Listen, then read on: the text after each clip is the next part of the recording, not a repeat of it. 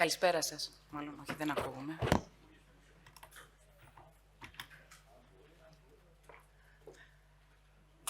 Καλησπέρα σας. Σας καλωσορίζω στο The Global Wellness. Δεν ακούγουμε. Δεν ξέρω, μήπως πρέπει να πατήσω κάτι εδώ. Ακούγομαι. Εντάξει. Σας καλωσορίζω ξανά στο The Global Wellness Economy Forum. Χαιρόμαστε πάρα πολύ που είστε εδώ μαζί μας και όσοι είναι επίσης διαδικτυακά. Έχω την τιμή να καλέσω τον κύριο Πατούλη, τον πρόεδρο της Ελιτούρ, τον Περιφερειάρχη μας και τον πρόεδρο του Ιατρικού Συλλόγου Αθηνών. Παρακαλώ, κύριε Πατούλη.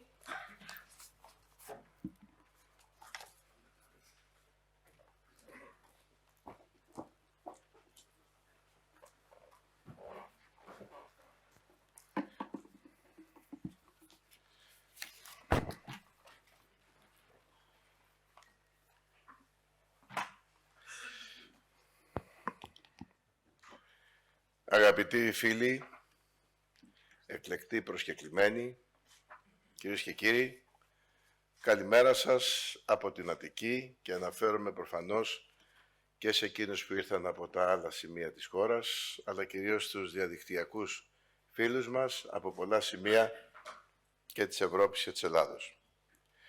Είναι μεγάλη τιμή να σας υποδεχόμαστε σε αυτήν την πρωτοβουλία της Ελιτούρ, τόσοι δεκεκραμένες διεθνώς προσωπικότητες από το χώρο του τουρισμού ευεξίας, υγείας, από την Ελλάδα και το εξωτερικό. Σε μια στιγμή έκρηξης του παγκόσμιου τουρισμού ευεξίας για την Ελλάδα να διεκδικεί πλέον ως χώρα ορατά και με αντίκρισμα την μετάβαση από την ευκαιρία στην επιτυχία της ανάπτυξης του κλάδου. Σας καλωσορίζω όλους με την προσδοκία το πρώτο υβριδικό φόρουμ της οικονομίας της ευεξίας να εγκαινιάσει μια νέα εποχή για τον ελληνικό τουρισμό ευεξίας με τη συμμετοχή όλων σας. Σας θέλουμε συνεργάτες και αρρωγούς σε αυτή την προσπάθεια σε βάθος χρόνου. Το στόχο να καταστεί η Ελλάδα κυρίαρχος προορισμός στους παγκόσμιους χάρτες τουρισμού υγείας και ευεξίας τον υπηρετούμε ως Ελληνικό Συμβούλιο Τουρισμού Υγείας για περισσότερο από μία πενταετία. Ακούραστα, με αφοσίωση, με αίσθηση χρέους. Πιστεύουμε ότι η Ελλάδα το αξίζει και ότι η επιτυχία της ανάδειξης της χώρας μας ως προορισμού ευεξίας και υγείας οφείλει να δικαιούται να είναι αντάξια προς την κορυφαία δημοτικότητα της Ελλάδος στο παγκόσμιο τουριστικό κοινό. Είναι χαρακτηριστικό ότι το 2022 η Ελλάδα απέσπασε ρεκόρ βραβείων μεταξύ αυτών. Τα χρυσά βραβεία καλύτερου ευρωπαϊκού και μεσογειακού προορισμού από τα αμερικανικά βραβεία Τράφι. Ξεχώρισε ως πιο η αγαπημένη χώρα της Millennials από τα βραβεία Τράζι. Ενώ η Αττική, την οποία έχω την τιμή να διατελώ Περιφερειάρχης, ανεδείχθηκε κορυφαίος προορισμός αειφόρου τουρισμού της Ευρώπης για το 2022 από τα παγκόσμια ταξιδιωτικά βραβεία, κερδίζοντας την πρώτη θέση.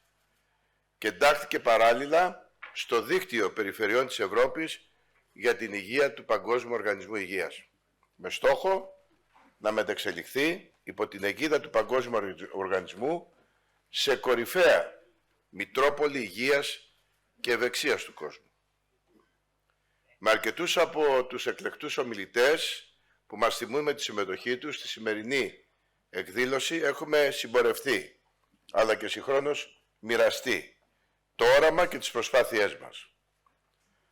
Αγαπητέ Keith Pollard, βρισκόμαστε ακόμη στην αρχή των πρωτοβουλειών που ανέλαβε η Ελιτούρ όταν το 2018 φιλοξενήσαμε στην Ελλάδα το συνέδριο της Διεθνούς Επιθεώρησης Ιατρικού Τουρισμού, την οποία με παγκόσμια επιτυχία διευθύνεται. Έκτοτε, το Ελληνικό Συμβούλιο Τουρισμού Υγείας Ελιτούρ, με αποφασιστική παρουσία στον τουρισμό υγείας ως αξιόπιστο κλάστερ παροχών ιατρικού τουρισμού, ανέλαβε δυναμικά το ρόλο για τη χάραξη πολιτικής, για το σχεδιασμό δράσεων, για τη διεθνή αναγνώριση του συνδυασμού που η Ελλάδα διαθέτει, της παροχής υψηλού επίπεδου ιατρικών υπηρεσιών και υπηρεσιών ευεξίας σε ιδανική συνεργασία με υψηλής ποιότητας τουριστικές υπηρεσίες. Αυτό που αποκαλούμε ελληνική αριστεία στον χώρο του ελληνικού τουρισμού υγείας, πιστεύουμε ότι με συστηματικά βήματα που ακολουθήσαμε στο διάστημα αυτό, είμαστε σε θέση σήμερα να απευθύνουμε και να απευθυνθούμε στην παγκόσμια κοινότητα και να ενημερώσουμε, ξεκινώντας από εσάς, αγαπητοί διεθνεί συμμετέχοντες αλλά και ομιλητές, ότι ο ελληνικός τουρισμός υγείας και ευεξίας απευθύνεται πλέον με δυναμικό awareness στο παγκόσμιο ταξιδιωτικό κοινό. Ως Ελληνικό Συμβούλιο Τουρισμού Υγείας, Ελιτούρ, υπογράψαμε σύμφωνα, μνημόνια συνεργασίας πρόσφατα, τόσο με το Ξενοδοχειακό Επιμελητήριο της Ελλάδας, όσο και με το Διεθνή Αερολιμένα Αθηνών, που σημειωτέων εκτείναξε το 2022 την ταξιδιωτική κίνηση σε 23 εκατομμύρια ταξιδιωτών. Συνεργασίες τις οποίες χαρακτηρίζουμε χρυσές. Και αυτό γιατί? Ο ελληνικός τουρισμός υγείας αποκτά στο εξής: welcome desk στους χώρους του αεροδρομίου και προωθούνται πλέον συγκεκριμένα πακέτα αλλά και προνόμια προς τους ταξιδιώτες, τα οποία άμεσα θα προβάλλονται σε ξένες αεροπορικές εταιρείες, προφανώς και στην ελληνική ομογένεια. Αντίστοιχα, με το Ξενοδοχειακό Επιμελητήριο δημιουργούνται από κοινού με την Ελιτούρ πακέτα για τους ταξιδιώτες και προβάλλονται υπηρεσίες ευεξίας που προσφέρουν εκτός από τα ξενοδοχεία και οι ελληνικοί κατατόπους προορισμοί με κοινές δράσεις.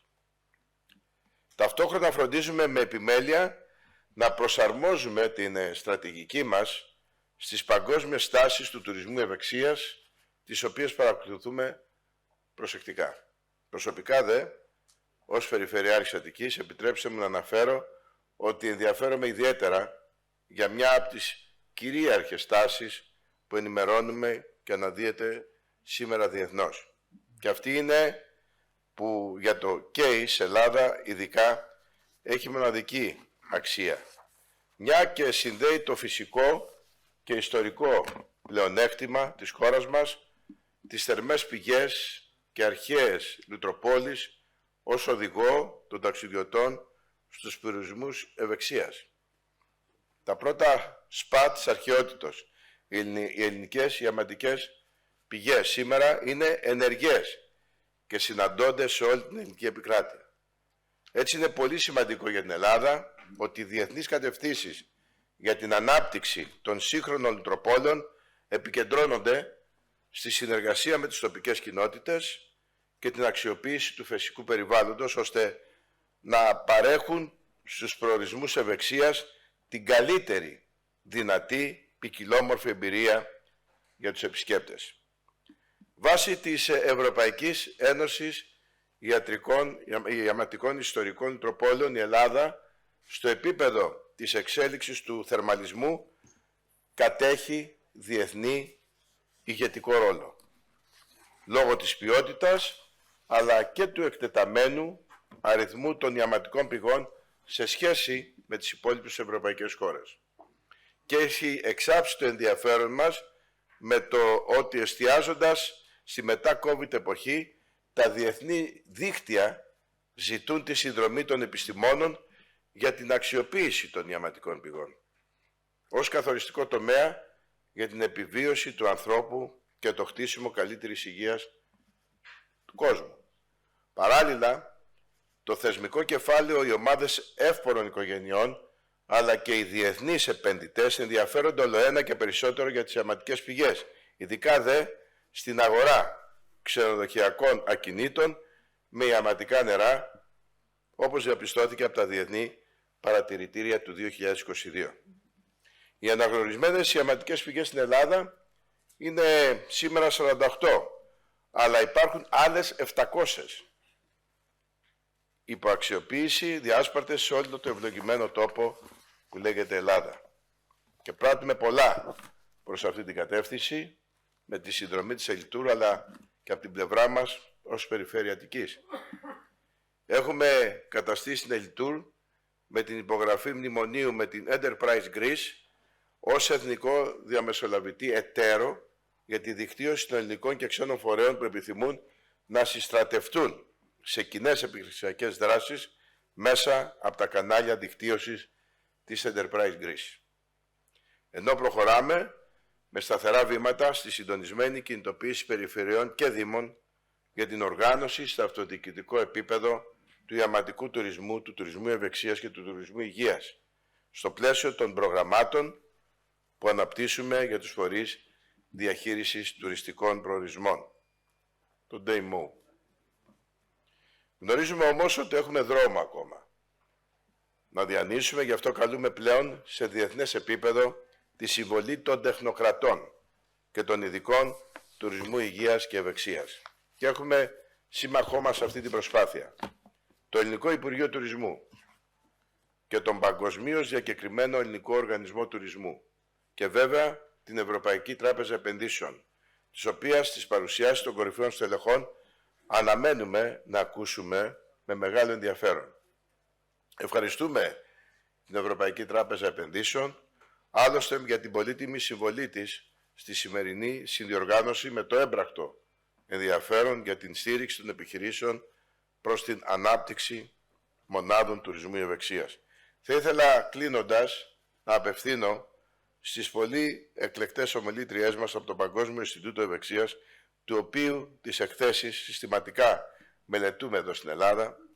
Με εντυπωσίασε λοιπόν το γεγονός ότι στον παγκόσμιο χάρτη του Παγκόσμιου Ινστιτούτου Ευεξίας, όπου ειδικά αναφέρεται ότι κάθε προορισμός ευεξίας έχει κάτι μοναδικό να προσφέρει, δεν αναφέρεται η Ελλάδα. Και είναι ενδιαφέρον να σκεφτεί κανείς ότι από εδώ ξεκίνησαν όλα. Ο όρος της ευεξίας και ο όρος της εμφορίας περιγράφηκαν επιστημονικά από τους πατέρες της δυτικής ιατρικής και ειδικά τον αρχαίο Έλληνα γιατρό Ιπποκράτη. Οι πρώτοι προορισμοί τουρισμού υγείας της Δύσης από την αρχαιότητα. Τα πρώτα σπα του κόσμου ήταν οι ιαματικές πηγές της χώρας μας, εδώ, στην αρχαία Ελλάδα. Τα αρχαία ασκληπία που θεράπευαν ολιστικά ψυχή, πνεύμα και σώμα, με την αρχαία αλλά γνήσια και μοναδική γνώση της θεραπείας και της υγείας, που οδήγησε τη γέννηση των επιστημών υγείας, της ευεξίας, της σύγχρονης ιατρικής. Διεκδικούμε λοιπόν, σήμερα ως Ελλάδα, αγαπητοί καλεσμένοι, την ταυτότητα της αυθεντικότητας, της εμπειρίας, της ευεξίας. Η αυθεντικότητα, όπως γνωρίζετε, αποτελεί πολύ ισχυρό κίνητρο στις μέρες μας για να επιλέξουν οι ταξιδιώτες ευεξίας προορισμό. Μια και όλο και εντονότερα οι τουρίστες ευεξίας αναζητούν μέσα από το βιωματικό ταξίδι ευεξίας τοπικές θεραπευτικές ή ιατρικές παραδόσεις και πρακτικές, όπως καταγράφουν τα διεθνή παρατηρητήρια. Εδώ λοιπόν η Ελλάδα ήταν ο πρώτος τόπος της γης που η ευεξία περιγράφηκε ιατρικά ως η συνήθεια της καλής ζωής, κατά του Ιπποκράτη, τον πατέρα της δυτικής ιατρικής, που απέδωσε στον όρο ευεξία την καλύτερη δυνατή φυσική κατάσταση σώματος και πνεύματος που μπορεί ο άνθρωπος να αποκτήσει και να διατηρήσει. Και ναι, η μεγάλη πρόκληση για την Ελλάδα, πιστεύω ακράδαντα, είναι να κάνουμε το ελληνικό πλεονέκτημα γνησιότητας της ευεξίας προϊόν. Θα ήθελα λοιπόν, κλείνοντας, να ευχαριστήσω θερμά όλους τους συμμετέχοντες. Η Ελλάδα έχει πολλά να κερδίσει από τον τρόπο που αξιολογείται με την πείρα και την πολύτιμη γνώση που ο καθένας διαθέτει και διέθετε τα συγκριτικά πλεονεκτήματα στο σύνολό τους, του ελληνικού case της ευεξίας.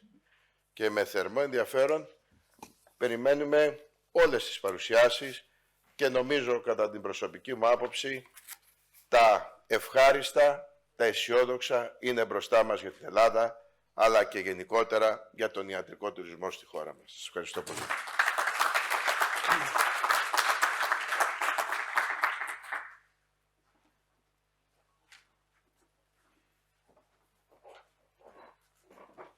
Ευχαριστούμε, κύριε Πρόεδρε. Thank you, Mr. President. I would like to kindly ask Ms. Andrea Moraru, παρακαλώ την κυρία Ανδρέα Μοράρου, Regional Head της Ευρωπαϊκής Τράπεζας Ανασυγκρότησης και Ανάπτυξης, of EBRD, to join us on stage. Welcome. Thank you. Thank you very much.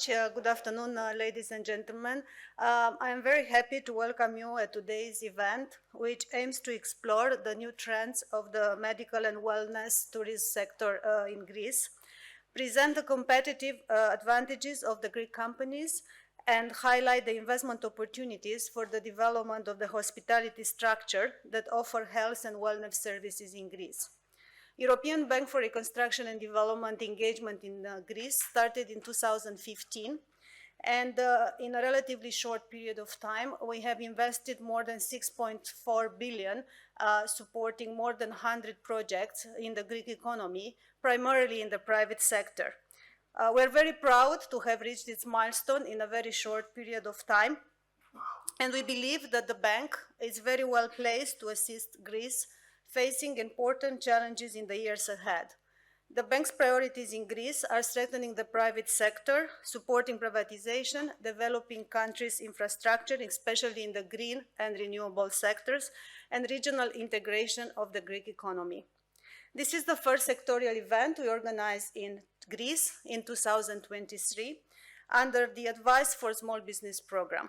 The program has been running in Greece since March 2018, and since then we have supported more than 160 Greek SMEs with tailor-made advisory support, whereas more than 500 SME and consultancy firms have participating on trainings in different topics.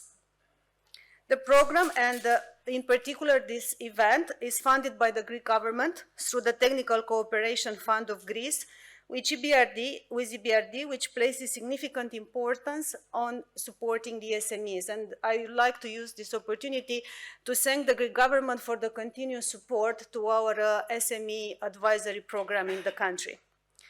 Greece possesses a number of qualities and inherent advantages which serve health tourism and can make Greece a top destination for international health tourists. The country's high-quality private healthcare services and facilities and excellent healthcare personnel can play a crucial role in that. But health tourism is not only about medical services the country can provide, it's also a unique combination of natural beauty, cultural heritage, and Mediterranean lifestyle that Greece has to offer, making an ideal destination for rest, relaxation, and rejuvenation. Given the dynamics of the sector and its potential as being one of the most extroverted sector of the Greek economy, we believe that it can play a significant role in the growth of the economy. However, new priorities originating from the changing global trends in the sector, as well as shifting consumer behavior, creates both new challenges but also new opportunities. With this event, we aim to examine what these challenges and what are the trends are, to discuss solutions and recommendations to assist companies to enhance their profile in international markets, as well as to examine new opportunities in the sector. Closing, I would like to thank Mr. Patoulis and Eli Tour for their cooperation in organizing this event, and of course, all of you for joining today. And I really hope that you find this event interesting and useful. Thank you.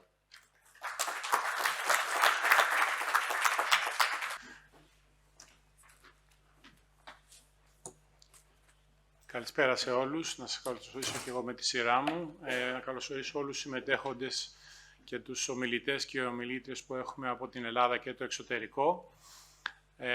Είμαι ο Νίκος Κουρεμένος και θα βοηθήσω να προχωρήσουμε στο πρώτο session αυτού του συνεδρίου, το οποίο θα μου επιτρέψετε να πω ότι είναι μια μοναδική ευκαιρία για την Ελλάδα και για την ευεξία και τον τουρισμό ευεξίας, για να μπορέσει να δράξει αυτή την ευκαιρία πραγματικά και να προχωρήσει και να εκμεταλλευτεί όλα τα μοναδικά πλεονεκτήματα τα οποία έχει σαν χώρα και να εμφανιστεί στον παγκόσμιο χάρτη ευεξίας, όπως είπε ο κ. Πατούλης, που δεν εμφανίζεται ακόμα, αλλά μπορεί να εμφανιστεί και να εμφανιστεί και σε υψηλές θέσεις. Να μου επιτρέψετε να μιλήσω στα αγγλικά, γιατί όλοι σχεδόν οι ομιλητές από το πρώτο session είναι ξένοι, ώστε να είναι λίγο πιο άνετα για αυτούς. Και να ξεκινήσω με την πρώτη ομιλήτρια. Let me welcome you all, both speakers and participants in this unique event for Greece, unique for the wellness and the wellness economy sector. And I do hope that Greece will grasp this opportunity because it's high time.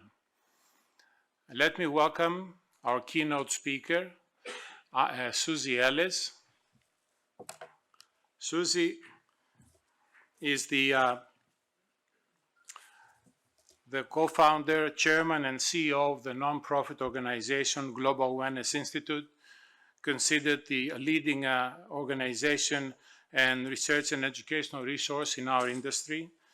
And she's as well the chair and CEO of the Global Wellness Summit, which is the leading event of this industry. Susie is a leading authority in our industry, and she is a leader at global events.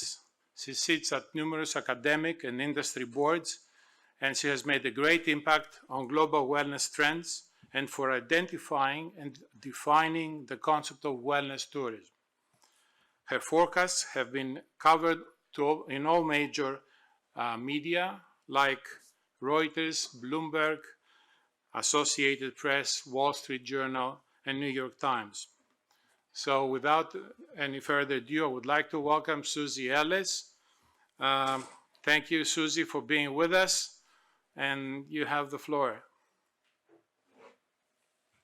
Thank you so much. Thank you. I'm delighted to be with you. I'm coming to you from Miami, Florida, so it's quite early here. But I just have to say that I thought Mr. Patoulis's remarks are so aligned with what I'm going to share with you today that I think that's going to be very exciting. Just to let you know that I was in Greece just recently. In fact, I visited the Euphoria Resort in Peloponnese. I don't think I said that right, but anyway, you know where it is.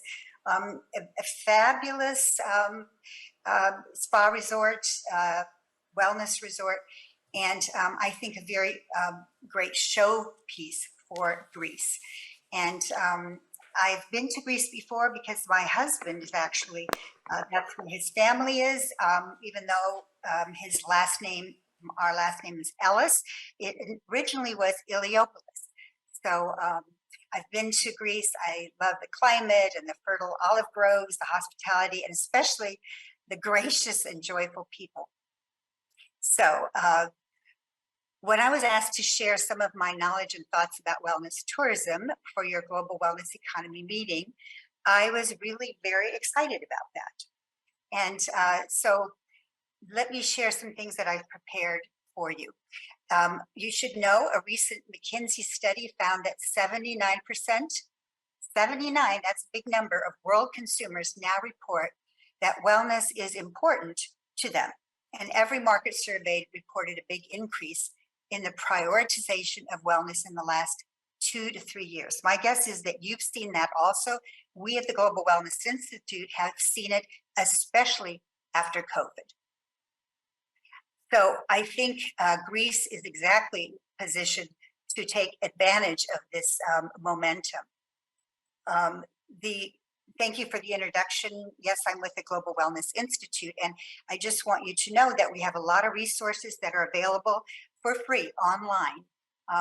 We have done many, many research reports. Mr. Patoulis referenced some of them. They are available.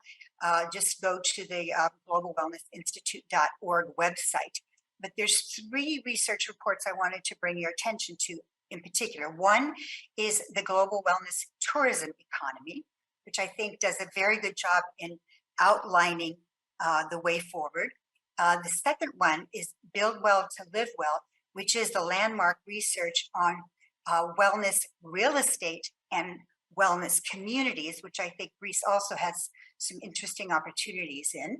And then the final one is our recent report, which is Defining Wellness Policy. That's really focused on what governments can do, and especially a collaborative effort between private and public. So let's begin with some definitions. And here we go.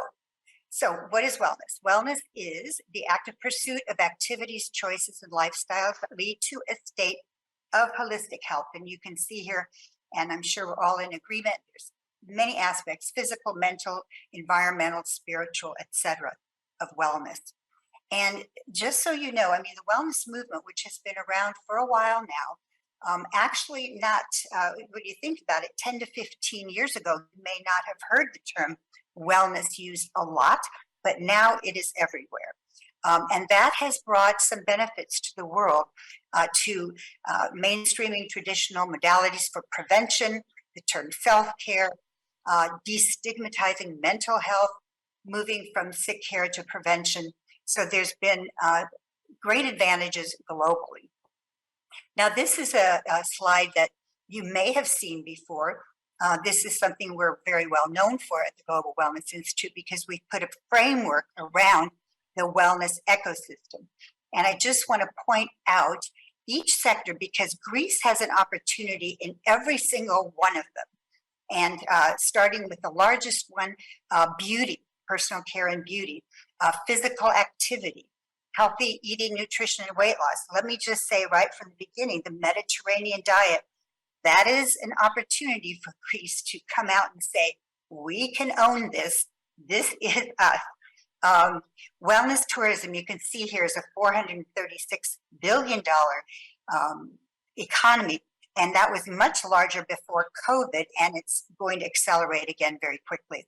You see wellness real estate, mental wellness, thermal and mineral springs, which Mr. Patoulis mentioned. That is a very vibrant sector. Spas and workplace wellness, and then the traditional and complementary medicine and public health prevention and so on. And Mr. Patoulis also mentioned the history that you have, and that is something else to really trumpet. So what is wellness tourism? It is travel associated with the pursuit of maintaining or enhancing one's personal well-being. And this is a slide, actually I'm going to show it twice, because I think this is one of the most important slides for you to grasp. The medical tourism and the wellness tourism arena. The numbers for medical tourism are a little bit hard to come by, but our research has shown that approximately this is the billions of dollars of revenue per year for medical tourism. You can see these are 2019, before COVID. COVID is a little different, but hopefully we're past that. So you can see the tremendous opportunity in wellness tourism. And so keep that in mind. Here's the other thing to know. The global wellness tourists are high yield tourists. They spend more money. They spend more money, a lot more money actually, than regular tourists. And so keep that in mind. And in particular, it's the international wellness tourist that is really spending the most. So domestic also, but especially international. So your mention of attracting international wellness tourists is right on, spot on. The average annual tourism expenditures grow. You can see here that wellness tourism grows faster than all tourism, has been growing faster than all tourism. And we're seeing that post-COVID also. So as was said in the beginning, there is a huge interest in wellness tourism. So the fact that you are really targeting that, I think, is fantastic. This is the recent data that takes into consideration COVID. So you can see here what the revenue figures were, and then what the decrease was. In 2020, it was almost a 40% decrease. because of COVID. But the projections from the Global Wellness Institute are for robust and increased growth. And we're excited about that, and we're seeing it already. Let's see here. Oops. Oh, okay. Okay, let's talk about the primary wellness traveler and the secondary wellness traveler. I think this is helpful to keep in mind. The primary wellness traveler is someone who is the sole purpose or motivating factor for their trip and destination is wellness. So for example, when I went to Euphoria, I was a primary wellness traveler. I came to Greece specifically for that, and so that therefore I would be in that category. The secondary wellness traveler is someone who seeks to maintain wellness while taking any type of trip. Now you can imagine that probably, and yes indeed, there are many more secondary wellness travelers than there are primary. And here is how it breaks out in general. 11% are primary and 89% are secondary. So your alliances with hotels and other strategic partners is a very good one. Here's something to know. This is somewhat historical, but it's very important to keep in mind that there is medical and wellness, and you can see that the medical arena has been more reactive. It's a conventional, medically oriented approaches to solve problems, and oftentimes patients are those who would be participating in medical tourism.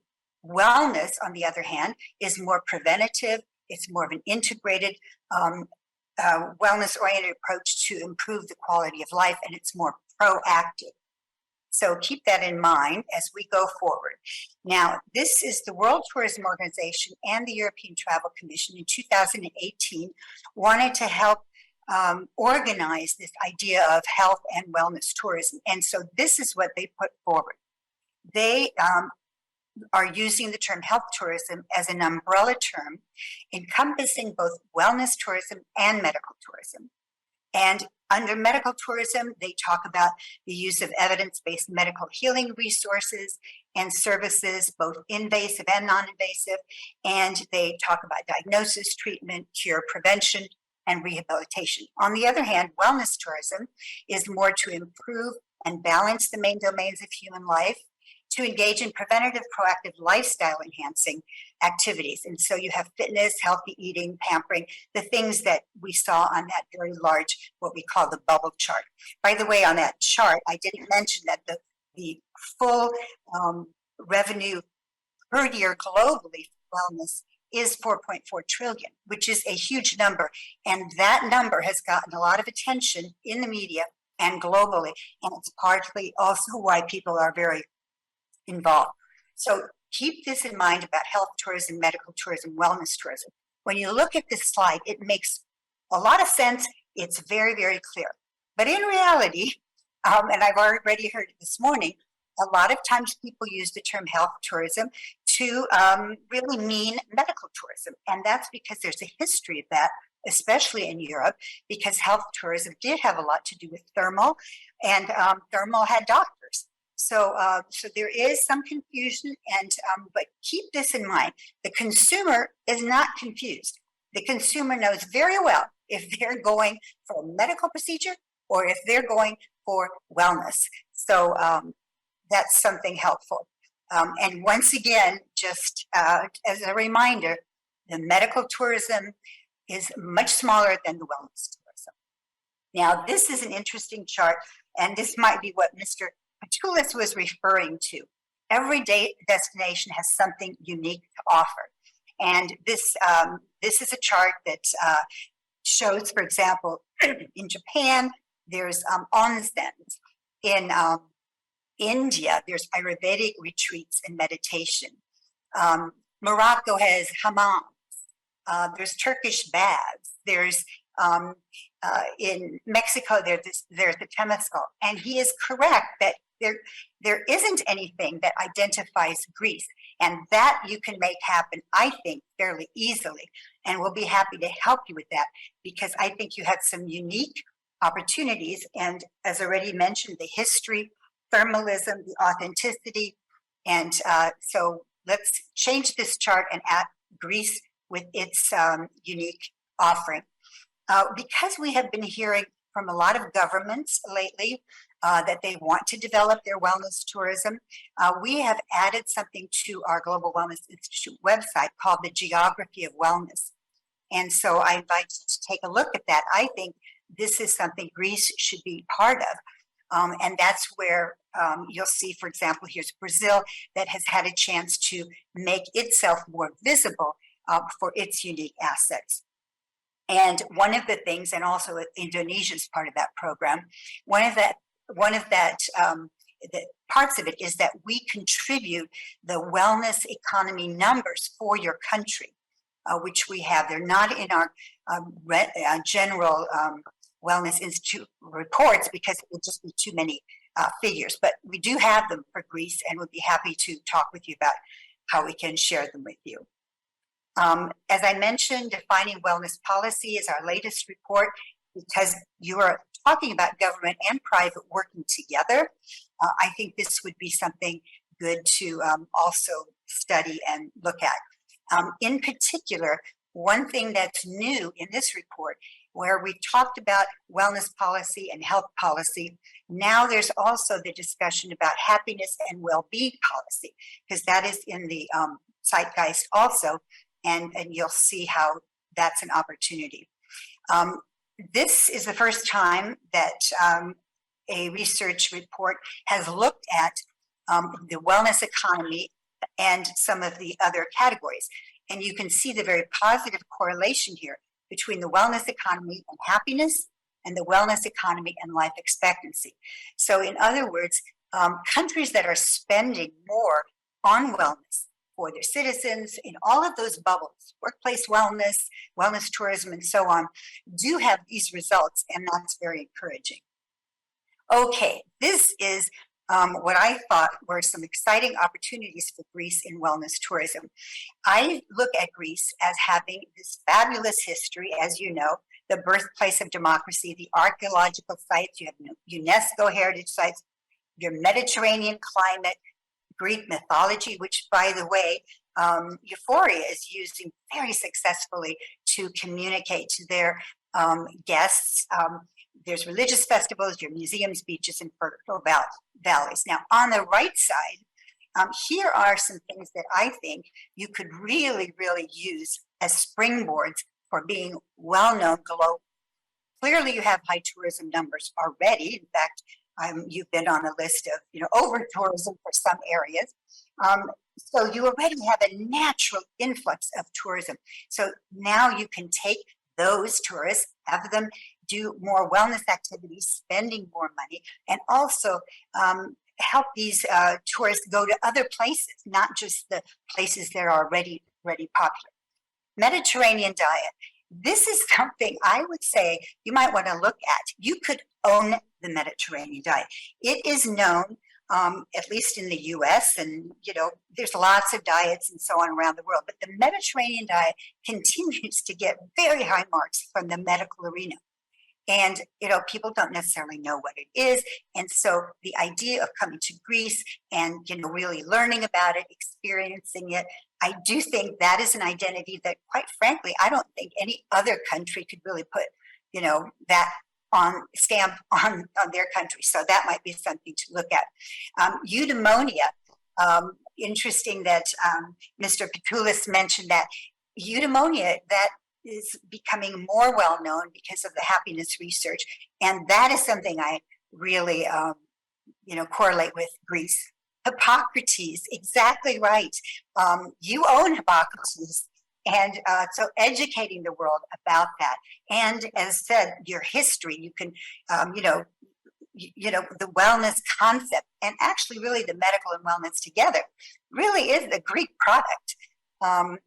Euphoria Retreat Wellness Resort, that I would say that has become well known in the wellness arena because they've won awards and they are very thoughtful. They're, and I liken them to something that happened in Spain. Spain has Shaw Wellness. It opened, I don't know how many years ago, over 10. But they came on the map and they did a lot of marketing. There was a lot of PR, and it ended up putting Spain on the map for wellness. Before it was not there at all. So I would say Euphoria, you might have some others, but this one is the most known, I would say, in our circle, our inner circle. The natural springs that you were mentioning, that's something I don't think a lot of people, they think about Italy with natural springs, but I'm not sure about Greece, but you can change that. And then finally, I just mentioned Arianna Huffington and Agape, because you probably know them. They're celebrities, and they're very visible in the wellness arena. And they love Greece. They're from Greece, and they talk about Greece all the time. You know, celebrities are very, very valuable. And my guess is maybe there's an opportunity there to have them be spokespersons, at least where they are. They talk about Greece all the time anyway. So just a thought on that. And this is my last slide. And I just thought I would leave you with this. I personally have learned in my life that I like to swim downstream. I don't like to swim upstream because it's much harder. And I would say that something to look at is that for you, for Greece, wellness tourism is swimming downstream because you already have so many of the assets and you have the history. Medical tourism, on the other hand, is swimming upstream. It is not as large. You're not really known for medical tourism. And I do know that you have in vitro fertilization and you have some very, very good things, and trying to develop those. And that can be certainly something that is part of your heritage. But you're not known for it. It's going to be upstream to become very, very, very well known for medical tourism. So I end with that, and I just thank you for having invited me, and I'm looking forward to my next trip to Greece, and if there's anything we can do at the Global Wellness Institute, we'd love to, and we'd like to invite you to the Global Wellness Summit to meet other people who are doing similar things in different countries. Thank you.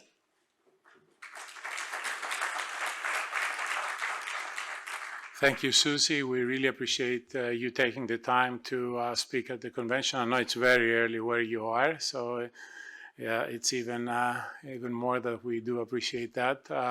I don't know if there are any questions, if you take a couple more minutes. If not, we will proceed with the next speaker. You're very welcome to stay on if you want and if you can. Thank you once again. Να καλωσορίσω πριν από την επόμενη ομιλήτριά μας, την κυρία Ολυμπία Αναστασοπούλου, τη Γενική Γραμματέα Τουριστικής Πολιτικής και Ανάπτυξης του Υπουργείου Τουρισμού. Παρακαλώ την κυρία Αναστασοπούλου να έρθει στο βήμα.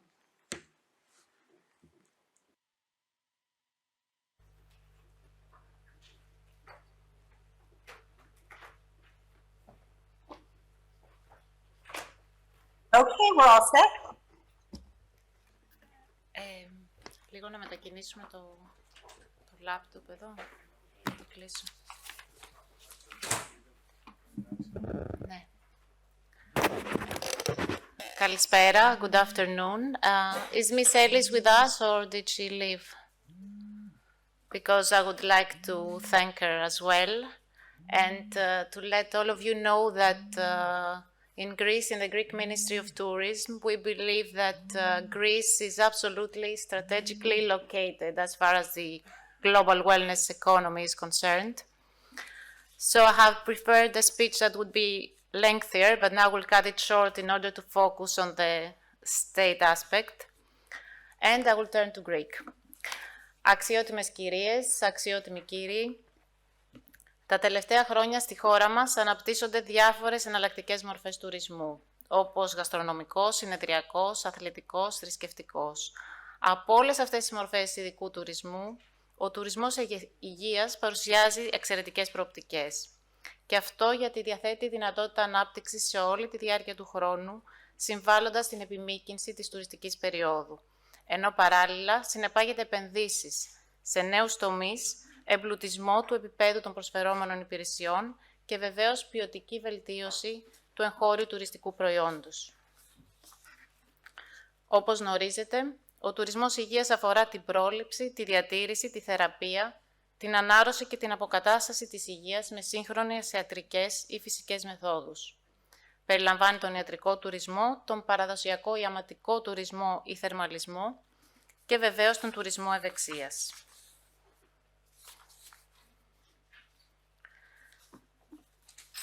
Θα προχωρήσω με κάποια στοιχεία τα οποία πιστεύω ότι δεν έχουν αναφερθεί και ενδιαφέρουν ιδιαίτερα για να μην έχουμε επικαλύψεις με την προηγούμενη ομιλήτρια.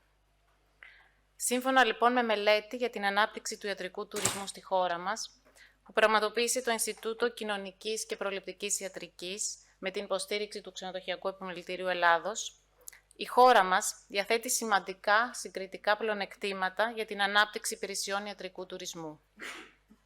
Εκτός από το εξαιρετικό κλίμα και το φυσικό κάλος που ευνοούν την αποκατάσταση και τη θεραπεία, είναι χώρα μεγάλου τουριστικού ενδιαφέροντος, διαθέτει υψηλής ποιότητας ιατρικές υπηρεσίες, ιδιαίτερα στον ιδιωτικό τομέα, εξαιρετικό επιστημονικό προσωπικό και βεβαίως άριστες ξενοδοχειακές υποδομές. Επίσης, ανταγωνιστικές τιμές σε σχέση με τις περισσότερες αναπτυγμένες χώρες της Δυτικής Ευρώπης και της Βόρειας Αμερικής, ενώ παραμένει και μια χώρα ιδιαίτερα ασφαλής για τους ξένους.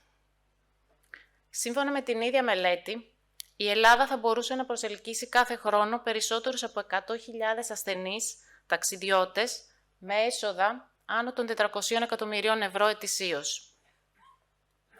Οι δυνατότητες αυτές συνεχώς αυξάνουν, λόγω και της συνεχούς αύξησης του τουρισμού στη χώρα μας. Καθώς σύμφωνα με εκτίμηση του Medical Tourism Magazine, η χώρα μας αποτελεί ιδανικό προορισμό ιατρικού τουρισμού, λόγω του εξυγχρονισμού των υποδομών, συγκοινωνιών, των ξενοδοχείων υψηλής ποιότητας και κυρίως λόγω της διεθνούς φήμης ιατρικού προσωπικού. Στην Ελλάδα, σύμφωνα με τον ΕΟΤ, τα έξοδα για ιατρική περίθαλψη είναι περίπου 50 με 60% χαμηλότερα, σε σύγκριση με το Ηνωμένο Βασίλειο, τον Καναδά και τη ΣΥΠΑ, ενώ και οι λίστες αναμονής είναι πολύ μικρότερες από πολλές άλλες χώρες.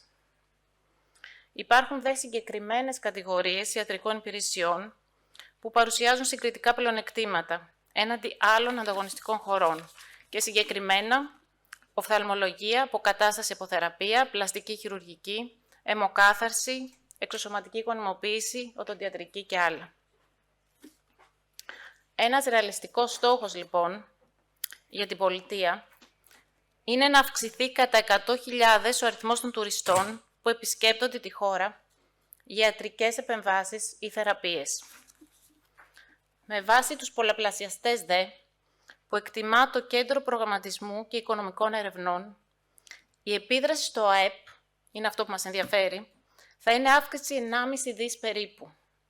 500 εκατομμύρια ευρώ προέρχονται από την τουριστική δαπάνη με ένα συντελεστή 2,5 και 1 δις ευρώ από την ιατρική, με ένα συντελεστή 3,33.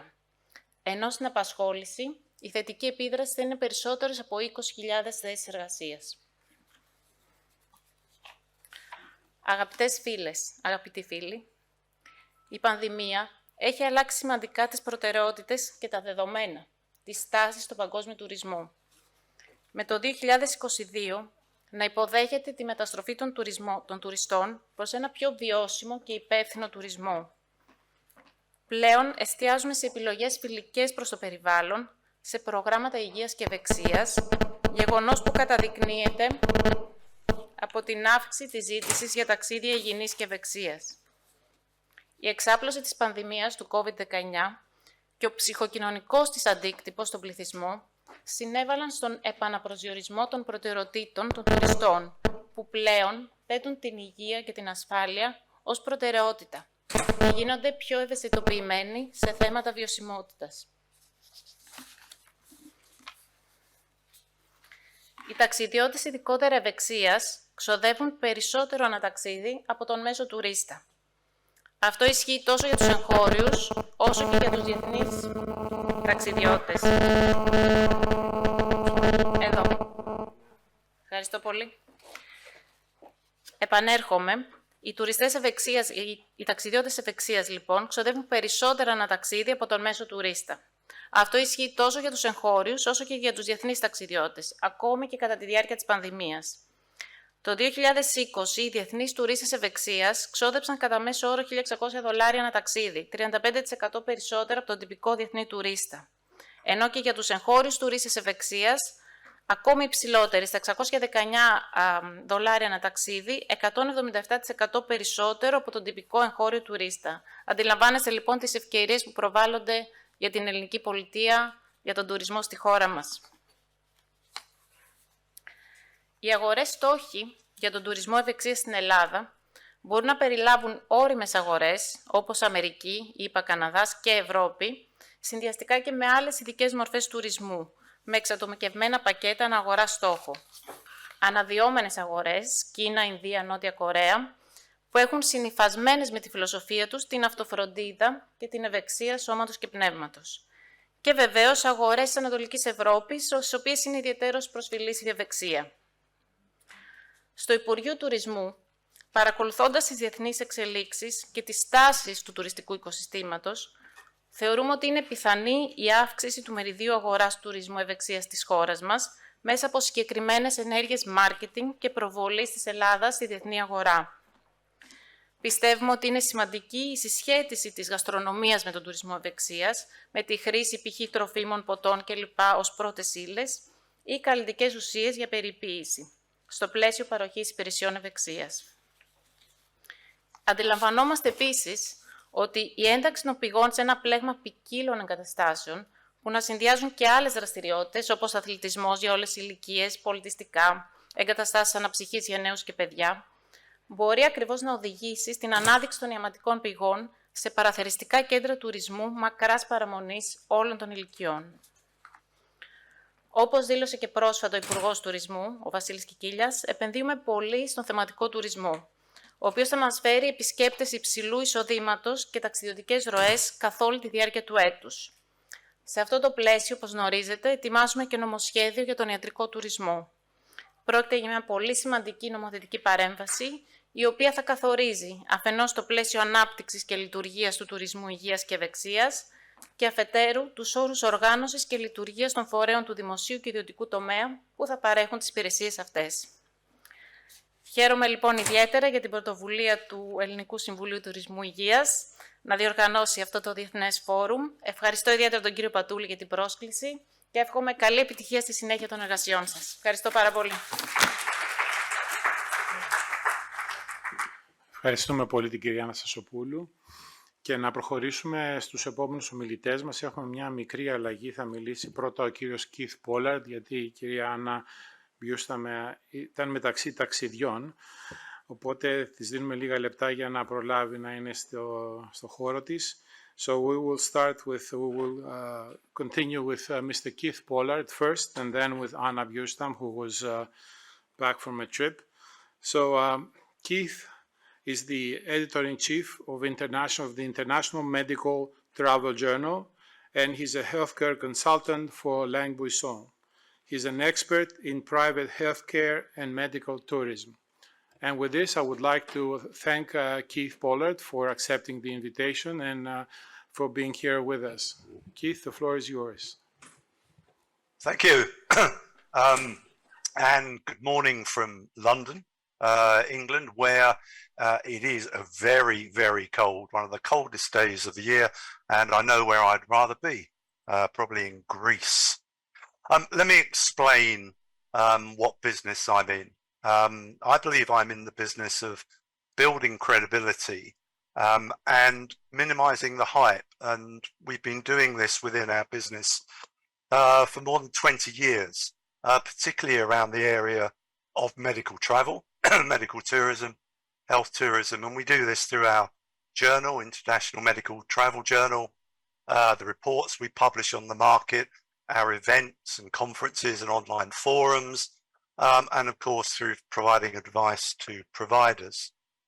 What I'm going to do in the next 10 minutes is talk about building credibility and minimizing the hype in the wellness business. Now, I have a question for you. Now, we have a Greek audience. Greece has a great history, and I'd like you to think about who you think is the Greek god of wellness. Could it be Hygeia, or is it Asclepius? Now, I wonder how well you know your Greek mythology and your Greek history. Hygeia, described as a health nurturer, worshipped with the goal of keeping the patron healthy, and Asclepius, a hands-on healer who was prayed to for healing when one was suffering. So which of those is the god of wellness? Well, I think it's fairly clear. Two gods, each with a different focus in terms of healthcare. Hygeia with a focus on wellness, and let's call her the goddess of wellness tourism. And Asclepius, her father indeed, who had a focus on treating patients, making them better once they were ill. So here we have the god of medical tourism. So if we could get these two gods together this afternoon to have a conversation about wellness tourism and medical tourism, and Hygeia says to Asclepius, what can you tell me? What lessons can I learn from your experience of the medical tourism world? What would Asclepius say? Excuse me. So what lessons could Hygeia learn from Asclepius? Well, I think he'd make 3 points. He'd say this: avoid the gold rush mentality, avoid the failure to meet your investor expectations, and avoid, above all, do not fail to meet patient expectations. So let me explain that in a bit more detail. I've been around the medical tourism business for many years. This is an article I wrote in IMTJ back in 2010, 12 years ago, about the lessons from the California gold rush for medical tourism. And many of these apply to the wellness tourism market.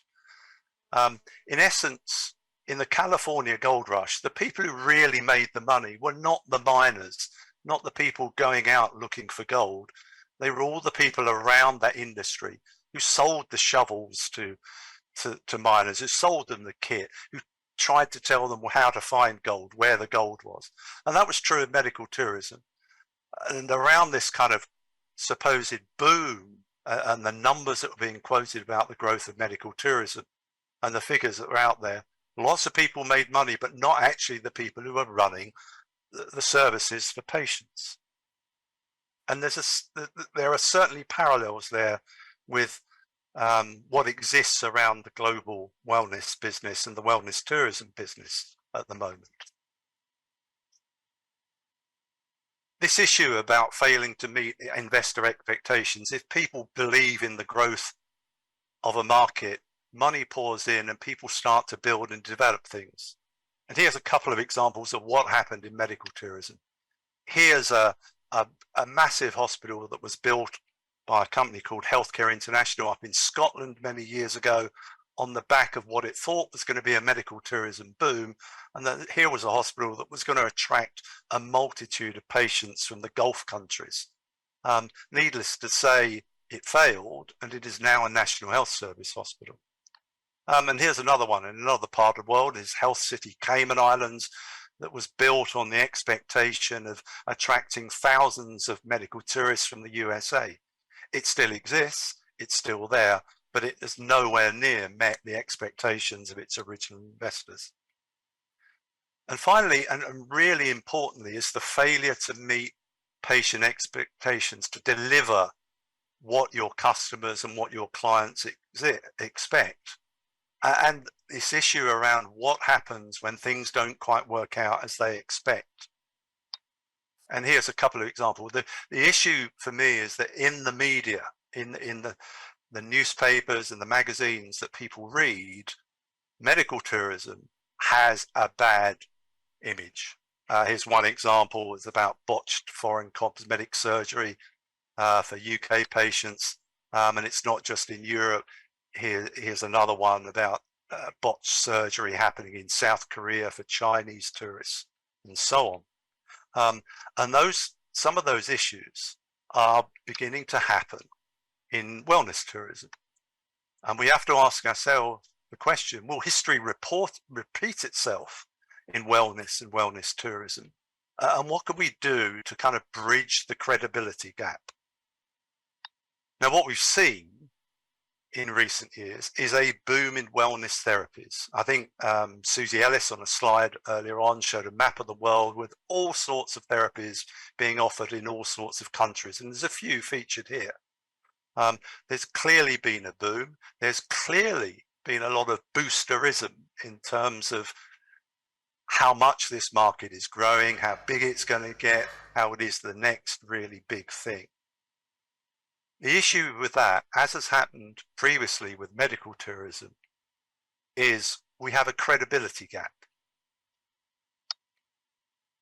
And we have to ask ourselves the questions of all these therapies and all these options for wellness tourists, which are safe, and more importantly, which are proven. And the credibility issue that wellness tourism face and wellness in general faces at the moment was summed up in this article. This is an article from the UK's Daily Telegraph. It appeared last week and it asked the question, why are we spending 1.26 trillion in a bid to feel better?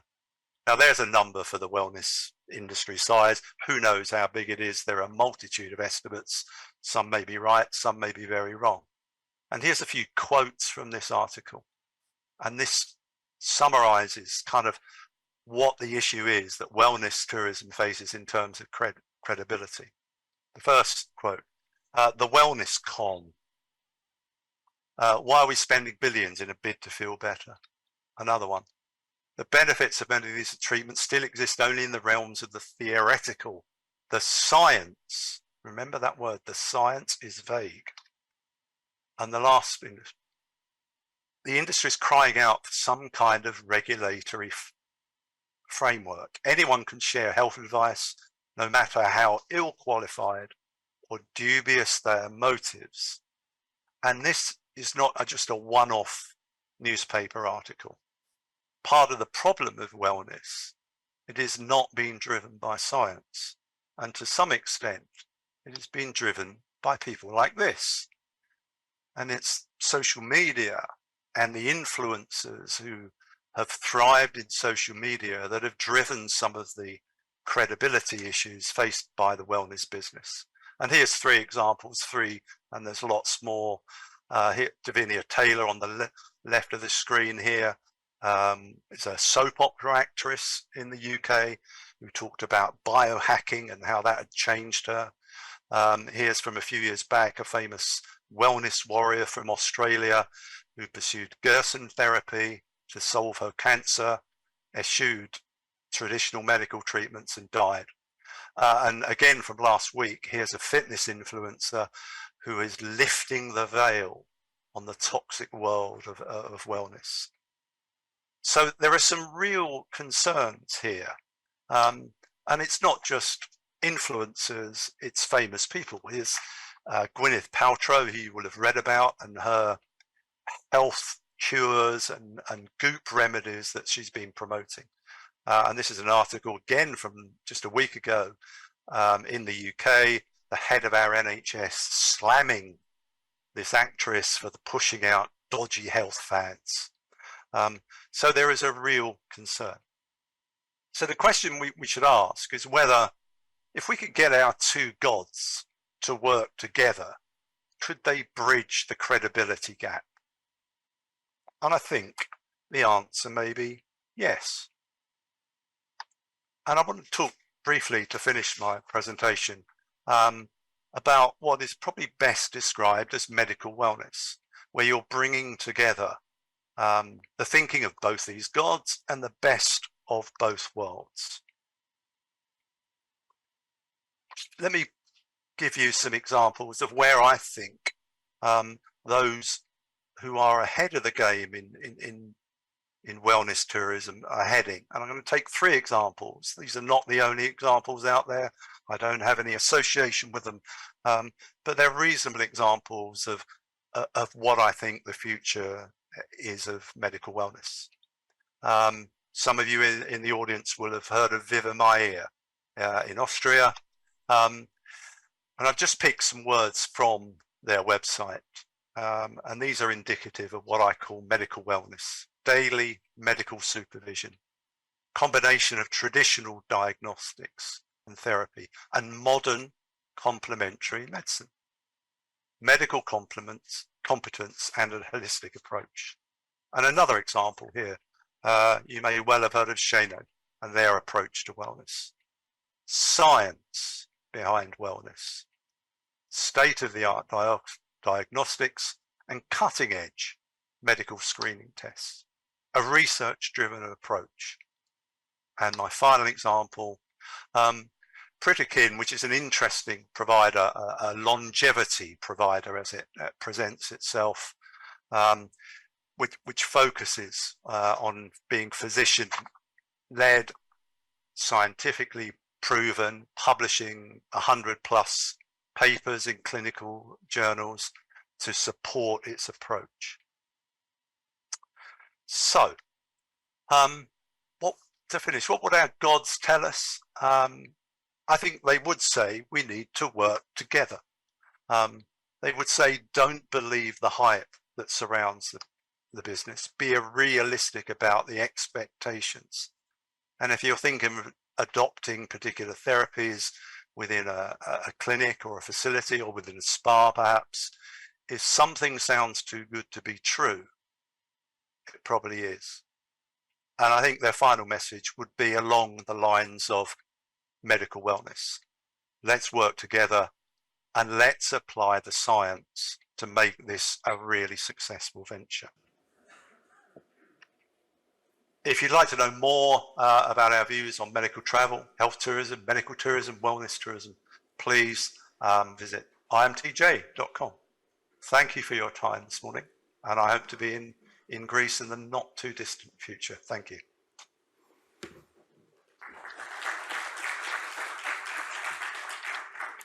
Thank you, Keith, for your insights in wellness and its credibility and medical wellness. And you're very welcome, of course, to stay with us for the duration of this session. Let me now welcome our next speaker, Anna Bjurstam. Hopefully she's with us, coming back from a trip and before another trip. Anna is another prominent figure in the wellness industry. She's the founder of Raison d'Être, the Swedish company with the French name, which is a global spa consultancy firm. And Anna is the vice president of spas and wellness with the leading and very innovative hotel chain Six Senses. She's currently named as the wellness pioneer, which she really is. I know that personally. And she is the strategic advisor for Six Senses and IHG, the Intercontinental Hotel Group, where both companies belong now. She's a founding board member of the Global Wellness Summit. And I've had the great pleasure to work with Anna the last 9 or 10 years. She's a true mentor. And I know that the company, Raison d'Être, has worked with more than 200 spas in 70 different countries. So Anna, thank you for joining us. I know it wasn't easy. And let me welcome you to this convention. Thank you, Nikos. And it's a pleasure to be here and honored to be invited to speak about the latest wellness trends. And I will probably contradict some parts of what Keith said earlier, although I agree with much of it because there is definitely a credibility gap. But I want to start with how the industry has slightly changed, not only for us, but for others. Because this happened before COVID, that life changed and our needs have changed. We can see that on how we now work. We used to go to different locations and we worked, and then we went to gym, or we were social, we went home, and we went around in that rat race. And suddenly we do all in sometimes one place. Sometimes we go to work, sometimes we work at home. There are things that has changed. And we can also see, because this really puts the context to the wellness trends, is that where the values has changed, and since, for example, working hard for the future, it's about enjoying life now. living in the rat race is not our highest value. It's to have quality of life. A lot of people are feeling lonely today, and therefore we need to have a tribe. We want to have a community. So these are a number of things that has shaped the way that we see our world today. And the world also, when it comes to wellness and medical, but we haven't really tapped into it, is that we now today live in a subscription economy. Everything we do, we subscribe to. And we can see that the goal for most of the apps that you self-use and many of the places that you go to is that they want you to be a subscriber. And whether it is Uber or a membership club. And it's a shift from products to relationship instead. So the relationship is more important than the product. And we've also changed how we buy goods because we want outcomes, not ownership. That's why, for instance, we take an Uber instead of the car. We don't own a car. Instead, we use Uber. We want to go from A to B, but we don't need to own it. The same thing is customization. We don't want what everyone else have. We want customization. Now with the current AI boom and how ChatGPT and other are out there and being able to customize everything we need just for me, that is also something that's incredibly important for the wellness industry. So we can see that the best companies have reinvented themselves, but the wellness industry have not so far, but we are seeing a bit of a difference. So for instance, just to look at the fastest growing workplace is not a home or an office, but it's a coffee shop, a hotel lobby, or increasingly private clubs. So I'm going to talk about private clubs a bit, because with everything that I just said, and that many people are feeling lonely, they want a different quality of life, and they want to do everything in one place, you can see here on the slide that private clubs are becoming more and more important.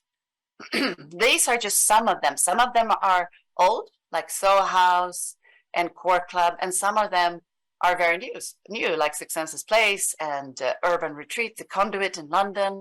And there's right now a huge boom. Now, what has that to do with wellness? Well, I'll tell you in a second, of course, but initiation fees is also, these clubs range from $0 to $150,000 and yearly fees of $1,000 to $65,000. I'm not talking about the normal health club, fitness club that you go to, but this is a membership club which combines social and wellness. And I'm going to give you a couple of examples. Here's one called V Social Club. It's in Stockholm, my home city. I'm right now in Six Senses in Crans-Montana that we're going to open in 2 weeks' time. So that's why you see me from my hotel room. But this is a paddle club with biohacking together with social and a wine room. And the minute this club was open, it was a huge success because a community with paddle and biohack and social was something that was very attractive. Sorry, I'm just going to take a bit of water. This is a longevity club, and where we're using science, spirituality, and longevity called Rose Bar. That's opening in Ibiza. It's actually the Six Senses Ibiza in April this year. So it's another example of a club. So it's just not the traditional. We have Six Senses Place opening in London later this year, which is, we work with a clinic, we work with social, we have a restaurant, we have a bar. People can both, so to speak, retox and detox. And it's a place for belonging where you can be together. And again, we see a huge rise of this. So I would say it's a social club with a whole lot of wellness and belonging. And so it goes on. There is a number of different clubs opening around the world with wellness. And the key here is that you put wellness into a subscription model. Now, spas needs to do the same. Some spas have somewhat lame membership clubs. Medical needs to do the same because you want that continuity. For instance, the examples that Keith showed, all three of those really good health places, medical wellness places, what they often fail to do is that people come there for a week and then they go home and they take care of themselves. And then after a while, they feel the same as they did before they went. But what the key is for them to reinvent themselves is to make themselves a membership club where you can become a member to Chanel, and then you actually have follow-up every week at home, and then you go back for more wellness. These are the things where this industry is going to. Now, another trend I want to jump to is self-care. Hugely important. And that's, again, something that is with the subscription model, but people are realizing that they cannot rely on medicine and science to be well, because science and medicine study sick people. And the minute we get sick, we have a very long uphill battle. But if we can make sure not to be sick by eating healthy, moving, sleeping, drinking water, enjoying life, being with friends, that is the holy grail to both the medical and health and wellness. So self-care is booming around the world. And here's something where wellness tourism, medical facility, and wellness can actually be someone who provides the knowledge and have that credibility to provide the knowledge to let people practice self-care in a mindful way, because it's very much the basics. It's the basics of walking, sleeping, eating, and living mindfully. So this is a boom that is not going to go away. This is going to continue. And unfortunately, like what Keith said, we really want science, but if you look at it, and I'll come to the next one is, for instance, biohacking. Biohacking is absolutely booming, and there are some great science with biohacking. And to just have a context what biohacking is that it could be anything from cryotherapy to actually, and as well as having an Apple Watch or any other watch to read your biomarker data. Some of them are questionable scientific. It could be red light therapy, it could be infrared, it could be hyperbaric chamber. Now, some of these has really good science, some of them have not, but it's definitely what we see is a holy grail right now when it comes to the spa industry, and we have pure biohacking facility opening all over the world. You have Upgrade Labs, you have Restore Hyper Wellness. Those are opening hundreds of shops right now in the US, and there's many, many more coming across the world. Where I'm at right now, and I will just show you a picture of myself the other day here in Crown, Montana, where we have opening a biohacking recovery lounge. This is me sitting and working in my hotel bed. I have a red light face mask, and I have a pulse electromagnetic field infrared seat. And this simply because I was out skiing, because it was such beautiful skiing. So my face got a little burnt because I forgot the sunscreen, which one should not forget. So I put on a red light mask for a couple of days, and it calmed down the skin, and the science is there. And the PMF seat is just to basically heal. And there's not so much with infrared and pulse electromagnetic field when it comes to science. So the biohacking is here to stay. And it's a way also where you don't need the wellness staff intensive services where you have one-to-one. You can have here in Crown, Montana, for instance, we have a biohacking recovery lounge with 8 stations with 1 staff.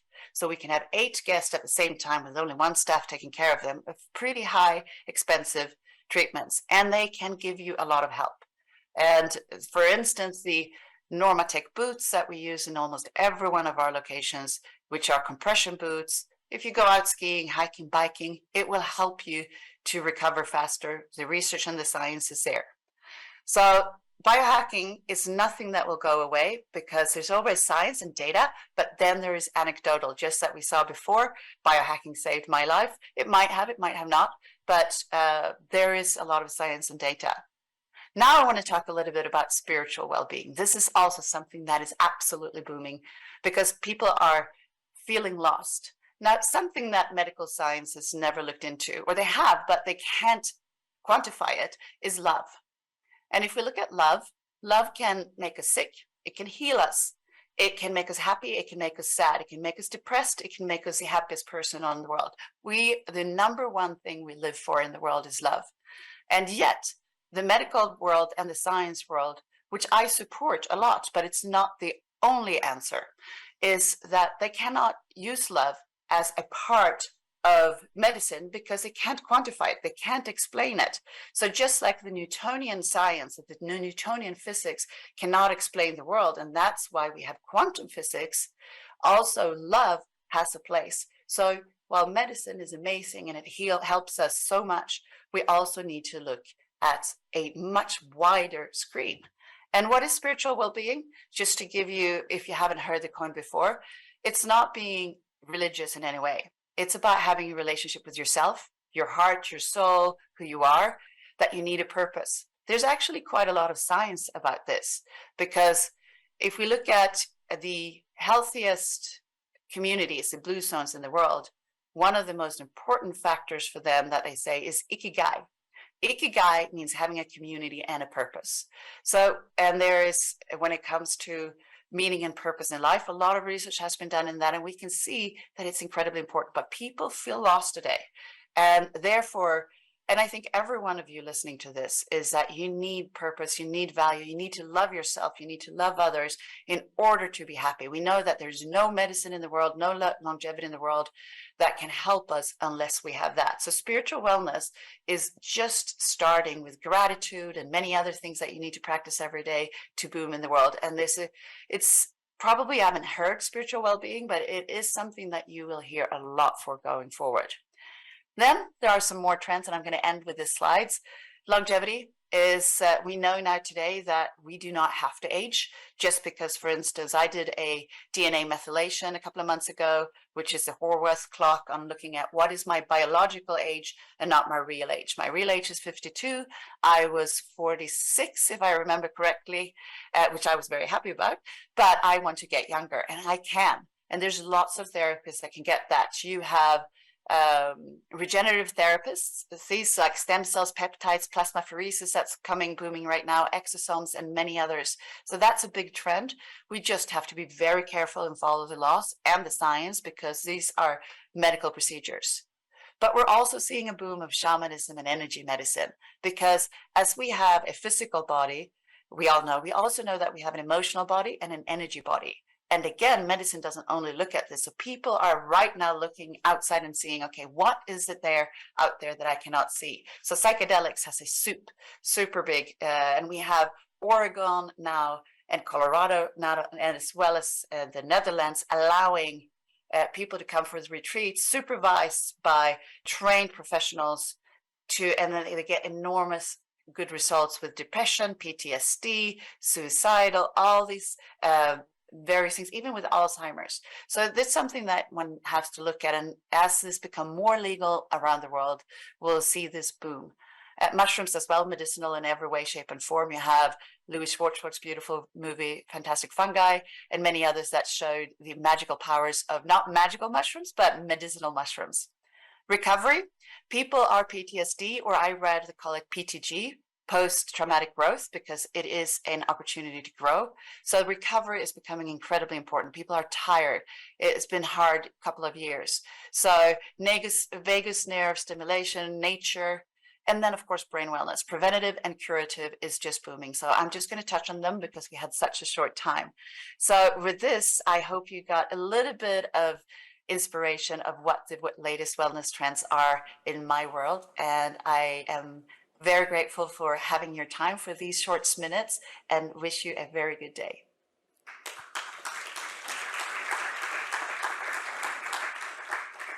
Thank you, Anna. Thank you for your valuable insights. And I know you're on top of all the wellness trends globally. If you can, please stay on. I know you might be traveling, but if you can, please stay on for the session. Thanks again for being with us. So let me introduce the next speaker, who is Andrew Gibson. Andrew also comes with a tremendous wealth of experience and knowledge from the global wellness industry and the wellness tourism industry. He is the chair of the Wellness Hall of Fame. He is also a board and founding member of the Global Wellness Summit. He is the founding chairman of the Wellness Tourism Association and a member in various committees.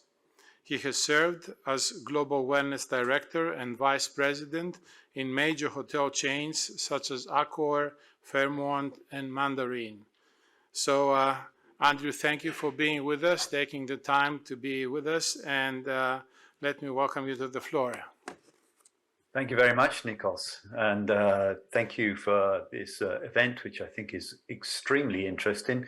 Some very diverse opinions and perspectives on tourism. And one of the things I want to start with before I get into sustainability and regenerative travel and tourism is to actually say tourism is all about experiences. It doesn't matter whether it's medical, wellness, or whatever. The better the experience, the more memorable the experience, the more likely it is that the guest will return. And we are in the experience business. So I'm going to cover the topic of sustainability and regenerative travel and tourism.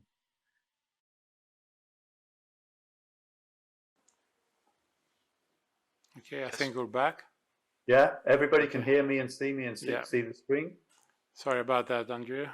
Maybe it was from our end. So please carry on. Okay. What I was trying to say was I actually don't have a screen for you. I was going to give a talk, but these are the topics that I'm going to cover. What is the difference between sustainable and regenerative tourism? A shift to regenerative tourism, the relevance of this for tourism in Greece, relevance to this particular forum, and quick wins, success factors, and the role of tourist promotion. The actual concept of sustainability has been around for some time. In fact, in the 1980s, I studied a concept called environmental conservation. And that was the precursor to sustainability. One of the first studies I did was actually to look at Mount Snowdon, the highest mountain in Wales, and to look at how we could get 3,000 hikers per summer day up the mountain with having access to a natural environment whilst minimizing the erosion to the mountain. Today, sustainability has reached such a heightened awareness and is covered in the recent World Economic Forum and within the United Nations. The United Nations has identified 17 areas of sustainability, known as SDGs or Sustainable Development Goals. In simple terms, sustainable tourism refers both to the method of travel and to the values and tourists' demand for resorts and locations with a commitment to those SDGs highlighted by the UN. But to keep within the time frame of this presentation, I'm not going to cover the method of travel. I'm going to focus on how Greek tourism and Greek operators can create a market that goes beyond sustainable goals and moves towards regenerative goals. So what is that difference between sustainable and regenerative tourism? The key difference is one of intent. Sustainable tourism aims to have a minimal impact on the environment. As I said, it's well documented and outlined by the UN's 17 SMGs that govern the future health of people, planet, and profit. The key words there are minimal impact. Regenerative tourism engages the tourist in activities to leave a positive impact on the place of visit. Think of this as sustainability 2.0, where not only the impact is minimized, but the outcome is a benefit to the local people, planet, and profit. And the key words there are positive impact. Now, I found 11 articles relating to sustainability on the World Travel and Tourism Council's website, but nothing on regenerative tourism. Interestingly, Greece does have a company called Regenerative Greece, which has 1,936 followers. In essence, we're at the start of any focus on regenerative tourism, although there have been some people practicing it for some time, such as Kamalaya in Thailand, and quite just possibly Adronis concept in Santorini. The term regenerative is a new term to describe the improvement rather than maintaining the status quo. But that choice of word regenerative in itself is widely open. In fact, the World Travel Market refer to it as responsible tourism. In their definition, it's about using tourism to make better places to live and better places to visit. But we are seeing a shift to regenerative tourism, and it combines with wellness tourism very neatly. And whilst there's no binding requirement for anybody to use sustainability to engage in self-declared goals, or even to use it as a marketing tool, there is a rising consciousness of the well-being consumer, and there is a political pressure on authorities to adopt laws and regulations to meet the SDGs of the United Nations. And that has resulted in almost every hotel and resort operator declaring some form of sustainability programming. However, at the recent World Travel Market last November, it was pointed out that despite all this talk of sustainability, it only ranked about 7th in importance when choosing a vacation. The key drivers being location, price, ease of access, language, and value. So why is there so much focus? And why should sustainability or regenerative tourism be relevant to the medical and wellness industry? Well, despite the reality that tourists make location, price, value higher priorities, doesn't mean that they're not interested in sustainability.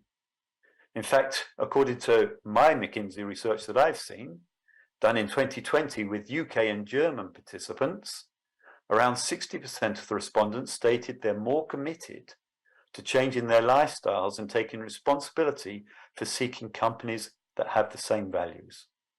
And declaring a position and acting on sustainability is not only necessary in terms of satisfying your customer demand, but I believe it's morally and ethically correct to have a vision and focus on sustainability. And if you're going to take that position, then apply the practices of regenerative tourism to be the very best you can. And how is this relevant to the tourism or future of tourism in Greece? Well, as we've already seen, the Greek tourist industry is well established and is a country blessed with natural resources, climate, and lifestyle to attract tourists from all over the world.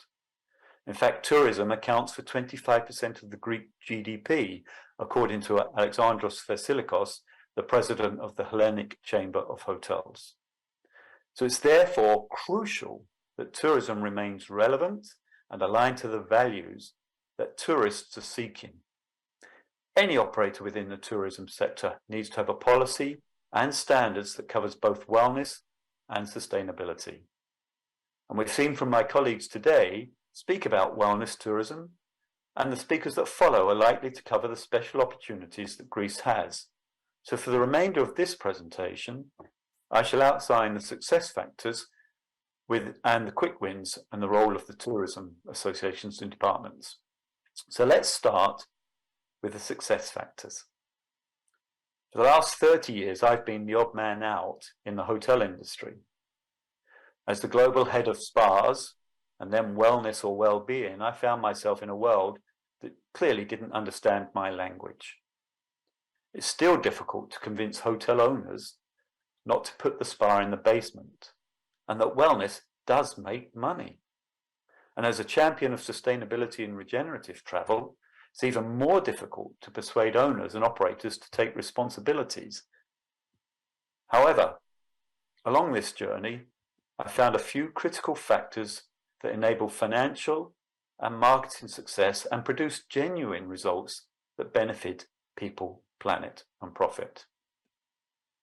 First one is leadership. If the person at the top is not convinced and they don't fully support sustainability or wellness, then the chances of success are reduced. The team below will see that the leader has other priorities, and therefore they will focus on those efforts. Involve at the grassroots level. Once the leadership does support, then often the grassroots shoots begin to sprout.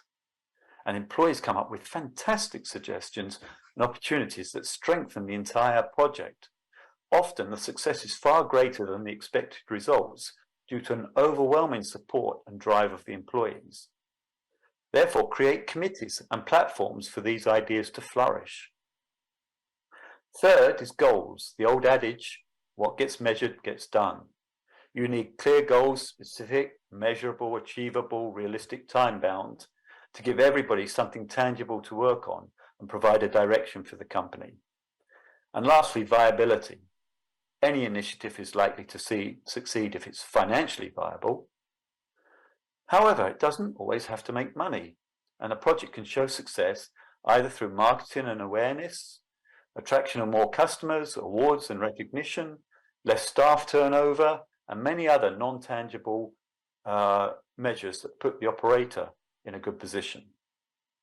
So let's look at a few quick wins. As stated, Greece has abundant resources and conditions that attracted tourists for centuries. Tourists are seeking locations that align to their values, and we've seen that wellness and sustainability are values that align with most tourists, even if it's not always a factor that influences their choice of destination. However, if location, price, and value are no longer a barrier, then the tourists are going to choose locations that have a wellness concept in place and have sustainable practices. Progressively, more tourists are going to look for locations closer to home and that support the local community. The closer to home option is a completely new topic and has massive implications on domestic and regional travel, but I don't have time to cover that particular topic. So here are a few genuine quick wins that will apply to attract the conscious, well-being traveller and also benefit the local community. The first revolves about people and profit. Recruit local employees wherever possible. Employ based on attitude and train, train, train. In 1990s, I worked in Oman at a hotel voted #1 by Condé Nast, and we had departments with 90% Omaniization, where the average young Omani had perhaps only 2 years of education. Through employment on attitude and extensive training, clear goals and vision, we were able to deliver to the expectations of our international guests. It reduced labour costs, but it also had other multiple success factors because the local employees had pride in the local traditions and cultures, and they knew about community activities, which benefited the guests and supported the local community. The second quick win is genuinely source and use local produce, whether it's for food or for operational supplies. Guests are more amenable now to locally grown in-season produce, and as we've seen, Greece has one of the healthiest food cultures in the world. It's vital that it's genuine. To go the extra mile, it might be worth investing in a farm or working with a local farm. This gives the opportunity to engage the guests to visit and participate on a farm, which is very, very therapeutic for the guest. And then the third quick win I've got is get involved with heritage and other restoration projects. Greece has a fantastic history, and as we've seen, it can arguably be called one of the founders of both the medical and the wellness industries. With modern spas looking remarkably like ancient Greek thermes, and the accreditation of Hippocrates with the saying, "Let food be thy medicine," Greece has a head start for wellness, medi-wellness, and medical tourism. Projects could be in the form of heritage restoration or replanting indigenous vegetation. Working alongside local authorities and antiquities provides the opportunity for your guests to engage in something positive, and the power of giving has remarkable effects on the well-being of an individual. The added advantage of this is the activities continue and often guests return to see the progress of the project. So I will finish with roles of the tourist promotion. If you're an operator and you wish to embrace sustainability into your operation, then go a stage further and extend to regenerative tourism.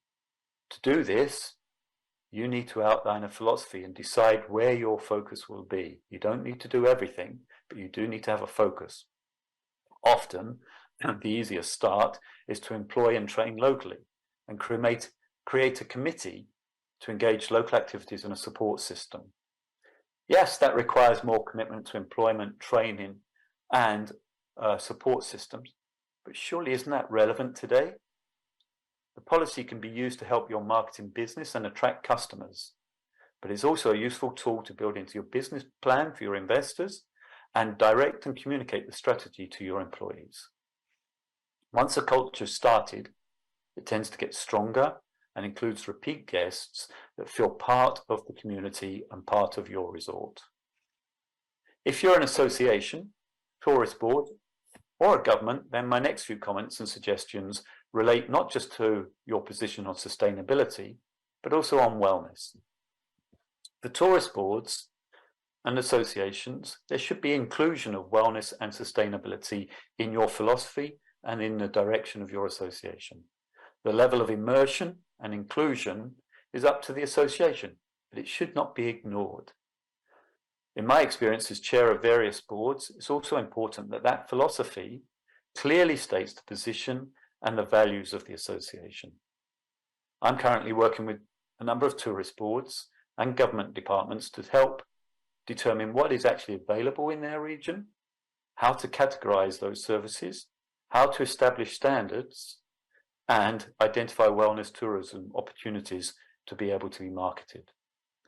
Terminology is critical at this current stage of development, as we've seen. Medi-wellness is a relatively new, and as with the term regenerative tourism, there is still a lot of vagueness about the concept. I completely agree with Keith when we're talking about credibility. I'm very pleased that he outlined a few examples where it's happening. Medi-wellness is the convergence of the medical tourism and wellness tourism, and it is going to have some successes and it's going to have some failures. But the terminology is critical. Generally, there's both industry and public confusion on that terminology.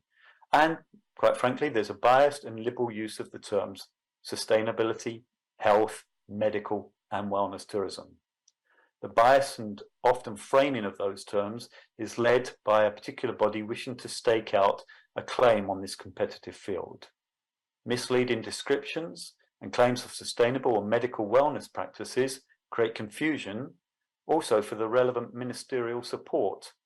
For example, whilst it's clear that maybe the granting of licenses for medical facilities falls under the Department of Health, which department would do the licensing for a hotel with medical wellness spa offerings that include consultations, or blood samples, or cryotherapy?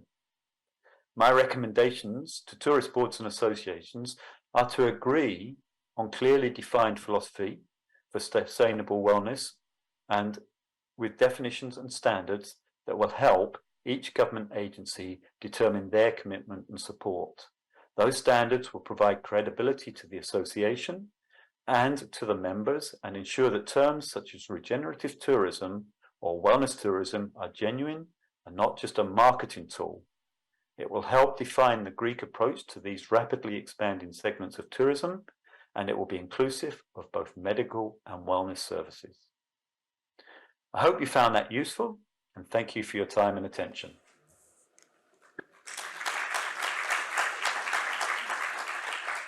Thank you, Andrew. Thank you very much I think you'll have to stop sharing for me.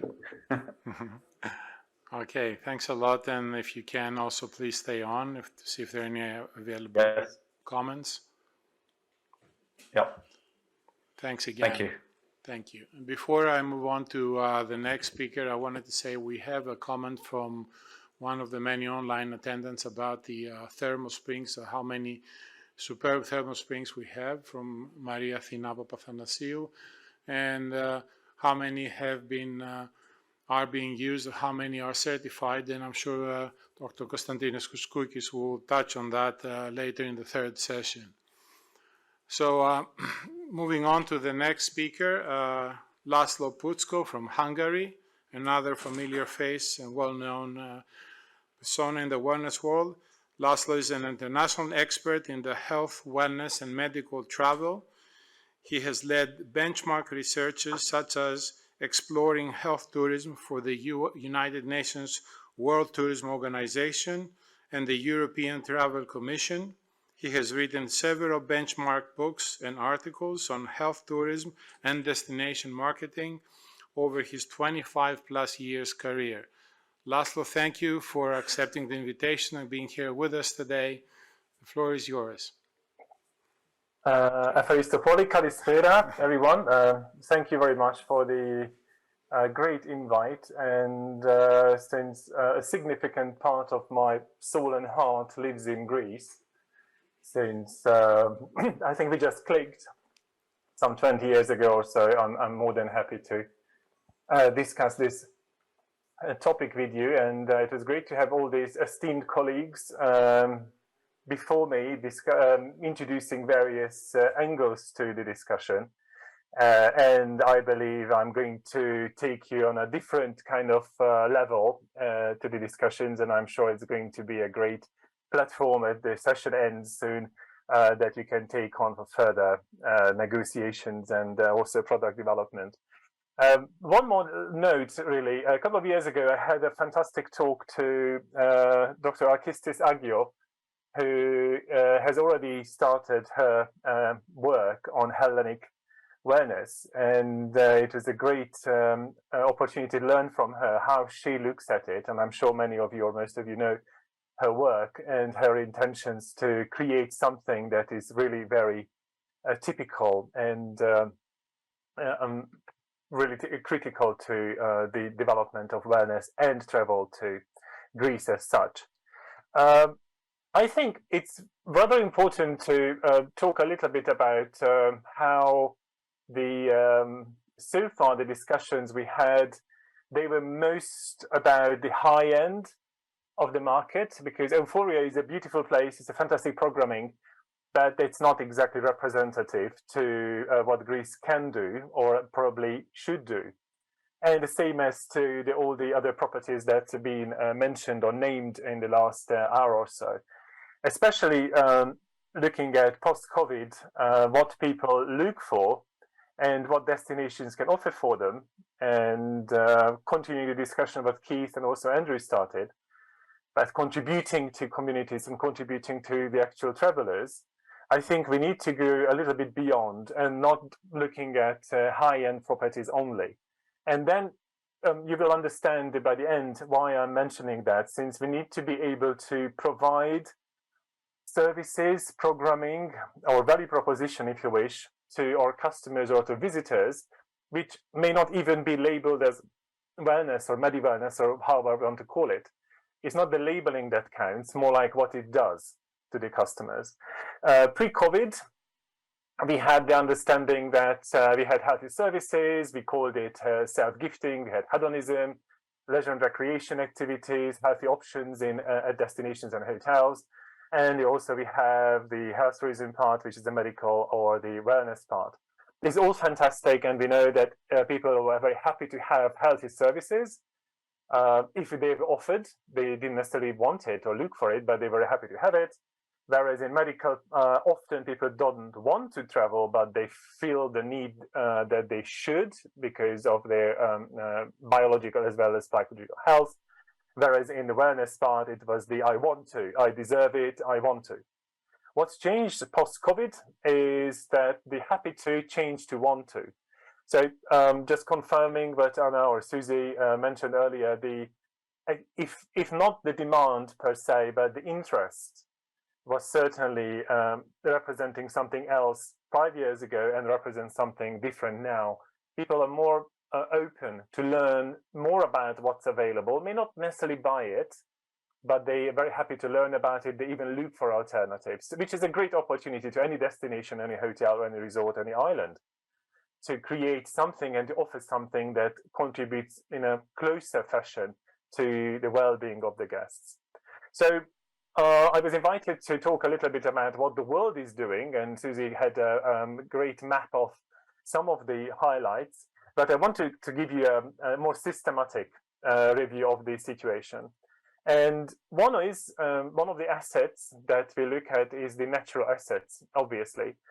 And that can be all sorts. This is Tsunamushi from Japan, which is volcanic sand along the beach where people can take a treatment, can try, and it's good for skin and also good for detoxification.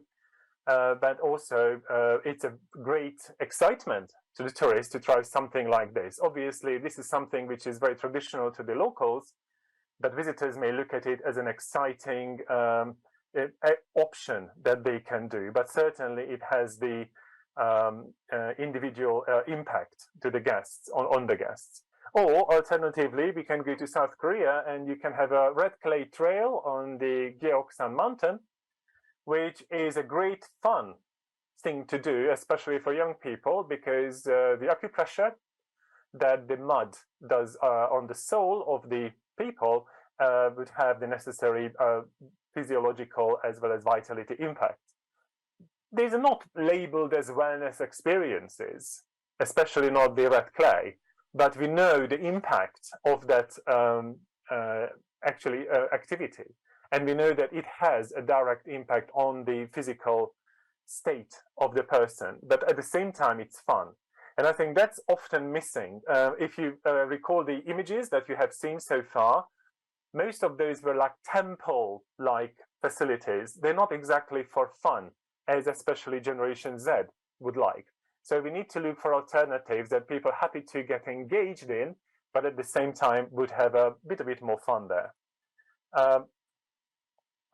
Beyond natural assets, we can have subcategories, which is location-based assets, which are provided as they are, such as this fabulous location in Costa Rica in Tabacon, Termales. This hot spring is a natural hot spring, and I believe you can understand how amazing this is when you are floating in a natural hot spring in the tropical rainforest without necessary services, just the actual opportunity to do that. So obviously that can be one way to do it when it's provided in situ or on site. Is great because you cannot export them. No one can copy it. So it's really location based, and in a country situation or destination situation, that is essential, which is yours. This is your legacy, and it cannot be transported, even exported. You have to go to the place to actually experience it. We can of course have purpose-built facilities, and I wanted to use this one, which is a thermal bath. It's my time from Budapest, since I'm sitting in Budapest right now. It's one of the historic thermal facilities, which actually turned to be a tourist attraction and less so as health improving or well-being improving facility. It became something like something that looks great on Instagram, which is certainly a challenge to the management as well as to the city. Going beyond the natural assets, we need to mention the healing systems. And for example, thalassotherapy, which actually Greece is relatively well grounded, because it's not just a service, not just a location, but it's a healing system. And obviously having all that many islands and the coastlines, as well as thalasso-specific properties, Greece is well established to claim a little bit more in the field of using anything to do with the sea.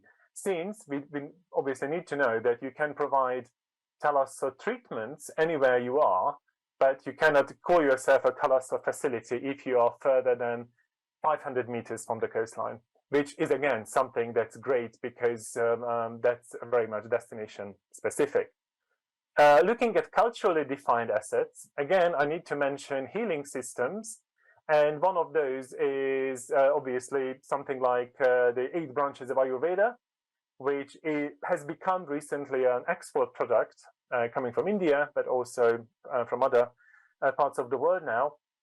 And they have their variations and they have the adapted varieties to the locations, but it became a global export product coming from India. And also we can have happiness systems. And briefly, Anna mentioned one of the, but I want to quote a little bit more than that. We spent significant amount of time and looked at 42 different happiness systems from all around the world. And to help you to get acquainted with this, let me highlight Meraki, which I believe most of you, all of you know what it means, but it means very little to tourists because they don't necessarily understand that. Or I could have mentioned Ataraxia, which is again something that has been around for quite some time.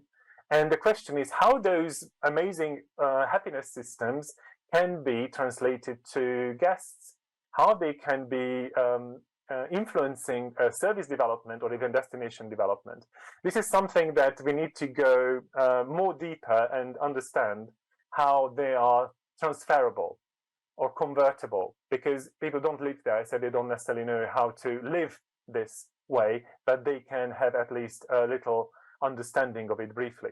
And what makes it even more specific for this topic is that I wouldn't necessarily go as far as saying that Hellenic wellness or Greek wellness, but I'm more interested in personally as well as professionally looking at how the islands differ, because they are.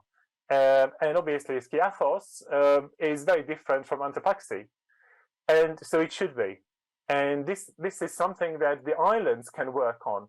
Obviously, the very foundations of service development and product development are very similar fashion, but the islands can add their own ways, and they can create their own understanding of wellness, which I believe is a fantastic opportunity given the large number of islands that Greece has, that you can create the locality and the local wellness stories.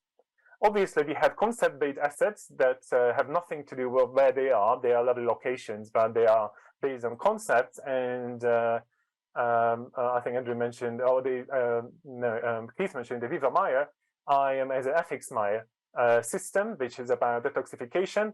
And you can have now various resorts applying that, regardless of almost which location we are talking about. And this is when we can go back to ancient healing systems, and that can influence a new way of looking at balancing vitality and lifestyle and all related concepts. You can create these kind of concepts. And also we have the property and brand-based assets, such as, again, may I quote, probably many of you know Skiros, but not the island, but Skiros Holidays, that all about creativity and joy, and they don't call themselves wellness necessarily anymore. They talk about a different level of engagement when people visit. And also, which is a brand related, the 5 elements, let's say, in Bali. These programming and these facilities very much are location based, but the philosophy can be applied to other destinations as well. These are all fantastic and all brilliant, but I think one should mention the fusion, which is happening nowadays, that we are combining natural and concept and culture and create so far non-existent wellness programming. And I need to quote for example, the Kilted Yoga, which has, you might say that what on earth this gentleman is doing, is basically the combination of traditional yoga with Highland culture and doing it outdoors. And obviously you need to wear a kilt to do so. And this person has become, and his movement has become a big thing, if probably nowhere else, but definitely UK. Keith, I'm sure you can relate to that one way or another. And also creating sensescapes. Again, this is from South Korea, when they're combining ginseng, red ginseng, with hot springs. So soaking the red ginseng in the natural hot spring, it has the additional level of healing properties. And since the local culture, in local culture, ginseng is very deeply rooted as a well-being contributing element, putting it in water, it just confirms the expected outcome that the guests may have. For foreigners, it's very difficult to understand, since we don't necessarily have the understanding of what ginseng may do to your physiological body. So again, this is great, but what is happening nowadays, if nothing else, it creates a little bit of a headache, and that is we don't necessarily understand destinations in particular, and this is, I would really invite everybody to make a note of. Just because you have an asset, it is not yet a product, and if you have a product, it doesn't necessarily represent a value propositioning, and it doesn't necessarily translate to a ritual or journey or program. Guests buy journeys, rituals, and programs, but they pay for products and treatments and services. These things are separate and do come in separate, but you can sell the journeys and the rituals and the programs, because that's what people can relate to. In the end of the day, they pay for a treatment or a service, but this whole journey to turn assets into programs and rituals and journeys, this is the critical to every destination. Which wants to create something which is deeply rooted, or at least rooted locally, or represents something that they want to really capitalize on. what's really happening out in this world is all these wellness assets and products become Insta wonders. People go there, make a photo, and they go. They don't necessarily know what it is. They don't know what they do for them, or those services and places and treatments. They don't even care because they just want to have something which looks fabulous on a photo. Cultural assets become cultural appropriation. So they are used, but not in an appropriate form, and they just used as labels. And they are even, if you permit me, they're especially bastardized, and they even could be very disappointing to the local culture, saying that what exactly are you doing with my heritage? Obviously, concepts often go for tokenism, and Keith briefly mentioned those, that they are claimed but not justified, and not no evidence provided to do anything like that, but it sounds good, and it becomes a tokenism. And of course, the good old favorite is wellness washing, which I'm not necessarily proud, but 8 years ago we used this terminology first, and guess what? It's actually happening. So I would like to do a reverse development. Instead of the Insta wonders and the appropriation and the tokenism, how about we do something like wellscapes, that the architects are not creating something for the sake of architecture, but they look at the design components and creating well spaces. Instead of tokenism, we create housecaps when we look at the concepts that have the F&B, the room amenities and everything incorporating to the same objective and the same outcome, not anything and everything, but a very clear outcome. Instead of cultural appropriation, we do heritage valuescapes, that we look at what heritage can tell us and what we can learn from that heritage and appreciate that and celebrate that value in this new proposition. And obviously, we can look at healing landscapes instead of just looking at beautiful locations without actual meaning to it. But to achieve that, you need to really work with specialists to come, not just architects, not just service providers, but you need to have the people who have the understanding of the turning assets into journeys and let's say programming. All right, so just summarize it. Not every guest to Greece will want to become a health tourist or wellness tourist, if you matter, and they shouldn't. Still, this is your role and the destination's role and association's role and the island's, let's say, clusters or whatever organization you may have, their role is to offer opportunities to any guest that can, this services, treatments, programs can contribute to the guest's well-being one way or another. Either it's accidental, either because of curiosity, either it's more like a hybrid proposition, or offer it to dedicated guests or those who are living, not just trying something. I believe this is the answer to my very first question, which is why we always talk about high-end and ultra-high-end properties. Why don't we look at the variety of options that guests can engage with the wellness offerings of an island or of a destination? But you need to create those menus, and you need to provide a justification, such as Andrew or Keith mentioned, that those are rooted either culturally or in a concept based, or let's say because of a natural asset. And also don't forget the accidental, curious and hybrid programming. You have a large number of guests who could be interested, whereas in the second part, the dedicated lifestyle, there's not a large number of people, but the spending will be higher. So again, when you have a ministry of saying that I am incentivizing this kind of development, you need to understand that I want to have the dedicated ones or the curious ones, and you need to understand what they can do for your destinations or for the islands. Just summarizing, one of the compasses that we do looked at what kind of properties seem to be in demand in the next couple of years in various parts of the world.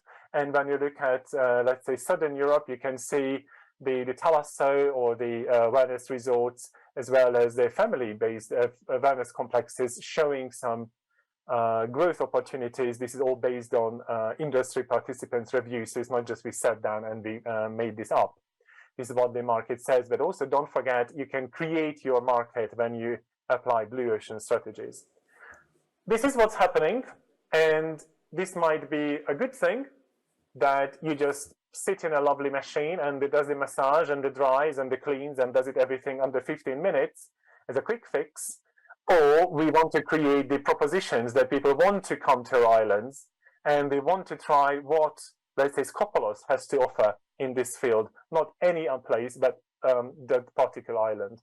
So the bottom line, and something to remember, I really, really invite all of you to work on those wellness mapping and wellness stories and understand what you can use for creating probably so far non-existent propositions. But there are opportunities here, obviously, given the large variety of islands and cultures and natural setting and hot springs and muds and microclimate and thalasser and all of that.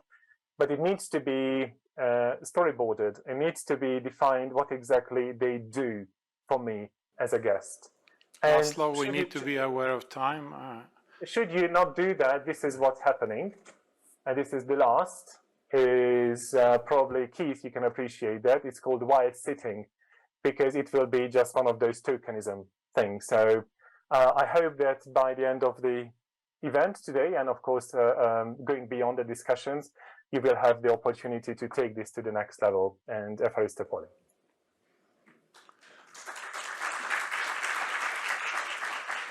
Thank you, Laszlo. Ευχαριστώ πολύ, like you said. And thank you for being with us. And if you can stay on, please do so for the remaining of the session. Thanks again. And we'll move on to the next speaker. We're running a bit late, or a bit more than a bit. Dr. Prem Yagyasi, I hope I'm saying the name right. Yes. Okay, good. So Dr. Prem is an award-winning global speaker, coach, and author. He's a leading authority in global healthcare, medical and wellness tourism, and wellness resorts. He owns a network of 50-plus web magazines with millions of readers worldwide and has published 30-plus guidebooks. He's the author of the Medical Tourism Guidebook and the Wellness Tourism Guidebook. So let me thank Dr. Prem Yagyasi. It's an honor and a pleasure to have you with us, and kindly remind you of 15 minutes for your talk. Thanks again. Yeah, that's absolutely perfect for me. Thank you. I first would like to thank all the organizers to invite me for this wonderful journey of discussion about the wellness and medical tourism and all. I actually belong to both industry. I do consult in medical tourism as well as in wellness tourism. But today my topic is more specifically on wellness real estate. We heard some other speakers talking about the wonderful definition about the various wellness trends and how these wellness trends are changing life and how these are becoming more important. And within those trends, one trend has become very important, which is the wellness real estate. It's a wonderful thing, and I will take you for this journey. And the reason why I would take you for this journey is because I'm personally involved in working on various wellness real estate projects as well as wellness resort projects. So I kind of have a fairly good understanding that what are the needs which are driving the growth of this wellness real estate industries. Then I will also talk about how do we really understand wellness real estate? What does it mean to be in wellness real estate? And then we will also talk, just excuse me. Then we will also, briefly talk about the potential for the Greece in wellness real estate industry, and then maybe some best practices and the marketing strategies if we have a few more minutes. So let's talk about some fact.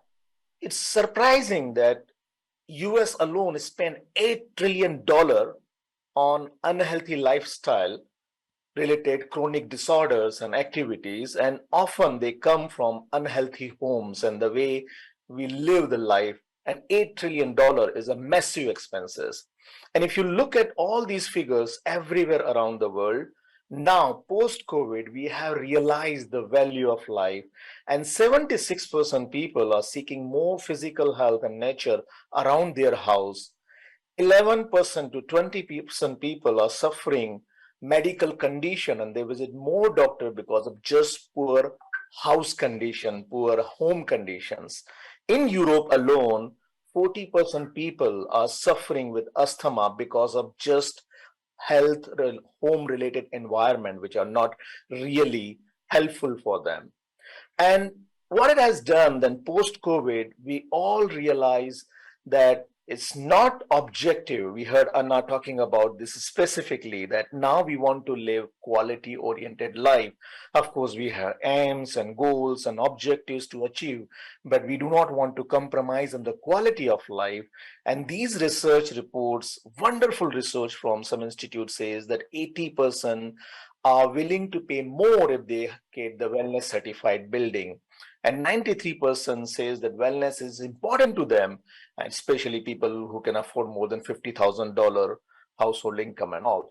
The wellness offering also, if you look at, it's becoming very important in entire game of real estate. Fortunately, for the real estate market of the Greece, I will show in one slide that is growing very well, but now Greece can participate in wellness real estate as well. Why? Because wellness real estate is providing a kind of wonderful solution for physical well-being, mental well-being, social well-being, environmental well-being. And in fact, all dimension of wellness that we know, a wellness real estate provides some sort of solution. However, I often come up with lots of press releases as like everyone else does. And, everyone talks about we have the best quality wellness real estate and we are coming up with the wellness resort project, and really very difficult to hear from me all these things because they do not truly understand what does wellness real estate mean. What makes it different, a real estate and wellness real estate? Real estate is obviously, we all know about it, but what are the most essential component in the wellness real estate? Let me take you to this journey just to explain you. A wellness real estate, regardless wherever you have, whether you have in city or lakeside or in village, it has to have a wonderful access to natural resources. A perfect physical, emotional, and social well-being is only possible when you have wonderful access to the air, water, green space, light, and built with a sustainable environment. You really can't talk about having a wellness without these elements. Obviously, you need to have elements that foster a spirit of well-being. So, which means having art, having greenery, having a musical activities and unspoiled nature is very important to have that wellness real estate. The wellness access is most important part in wellness real estate. What do I mean by the wellness access is that there has to be access for the physical wellness in your real estate. There has to be access for medical wellness or healthcare facilities, or medical wellness will be an add-on component, but it will be a wonderful component if you add into your wellness real estate.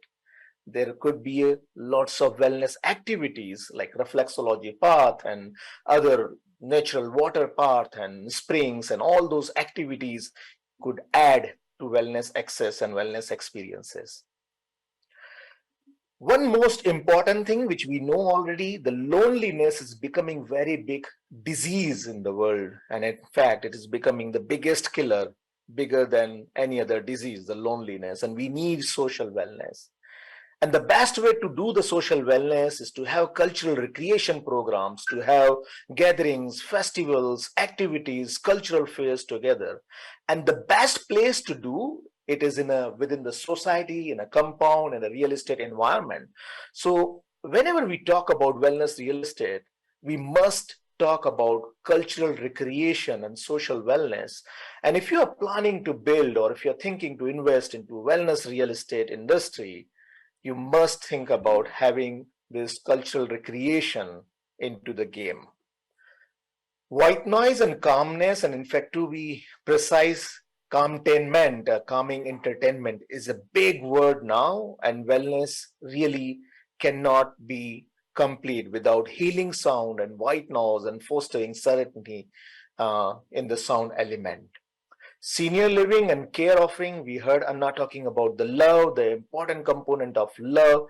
In fact, I will go a step ahead. More than love is about compassion, about care, about how do you offer to the people who they need most. And wellness real estate cannot be complete without offering that care component, the love component, that compassion component for the people who they need most. And this is very important for the future growth. Then the biophilic design. We have heard a lot about the biophilic design. I will take you to the journey of biophilic design from my perspective. And I have very simple definition in my mind that bringing natural world into the built environment. This is what biophilic for me. I consult many wellness resorts these days. I travel across the world and I am trying my best to tell them how you mimic the natural environment into the built environment. In a most simple language for me, biophilic design means the moment you walk into the built environment, you should feel that you are in a natural environment rather than a built environment. And all these elements, color, water, air, sunlight, plants, animals, or natural material, they all play very important role in a biophilic environment and biophilic design. We can mimic these beautiful legs, arches, animal morphes, and everything we can mimic design as nature provides us. Nature is beauty with this chaos and things here and there, and we need to mimic those elements. So if you are planning a wellness real estate, I strongly suggest that you should have these elements within your wellness real estate. Whatever you do it with wellness real estate, you do it for the selling the resorts or selling the components or maybe cottages or activities, but these are very important elements that you want to put. Your visual element, audio element, presence of water, light, thermal, the time, the prospect of refugee, and everything display very important in a biophilic design. And if I heard about some of the other speaker, and I'm going to hear and listen, I have been Greece myself several times, and I know it's a wonderful country with access to beautiful natural places, great weather all around the year, and it has a wonderful prospect to be a leading wellness real estate destination because we already talked about it is capable. And in fact, we discuss about Greece being not only just a wellness resort destination and wellness real estate destination, it can be potentially one of the biggest medical wellness destination. And Greece does have a wonderful services into the medical tourism industry. So we will talk about that as well. But I think so, as the real estate is booming in Greece, as I heard, the 67% more are likely to buy property in Greece, and the prices are also increasing, and then people are willing to invest more money in the Greece, especially because you got access to beautiful spa, retreats, 750 thermal springs, and evidence-based therapeutic baths and activities. So Greece has everything. They got sun, sea, sand, salt waters, and natural herbs, and thermal springs to deal with the stress. So I think so, wellness element play automatically in the system, and wellness real estate has a huge advantage in Greece, in my opinion. Now the question comes that, okay, you will build a wellness real estate, but how to market this wellness real estate? To whom to market this wellness real estate? And what are the benefits for the Greece to participate in wellness real estate? Of course, we did discuss about the benefit in terms of wellness, in terms of lifestyle, in terms of reduction in the diseases. We already talked about that. But at the end of the day, we also talk about, as an industry, what is the contribution going to be the wellness real estate contributing in the Greece economy? So here are a few things from my side. The first and foremost is that the marketing, whatever marketing you do to whoever so you do, you have to have a sustainable marketing. It's very difficult to, we have seen so many projects, which some of the other speakers also shown, that they market those on a very big level, on a very large scale, but they eventually spend so much money in marketing, but then become non-sustainable approach. So marketing needs to be very, very lean. And to make it a lean marketing, the first principle is to build a brand which is based on the wellness-driven brand, which is based on the wellness value. So if you develop wellness real estate, in my opinion, first is to create the awareness and exercise to inform people what is your wellness brand doing, what are the holistic benefits of your wellness brand, what is that your wellness real estate offer in terms of compassion and care. It's extremely important to talk about all those elements in your wellness real estate marketing. Then the question that who's going to be a target market. Obviously, these are the very basic principle of identifying target market, but we often ignore them. Who can afford it, who has intention, and who has a willingness to pay for this. Wellness real estate, by the way, is offering far more bigger margin to the real estate players. So real estate players, if they are selling a component, let's say in €100 with the wellness, they could sell it to 120 to 140 euro by just adding additional 5% element of wellness, just the 5% of expenses required to create the wellness. And the market, which is, we are talking about 60 million millionaires right now around the globe. We are talking about the huge amount of affluation. We are talking about 70% foreigner willing to invest in the Greece. They are the ideal people who will invest in this kind of wellness target market and wellness activities. Obviously, how to reach out to them is using artificial intelligence these days and using online reputation referral program, and to identify specifically how to reach out to them, because it's very costly to do the particular lead generation, that who needs wellness real estate. And using artificial intelligence, I'm particularly doing lots of lead generation for my client who are into wellness real estate. I'm helping them artificial intelligently generating those leads which people are genuinely interested, with the intention, with the willingness, and with the affordability to come into this particular industry. To talk about in a simple language, and to talk about in a very easy language, and to summarize my presentation, the wellness real estate is growing on a very large scale right now, because we know that there are the home conditions which are really affecting our health conditions. So these home conditions, when they are affecting our health condition, we are improving these home conditions, but it would be better if we can integrate a wellness component into these home conditions. And instead of just building simple houses, better to build the wellness real estate. As the industry is growing tremendously, we saw some of the presentation where they talk about the wellness trends are growing. People are going for massages and treatment and therapy and all. But how about bringing those therapy, treatment, and all those things within the housing compound, within the housing facility, within the society, within the building, within the real estate environment?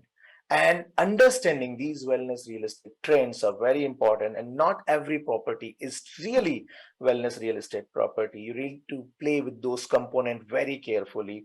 And we also discuss some of the key components and best practices about delivering wellness solutions.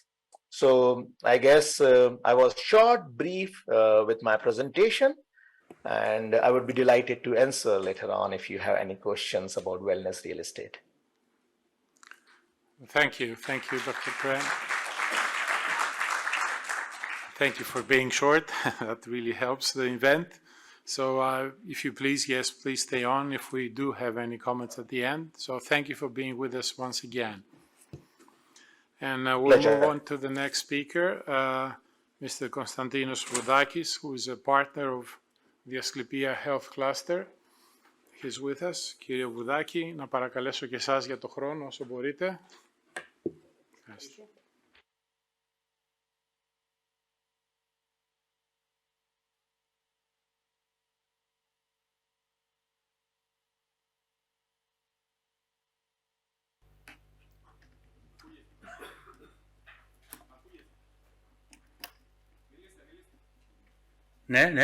Okay.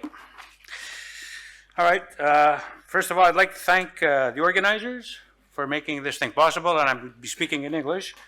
Καλό μεσημέρι. Good afternoon. I would also like to welcome the distinguished guests and delegates, and Mr. President for inviting us in this very important event. I'm representing Asclepia. My name is Konstantinos Vourdakis. I'm Greek, of course. I was born in Canada, that's why I have this accent. And I will talk to you about opportunity today.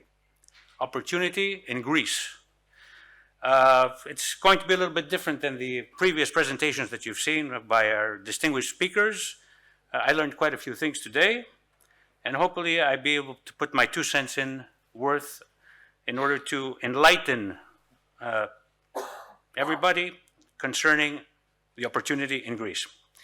I'm going to use the dirty word profit, because without profit, there's no investment. It's a very important word. So I will also concentrate on wellness. I will avoid the medical part of the journey. I will let other speakers talk about this who are probably better than me in doing so. So we'll talk about 3 things quickly. Greece as a brand, 2, the USP, and the health and wellness markets, and the investment opportunity. Greece is a brand. It ranks 5th out of 50 top tourism brands worldwide. Number 5, that's very, very high. So it's a brand, meaning you can sell things via this brand. It's the most important thing that we have to keep in our minds when we're talking to investors. So the Greek brand is known for history. It's known for its islands. It's known for its coastline and for its food.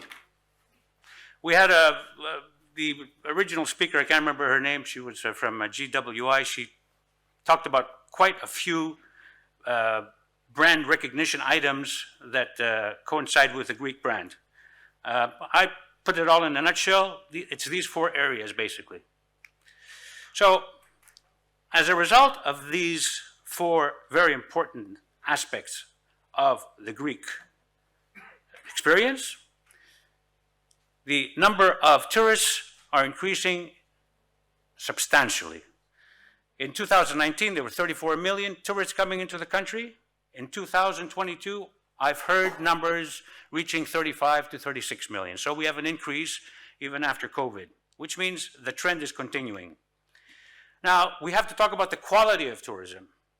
When tourists started to come into Greece, flocking into Greece, they were backpackers, basically. This is an old picture. It could be me as well, in there as well, somewhere. Today, we're talking about luxury. So things have evolved not only in terms of numbers, but also in terms of quality. Okay? Now, I'm not going to get into the descriptions of the health and the wellness thing. Previous speakers did so very well. I will not get into this as well to move forward because we're pressed with time, but I will get into the annual growth of the health and wellness tourism sectors. First of all, wellness tourism will be increasing year in and year out for the next 3 years by 21%. That is almost 3 times the global GDP. That's a big number. 21% is a very big number. So there's a really big opportunity here. 2 of the major areas that will have the biggest increases is thermal mineral springs and spas. And this is what Greece can do best. So, talking in numbers, these were projections. Mind you, they might be a little bit different right now. 275 billion was what Europeans spent for wellness. Wellness tourism, that is, specifically. I didn't copy anybody, believe me. I prepared this map way before I saw the presentations of the previous speakers. Greece is not on the map. This needs to change. Now, I'm going to show you something new, though. This is the best wellness destination scores worldwide. Greece is number 6, and we're not on the map. This needs to change, and it will change, only through investment. There's no other way. So, number 1 is Thailand, number 6 is Greece, and way ahead of anybody else in Europe. Portugal, of course, is number 9, but once you go down this list, Spain is number 14 or 15, something like that. I can't remember the exact position. So, let's go. Why will Greece succeed? Why will Greece succeed? Well, I built a new word for this presentation called LODA. Location, offering, demand, and awareness. This is what LODA stands for, and we'll get into each part very quickly. Location, Greece is smack in the middle of Europe. Smack in the middle of Europe means there's a big expenditure in Europe, 275 billion.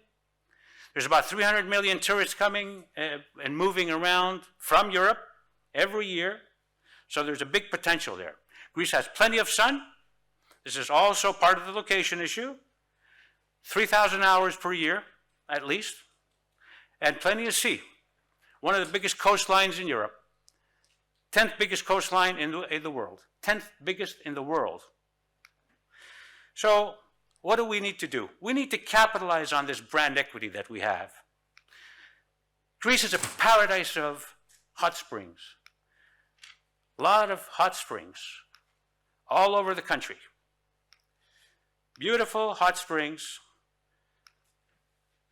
So the hidden European hot springs destination isn't Iceland, it's Greece, believe it or not. A lot of publicity has been going on with Iceland about their hot springs. We have a lot more hot springs than Iceland to start with. And it's not as cold here. A lot of sun, a lot of good food, a lot of other things that coupled will give us great success. There are about 750 to 800 known thermal spas in the Greek land. Now, there's some other places. This isn't, by the way, this is not Iceland. This is Greece as well. This wonderful place is Greece. Just imagine a spa being built around this area. It's tremendous, tremendous thing. Offering, of course, is Greek food. Who doesn't know Greek salad? If you Google Greek salad, you'll get 1.3 billion returns as a result. 1.3 billion. So everybody knows about Greek salads. Everybody knows about Greek food. So it's an offering. It's something that brings in tourists. Now, where's the opportunity for Greeks and Greece? Hot spring tourism is one. It's underdeveloped. You saw all those areas, they're empty. They need to be populated. Demand is on the rise. 18.1%, if I'm not mistaken, yes. And Europeans travel. We're right in the middle of the place where Europeans spend a lot of money in and travel a lot. Spa tourism does well in countries that have sea and sun. Does well in all those countries. It'll do well in Greece as well. And again, demand is on the rise. Don't forget, these are the two highest profile markets at this time in the wellness industry. Demand is on the rise, and again, Europeans travel. They go halfway around the world to get these services. Now, we're in their backyard. We're in Europe. This is a wonderful spa here in Greece as well. Another wonderful spa. Mud treatment here. I wish I was there right now. Another spa, and so on and so forth. Okay, as I said before, the demand is there. Thermal springs 18.4, 18.1. Spas 17.2. General wellness tourism market is growing at 20.9% per year till the year 2025. And I have a feeling it's going to continue to increase even after that year. So Europe, based on projections, spent $275 billion US on wellness tourism in 2022. This again is a projection. I don't have the new numbers. I think the original speaker from the Global Wellness Institute mentioned a number. It was 675 million for the world, if I'm not mistaken. Europeans travel at a tone of 300 million wellness travelers per year. Of course, a lot of this traveling is domestic. So a lot of Germans travel within Germany. They don't travel to Greece. But you can get quite a few of them if you have an offering and have them not go to Thailand, for example, and come into Greece and do their hot spring wellness traveling. Awareness. There's an existing channel in Greece. There's no doubt about it. 35 million tourists say that there's an existing channel. People know about Greece. Companies promote Greece. Tour operators promote Greece. So it's an existing channel. Proof of it is the tourist growth and the ranking, of course, which I mentioned before, which needs to be infiltrated, needs to be deployed for the benefit of the country and its wellness tourism industry. So what's missing? What's missing? What's missing is investment and launch. People need to start investing in this country, in the wellness industry, and launch the product. Once that's done, the channel is there, the visibility is there, every element required is there for people to come in and spend money in the country. So why is this an investment opportunity? How are we on time, sir? Are we going okay? We're almost finished. We're good. All right. So the Greek health and wellness market offerings are underdeveloped, as I mentioned before. The total growth is 20.9% per year in the wellness tourism market. These two things coupled together give us a tremendous growth potential. The return on investment can be massive. There's government grants available and there's tax incentives. So all these are good reasons for people to come in and invest in the Greek brand, the new Greek brand of wellness. So when to invest? Early is no secret. The earlier, the better. Whoever invests early into this market is going to reap the benefits of it. There's no doubt about it. You come in late, you pay more, you make less. There's the profit issue again. So what makes wellness tourism an investment opportunity in Greece? It's the security and demand due to the brand, due to the geological environment that's available, and the higher than average return upon exit. So if you come in early, you'll make the business and you'll make the sale when you need to make it and make profit. I'll give you an example. Oaktree, initial investment, 2015 to 2020. Based on information that we have from the market, it was $220 million. Singapore came in last year and bought this property for $2.3 billion. This is public information. That's tenfold. That's a hefty profit. That's how you make money. And that's how you bring in investors. So what does success look like in the health and wellness sector? Let's take a country that's been very successful, Thailand. Thailand has 7.5 million tourists coming in every year in 2009, and that's increasing. Of course, last year was a terrible year because of the COVID situation, but that's going to change, definitely going to change, because people are not going to stop taking trips for wellness. There's no doubt about that. 3.5 million medical tourists in 2019. That is a big number. We were talking about 100,000, if I recall correctly, in a previous presentation. 3.5 million is a big number. That's a lot of money. So out of 39.9 million tourists, 7.5 million were wellness tourists, 3.5 were medical tourists. So the numbers with Greece are basically around the same thing, apart from the wellness and the medical tourists. If you add those to our numbers now, we would be talking about 40, 42, 43 million. The revenue that Thailand incurs from the wellness tourists is 17.5 billion a year. That is a big number. That could be added to our Greek GDP. Now, mind you, Europe sends 6.5 million tourists to this area every year, with an increase every year of 10 to 15%. 6.5 million take the plane and fly half around the world to get the services that we can give them here right now. So, let's do a little bit of a checklist over here. Natural beauty coupled with abundance of thermal springs. We have it, Thailand has it. Sun and plenty of beautiful coastline. We have it, Thailand has it. Proximity to major markets. They have China, we have the European Union. Excellent cuisine. We have Greek salad, and they have their Thai dishes. Good food, no doubt about it. Safe environment, it's a safe environment. Both cases are very safe.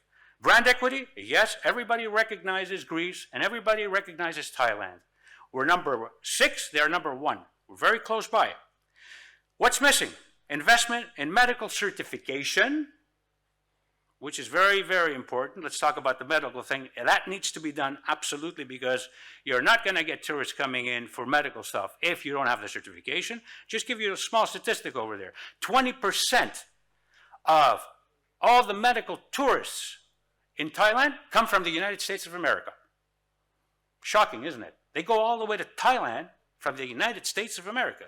And I've heard people here in Greece say, oh, we can't do with Americans because they won't come. Well, they won't come because we don't have JCI. Once we get JCI, they'll start coming in for that as well. So that's a very important thing the government needs to take a look at to assist the organizations, the medical organizations, to get these certifications in order to increase that part of the market as well. But like I said before, that's not part of my presentation.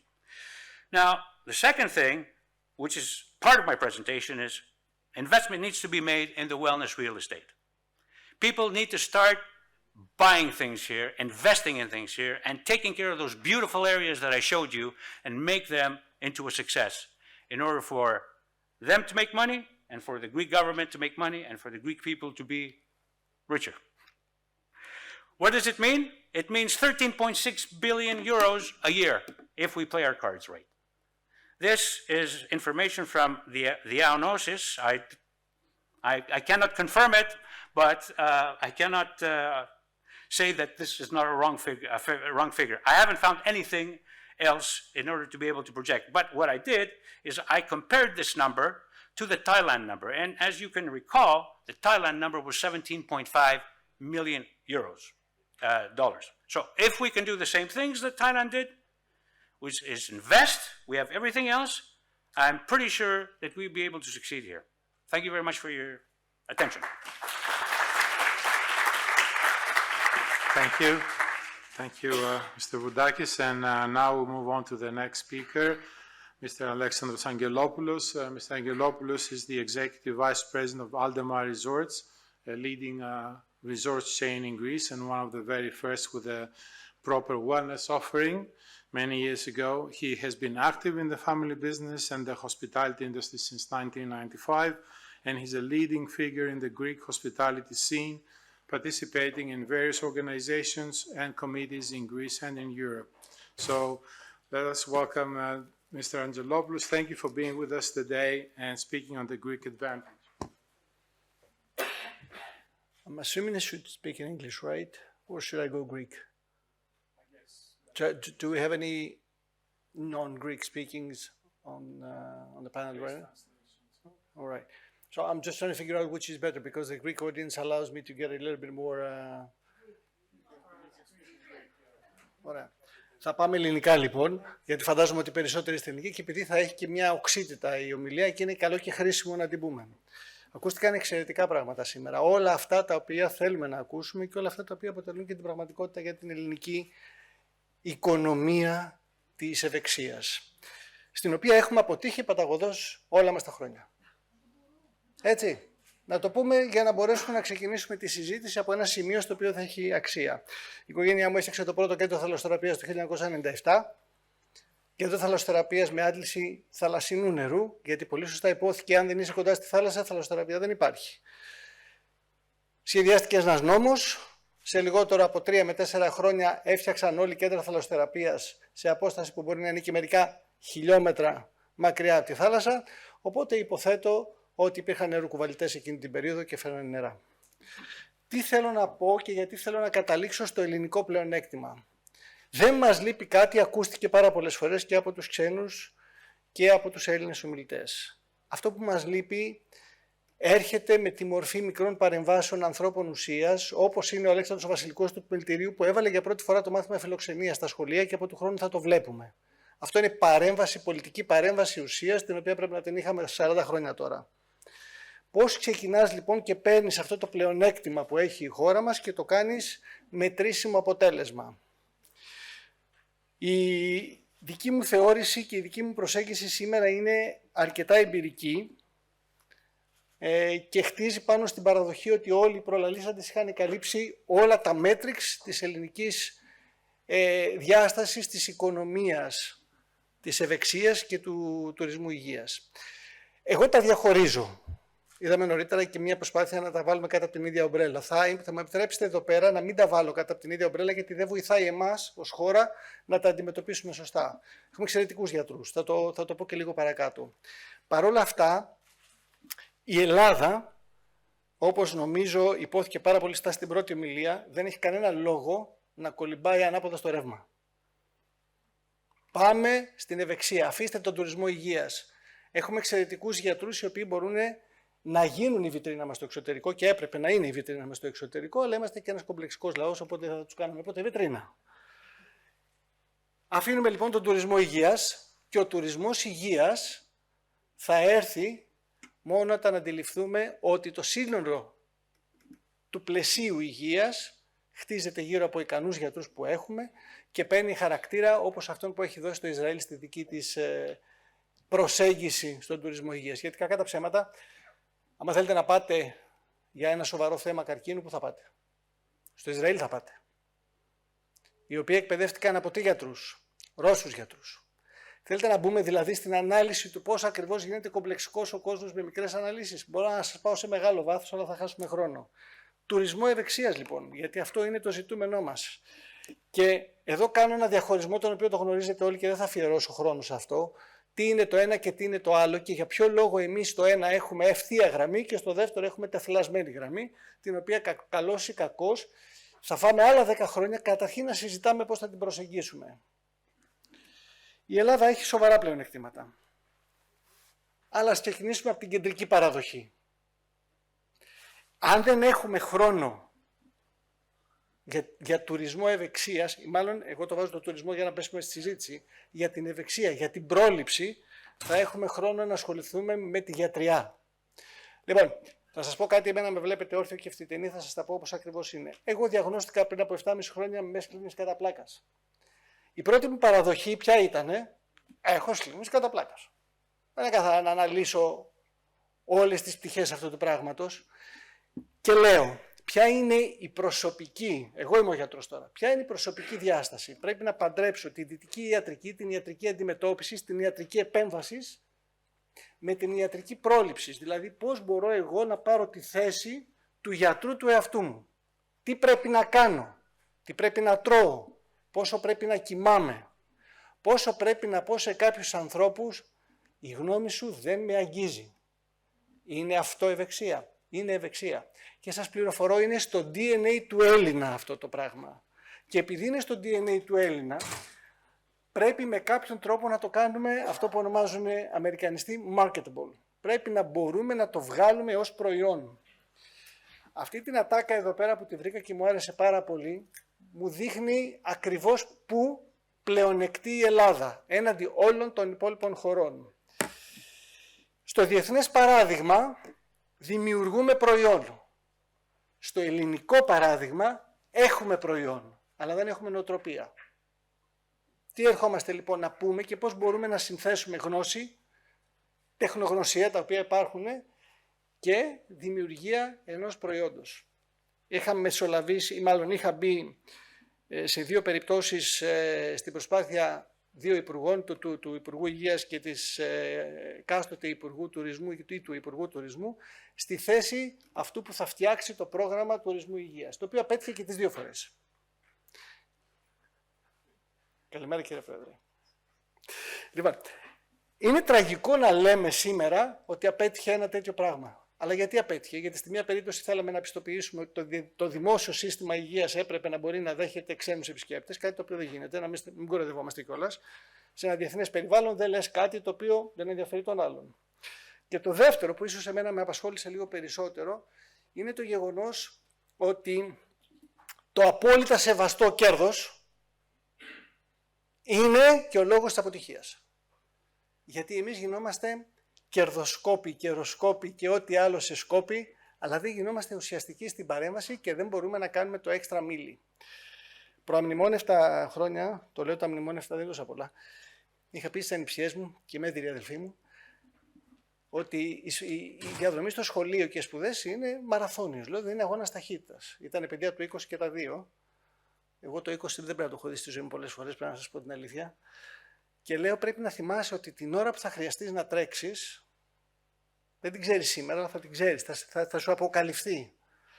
Λοιπόν, εμείς στην Ελλάδα κάναμε την εξής ιδιαιτερότητα, το εξής πράγμα. Πάμε να δούμε πόσο, δηλαδή βλέπουμε μέχρι τα 2 μέτρα, 3 μέτρα, και ξεχνάμε ότι για κάποιο λόγο αυτή η πόρτα που βρίσκεται εκεί πέρα περιμένει να την ανοίξουμε. Άμα δεν την ανοίξεις την πόρτα, δεν ξέρεις ποιο είναι το επόμενο σου βήμα. Αυτό λοιπόν είναι και το βασικό πρόβλημα που εμποδίζει το ελληνικό πλεονέκτημα, το οποίο θα σας το περιγράψω σε 5 βήματα, να μετουσιωθεί σε έργο. Γιατρούς έχουμε κορυφαίους. Νομίζω είμαστε ίσως η πρώτη δύναμη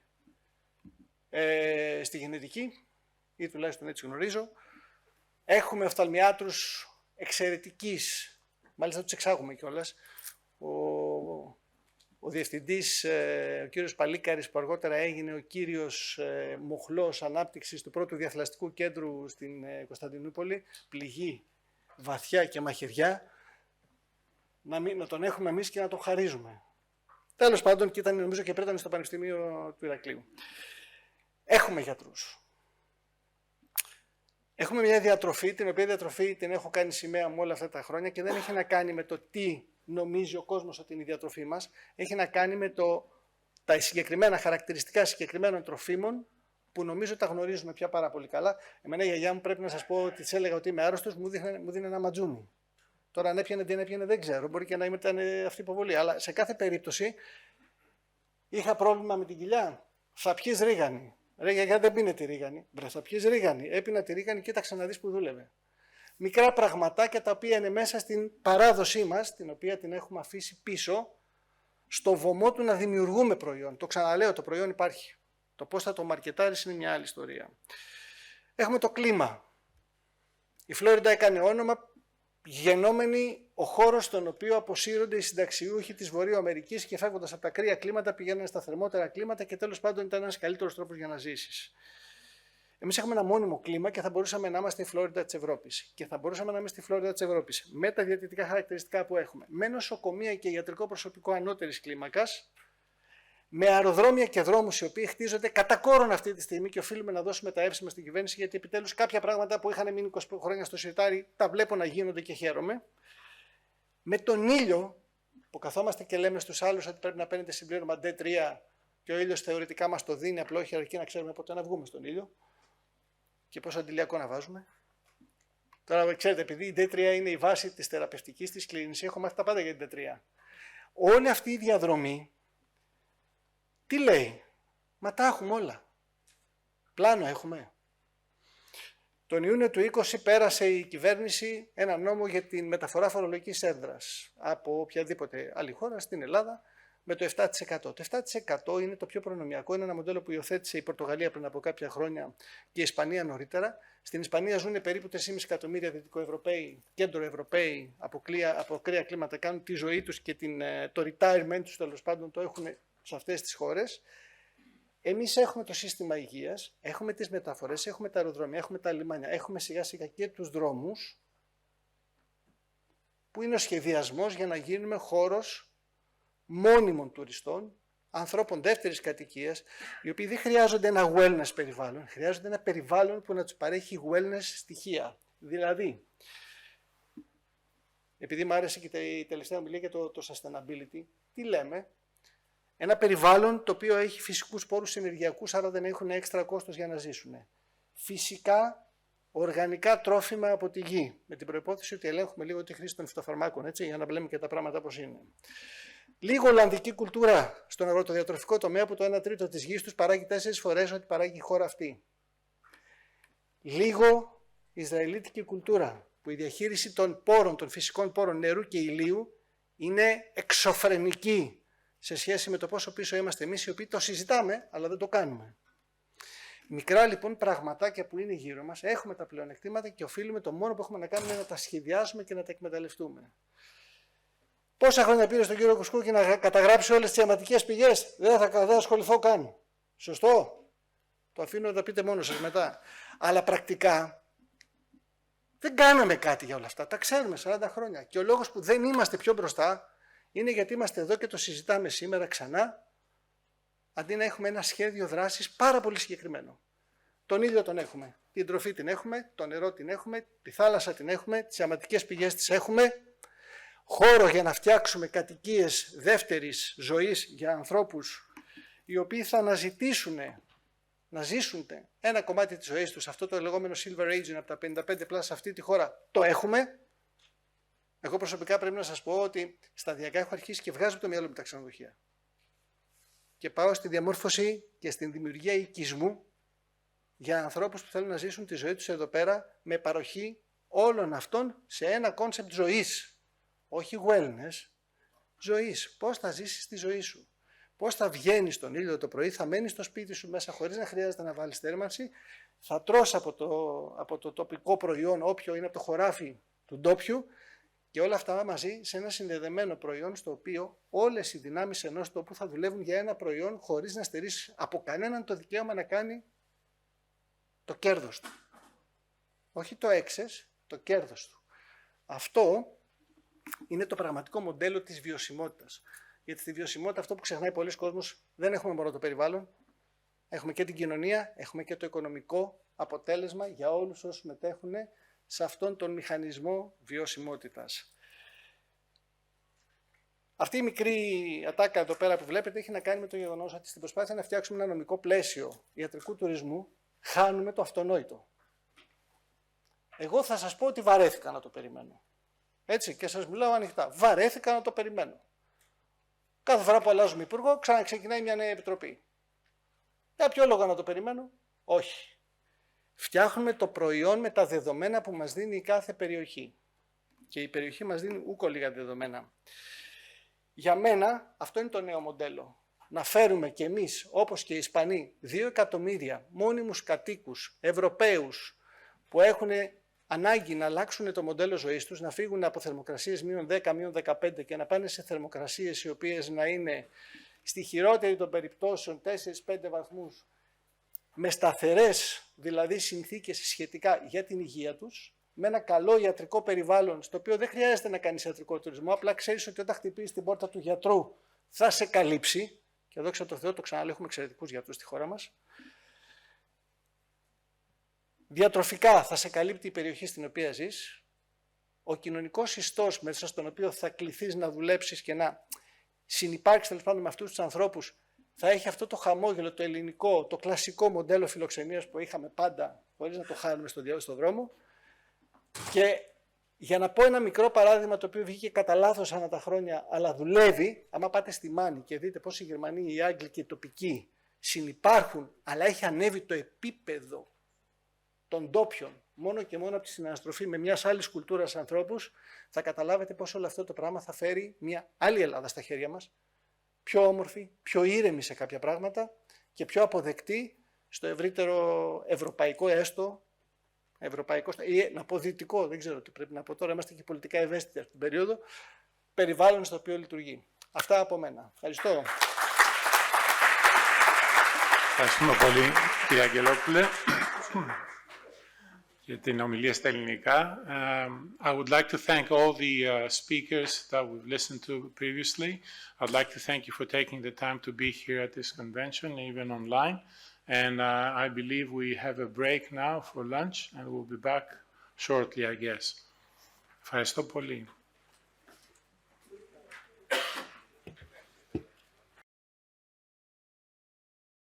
Εδώ οι οργανωτές μου λένε να ξεκινήσουμε.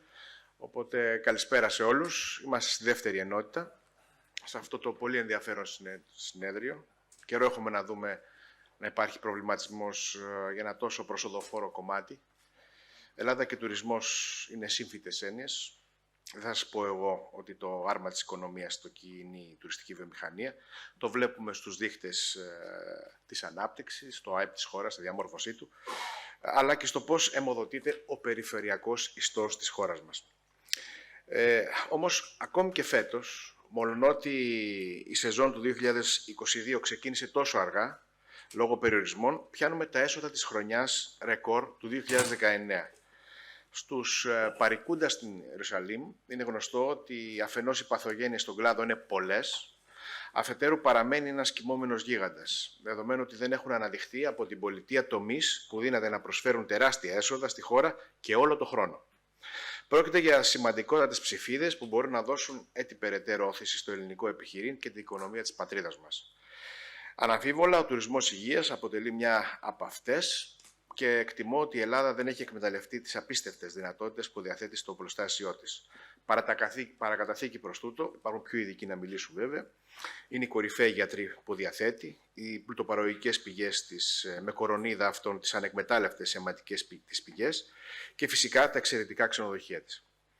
Η μεσογειακή διατροφή και το κλίμα της χώρας μας αναφύλακτα αποτελούν ψήφο εμπιστοσύνης και οι ευκαιρίες που διανοίγονται είναι πάμπολες. Ήρθε ο καιρός αυτός ο κλάδος να πάρει τη θέση που το αξίζει και γιατί όχι να γίνει πιονέρος στη νέα οικονομική πραγματικότητα της χώρας μας. Μπράβο στην Ελιτούρ που πήρε αυτή την πρωτοβουλία. Πριν μίλησε ο Αλέξανδρος ο Αγγελόπουλος, που ο πατέρας του Νίκος κατασκεύασε το πρώτο κέντρο θαλασσοθεραπείας, αν δεν κάνω λάθος, το 1996. Θυμάμαι το καλύπταμε τότε και το είχαμε επισκεφτεί και μας φάνηκε λίγο περίεργο, αλλά από τότε δεν είδαμε μεγάλη συνέχεια. Χθες διάβαζα για το μεγάλο deal, την είσοδο της Ensana, αυτής της πολύ μεγάλης εταιρείας στο wellness στην Ελλάδα, μια μεγάλη συμφωνία με τον Όμιλο Κούσκου και την Soul Tailors. How to turn the opportunity into business είναι αυτή η ενότητα. Έχω τη χαρά να φιλοξενώ δίπλα μου την τέως Υφυπουργό Τουρισμού, Πολιτισμού, Άντζελα Γκερέκου, πρόεδρο σήμερα του Ελληνικού Οργανισμού Τουρισμού, η οποία θα μας μιλήσει ακριβώς για τις ευκαιρίες που διανοίγονται στον τουρισμό υγείας, πώς γίνεται διεθνώς, τι ετοιμάζει η πολιτεία. Νομίζω τα ξέρει πάρα πολύ καλά και έχω τη χαρά να τη φιλοξενώ. Πριν όμως μιλήσετε, κυρία Γερέκου, αν έχετε την καλοσύνη να δούμε 2 βιντεάκια και μετά ο λόγος σε εσάς.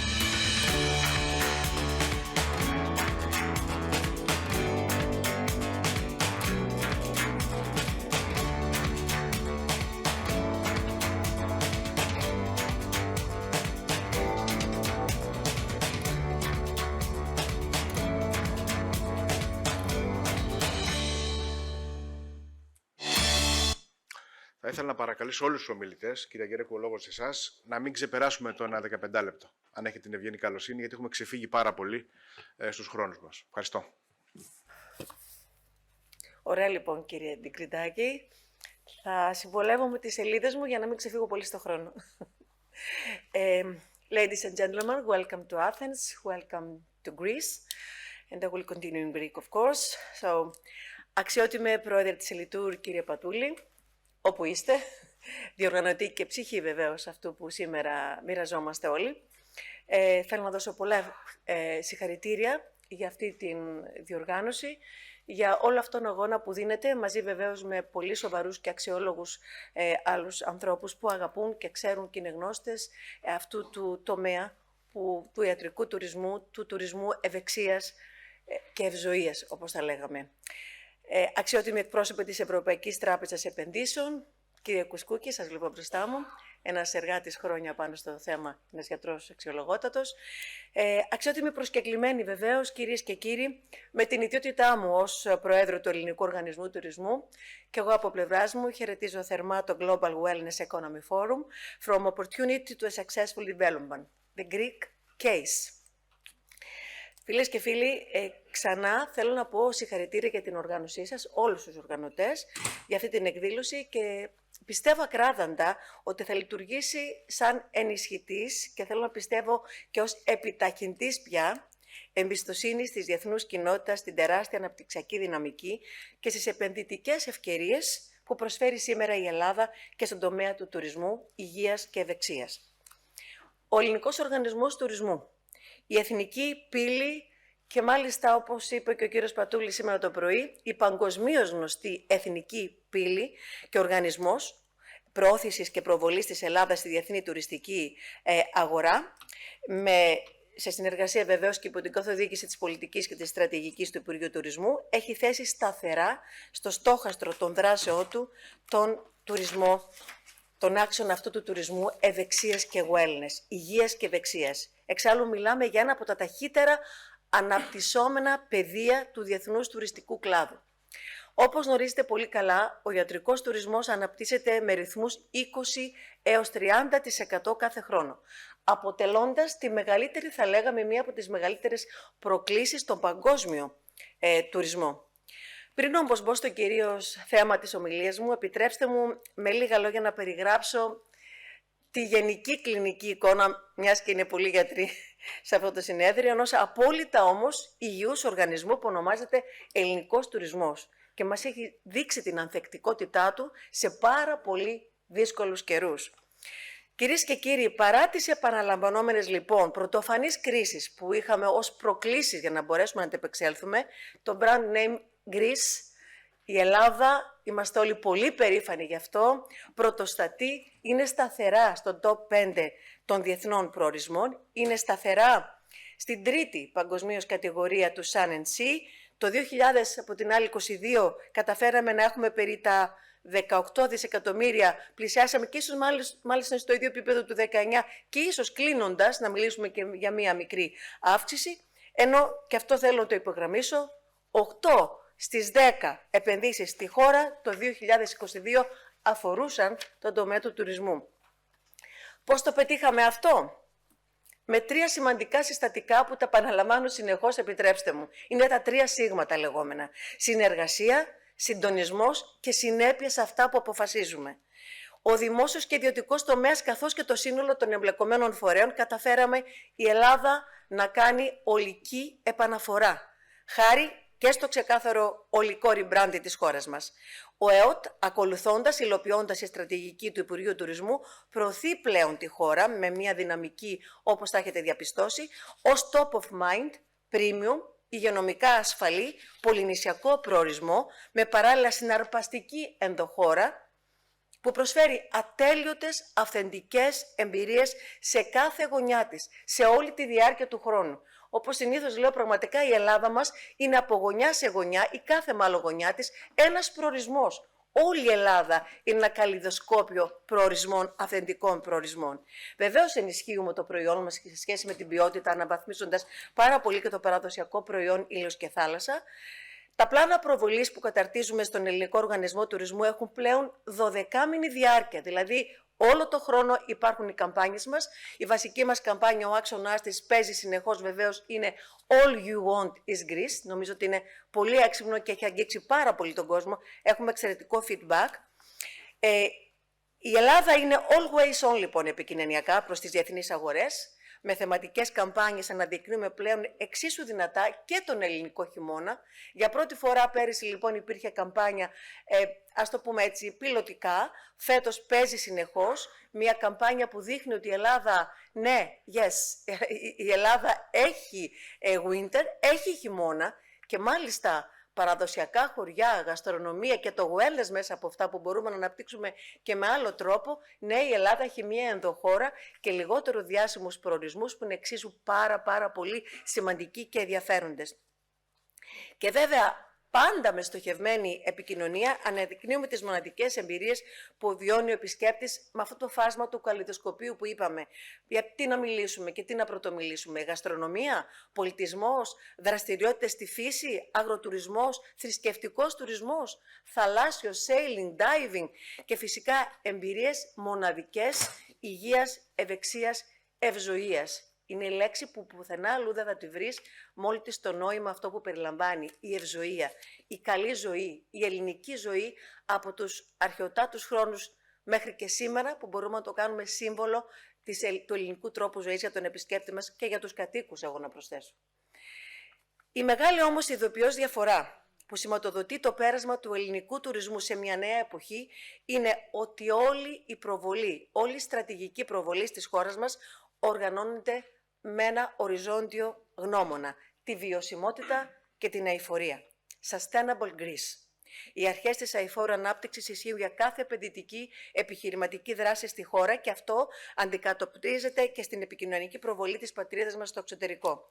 Δεν είναι τυχαίο που από τα χρηματοδοτικά ευρωπαϊκά εργαλεία που έχουμε, όπως ξέρετε, από τα ταμεία μας, αυτό υπάρχει σαν όρος και πριμοδοτείται αν πραγματικά οι επενδύσεις και καθοδηγούνται επενδύσεις να έχουν αειφόρο πρόσημο σε οποιαδήποτε έκβασή τους και ειδικότερα στο θέμα του τουρισμού. Αυτό λοιπόν είναι το γενικότερο τουριστικό οικοσύστημα στην Ελλάδα, που η δυναμική και η εξωστρέφεια του αγκαλιάζει και θα ενδυναμώνει περαιτέρω και το τομέα του τουρισμού υγείας και ευεξίας. Ας σταθούμε λοιπόν λίγο σε αυτό και από τη δική μου πλευρά, παρόλο που σήμερα φαντάζομαι έχετε ακούσει, όλοι μιλάμε και αυτό είναι πάρα πολύ σημαντικό. Άκουσα και τον Αλέξανδρο προηγουμένως. Είναι πάρα πολύ σημαντικό που έχουμε συμφωνήσει, ξέρουμε τι ζητάμε, ξέρουμε τι είναι αυτό που θεωρούμε wellness, τουρισμού, ευεξίας. Θα δούμε τώρα πώς θα φτάσουμε στο σημείο εκείνο που να πούμε ότι η Ελλάδα μας μπραντάρεται ως έτσι. Είναι ένα σήμα κατά τεθέν με όλες αυτές τις εξαιρετικές προσπάθειες που έχουν γίνει χρόνια. Η Ελλάδα λοιπόν, το ξέρουμε όλοι, είναι η πατρίδα του Ασκληπιού, του Ιπποκράτη, η χώρα που γέννησε την επιστήμη της ιατρικής. Έχει σήμερα όλες τις προϋποθέσεις να ξαναθυμίσει, να ξανατοποθετηθεί ως τέτοια χώρα και να παίξει πρωταγωνιστικό ρόλο στον ιατρικό τουρισμό και στον τουρισμό ευεξίας, όπως είπαμε, και ευζοίας.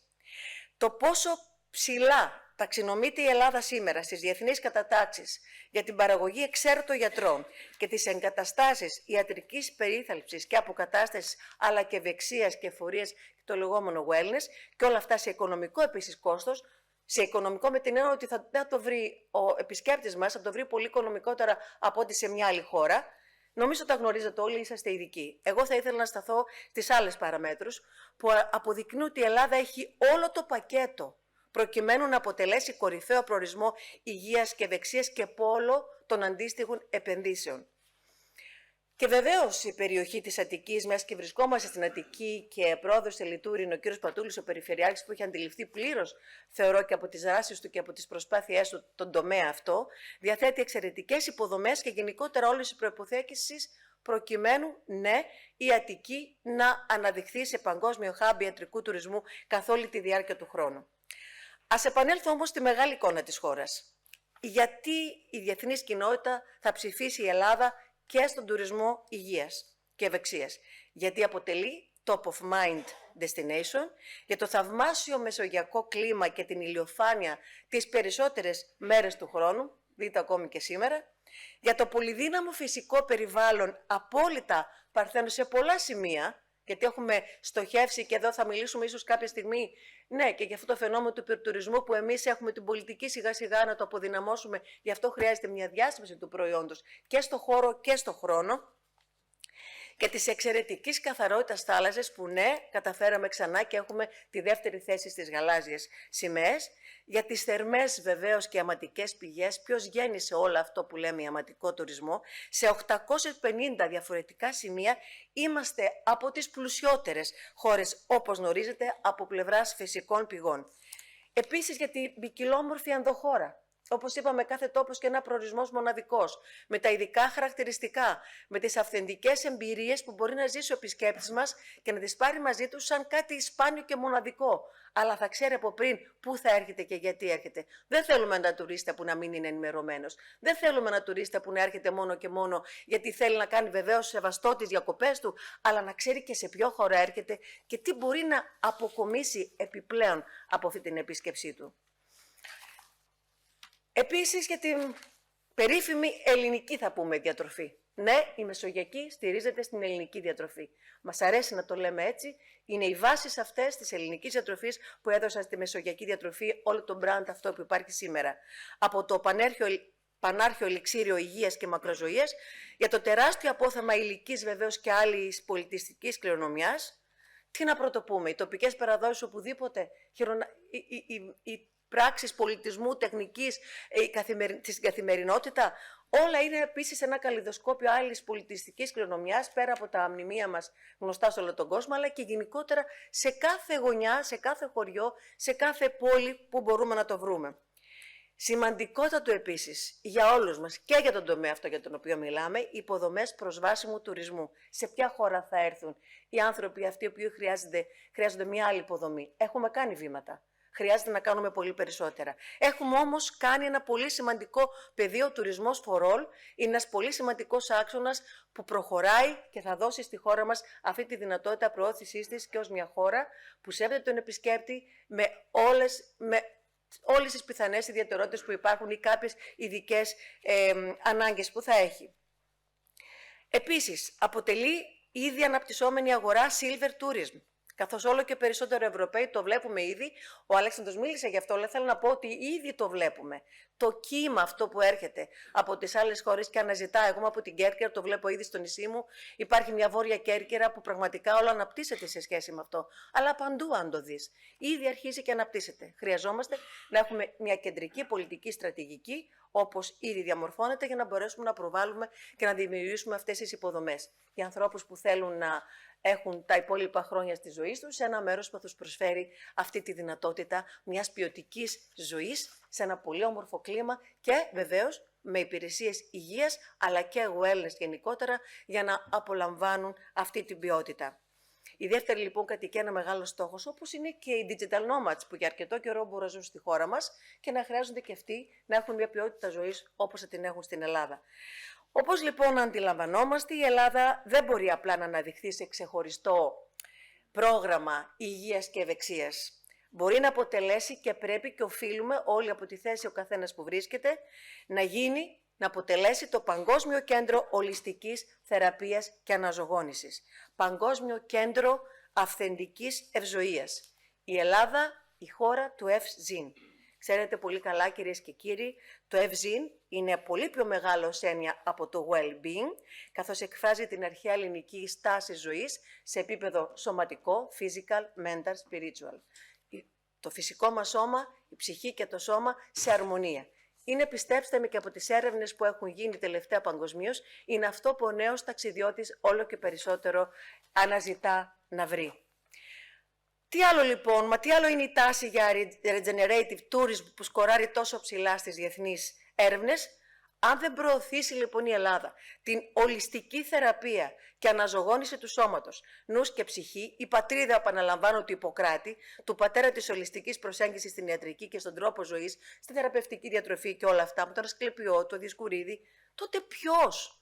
Οι αρχαίοι Έλληνες έκτιζαν, όπως ξέρετε συχνά, τα θεραπευτήρια δίπλα σε αματικά λουτρά, δίπλα σε γυμναστήρια, στα θέατρα. Να και πάλι λοιπόν η έννοια της ολιστικής φροντίδας και θεραπείας. Ο ιατρικός κόσμος της χώρας έχει αντιληφθεί πρώτος την τεράστια δυναμική που κοβαλά στο DNA του ο τομέας της υγείας και ευεξίας στην Ελλάδα.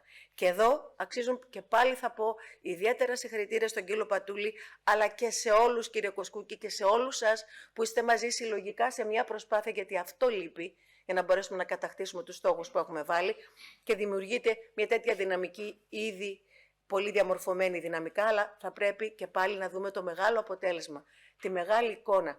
Να είναι το brand η Ελλάδα κέντρο αειφορίας, wellness, ελληνικού τρόπου ζωής ως μια πρόταση για την ποιότητα ζωής. Το Enterprise Greece είναι εδώ, ξέρει πολύ καλά, τα έχουμε συζητήσει και θα συζητήσουμε για το πώς πρέπει να καθοδηγούμε λίγο ή να ενημερώνουμε για τους επενδυτές μας για αυτό ακριβώς τον τρόπο ζωής που είναι ένα προϊόν που θα αποφέρει και πάρα πολλά στη χώρα μας. Τόσο λοιπόν προς τις κοντινές μας αγορές της Ευρώπης, όσο και της νοτιοανατολικής Μεσογείου και στις μακρινές αγορές όπως της Αμερικής και του Καναδά, στοχεύουμε εμείς ως ΕΟΤ και θα σας εξηγήσω τα εργαλεία που έχουμε και κυρίως την ομογένεια. Έχουμε τα 17 γραφεία μας στο εξωτερικό. Εδώ είναι λοιπόν που έρχεται ο ελληνικός τουρισμός να βοηθήσει και έμπρακτα στην προβολή αυτό που χτίζεται όλοι μαζί. Με τη συμμετοχή σε διεθνείς εκθέσεις, να αξιοποιήσουμε αυτό το τεράστιο εργαλείο, με τη διοργάνωση ταξιδιών εξοικείωσης για τους opinion makers στις κατατόπους αγορές, με δράσεις και εκδηλώσεις δημοσίων σχέσεων, με τα ίδια τα ψηφιακά μας μέσα, μέσω του οργανισμού, το site Visit Greece και τα αντίστοιχα social media. Και κυρίως με τις tailor-made καμπάνιες που σας είπα αφορούν στην τομέα ευεξία αναζωογόνησης που τρέχουν σε στοχευμένα κοινά και αγορές με χρήση online και offline μέσων επικοινωνίας.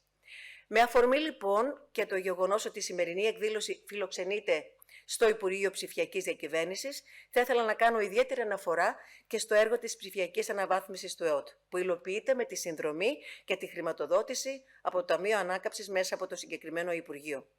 Μεταξύ άλλων θα περιλαμβάνει και πλήρη ψηφιακό χάρτη, όπου ο κάθε δυνάμει επισκέπτης μας, ο κάθε Έλληνας, αλλά και ο κάθε πολίτης από όλο τον κόσμο θα μπορεί να βρει αυτό που θέλει, όπου το θέλει, με όλες τις παραμέτρους που το εξασφαλίζουν ότι το ταξίδι του εκεί θα τον καλύπτει σε όλα τα επίπεδα. Και βεβαίως αναφέρομαι και στα επίπεδα υγείας, όπως ξέρετε, νοσοκομιακής περίθαλψης, αλλά και κέντρων ευεξίας και οτιδήποτε άλλο μπορεί να του προσφέρει αυτό που είπαμε προηγουμένως. Εδώ, όπως αντιλαμβάνεστε, οι υπηρεσίες υγείας και οι εμπειρίες ευεξίας θα κατέχουν κεντρική θέση, λοιπόν, στις καμπάνιες μας και στο χάρτη μας. Η Ελλάδα σε αυτό το νέο δρόμο, μετά από όλες αυτές τις προκλήσεις που είχε και που κατάφερε με αξιοπρέπεια να σταθεί στο επίπεδό της και να είναι στο κέντρο του ενδιαφέροντος, η Ελλάδα, λοιπόν, θέλει πάρα πολύ δουλειά από όλους μας, να την κρατήσουμε ψηλά και να συνεχίζουμε, δεν εφησυχάζουμε, αντίθετα ενεργοποιούμαστε περισσότερο γιατί δεν ξέρουμε και ποιες άλλες προκλήσεις μπορούν να έρθουν, αλλά εμείς δουλεύουμε γι' αυτό. Η Ελλάδα λοιπόν έχει σεβασμό στον άνθρωπο και οφείλει να έχει απολύτως ανθρωποκεντρικό όλο το περιβάλλον λοιπόν και το επενδυτικό και το τουριστικό, το πολιτισμικό, το wellness βάζει τον άνθρωπο στο επίκεντρο, στο περιβάλλον, τον πολιτισμό, στον αυθεντικό χαρακτήρα των τοπικών κοινωνιών και στην τοπική τους ανάπτυξη και οικονομική, μπορεί λοιπόν αυτή η Ελλάδα πραγματικά να γίνει το παγκόσμιο κέντρο ευεξίας. Από εμάς εξαρτάται το παγκόσμιο κέντρο ευζήν, το παγκόσμιο κέντρο ευζοίας. Αυτή η λέξη που τα περικλεί ολιστικά όλα. Με αυτές τις σκέψεις μου ελπίζω να μην σας κούρασα πολύ. Σας χαιρετώ, σας ευχαριστώ που με ακούσατε. Εύχομαι και πάλι θερμά συγχαρητήρια. Καλή συνέχεια στο Global Wellness Economy Forum. Θα είμαστε πάντα στη διάθεσή σας. Ευχαριστώ πολύ. Ευχαριστούμε την πρόεδρο του ΕΟΤ, την Άτζελα Τιγκερέκου. Ωραία αυτές οι ευχές και η διάθεση να γίνουν είναι πραγματικά πολύ όμορφο. Το θέμα είναι να υπάρχει το προϊόν και πώς να μην υπάρχουν συναρμοδιότητες τόσες πολλές και να μπορούν να υπάρχουν αποφάσεις άμεσα από την πολιτεία, από ένα Υπουργείο, όχι από 35 Υπουργεία. Και σίγουρα σε αυτή την κατεύθυνση βοηθάει το Enterprise Greece μέσα από τους μηχανισμούς που διαθέτει. Ο Μαρίνος ο Γιαννόπουλος, ο Διευθύνων Σύμβουλος του Enterprise Greece, είναι κοντά μας, έχει το λόγο. Και να ετοιμάζεται ο επόμενος, μάλλον θα είναι διαδικτυακή η κυρία Γάτσου από το ΣΕΤ. Mr. President, distinguished guests, ladies and gentlemen, good afternoon. On behalf of Enterprise Greece, where I serve as CEO, would like to thank the organizers for the invitation to contribute to this panel, where Enterprise Greece is also happy to join the other esteemed organizations in lending our auspices to such a high-level event. We're in the midst of an exciting time for the Greek life science and health sector, and we're beginning to realize Greece's potential as a wellness destination too. That makes today's event particularly timely. In the life science industry, we're seeing a wave of new investment in pharmaceutical research and manufacturing, accompanied by record export growth. In the private healthcare sector, there has been noteworthy foreign investment in hospital and diagnostic centers. But just as importantly, worldwide, the issue of wellness has taken on a new dimension. The recent pandemic fueled an already growing international awareness about the need for healthy lifestyles and healthy diets. This is evident from the rising popularity of the Mediterranean diet around the world, as Ms. Gerekou mentioned as well, to the rising popularity of practices like yoga or meditation. The health benefits of the Greek cuisine was reflected in the strong, steady increase year after year in the food exports, but which accelerating during the years of the pandemic. Now, the pandemic is over, Greece's reputation as a great place to unwind, as a healing destination, if you will, made the country one of the world's top tourist destinations. Last year, following the 2 years of lockdowns. From a business and investment perspective, health and wellness must be seen as a complete ecosystem comprising of many interrelated parts. These include the life science industry and healthcare services, but also medical tourism, physical therapy, thermal springs, diet and nutrition, sports and recreation. Taking into account the growing needs of the silver economy, health and wellness can also include retirement destinations, support services, and leisure activities for the elderly. Greece has an enormous potential in each of these areas. The government is pursuing policies that are starting to bear results. In the life science sector, the government has developed a strategy to further promote the pharmaceutical industry. It recently approved a state-sponsored program that will lead to more than 500 million euros being invested in the sector. Likewise, under Greece's National Recovery and Resilience Program, there is a series of new initiatives to develop Greece's tourism sector by offering new products, including health and wellness tourism. Recently, the government also took steps to attract retirees, orienting the country towards a 4 trillion silver economy. There is now a favorable tax regime for pensioners who seek to establish a second home in Greece, and already several hundred have responded. Just a few weeks ago, Greece was ranked as one of the top 10 places in the world to retire by the National Living magazine. The magazine took into account factors such as healthcare, cost of living, visas, housing, and climate, and placed Greece as the 7th best destination in the world for retirees. As Mr. Woudakis mentioned, we are number 6 in the wellness destination ranking, and after several years of effort, the government is starting the process of revitalizing the country's thermal spas by drawing fresh investment to the facilities. Since ancient times, Greece has been known for its natural springs and the spas connected to them. Greece has more than 800 such springs, which have varied healing properties in the waters. Some have already been upgraded, like a Dipsos, which reopened this summer. A few weeks ago, Greece's privatization agency awarded the operating concession for the old thermal spa in Kamena Voula. We have worked and we are working with various stakeholders to highlight the health benefits of the Greek diet and promote Greece as a wellness destination.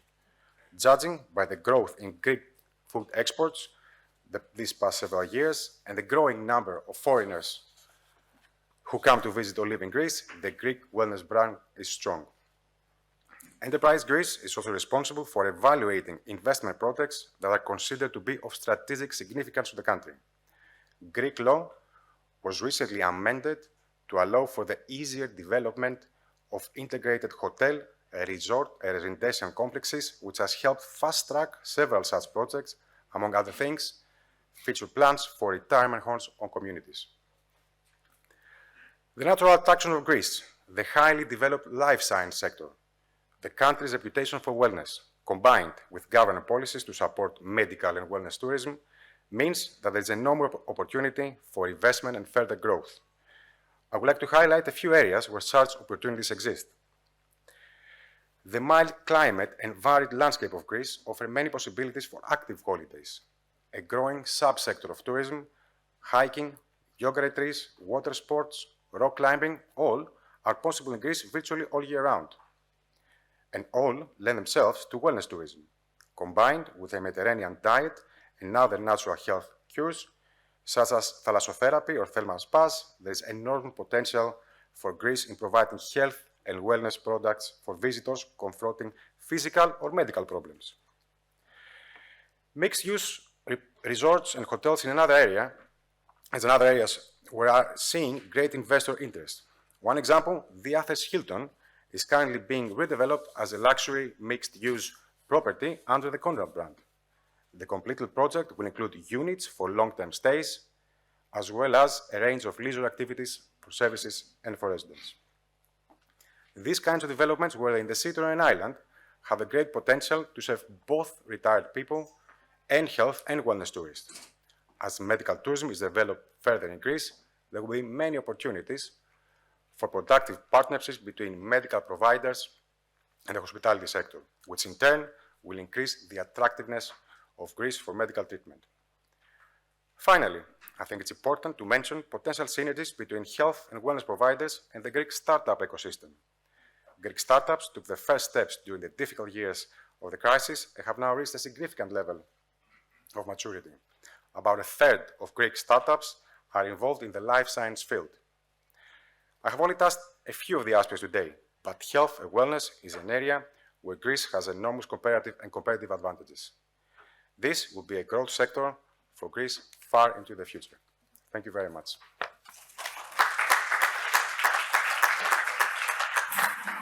Ευχαριστούμε τον κύριο Γιαννόπουλο, τον Διευθύνοντα Σύμβουλο του Enterprise Greece. Πραγματικά υπάρχουν μεγάλες ευκαιρίες και γίνονται σημαντικά έργα. Κύριε Γιαννόπουλε, θεωρώ ότι το επιχειρησιακό σχέδιο του Enterprise Greece πρέπει να δώσει μεγαλύτερη έμφαση σε αρκετούς κλάδους και να το προωθήσει, βέβαια όταν γίνουν προϊόν, σωστά. Τώρα, έχουμε τη χαρά να φιλοξενούμε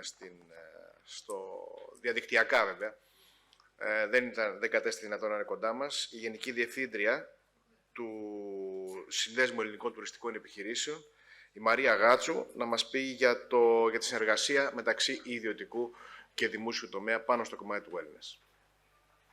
Καλησπέρα σε όλους. Εκ μέρους του ΣΕΔΕ, ευχαριστώ πολύ για την πρόσκληση και τον Ισαβέλη βεβαίως από τον κύριο Κουδάκη.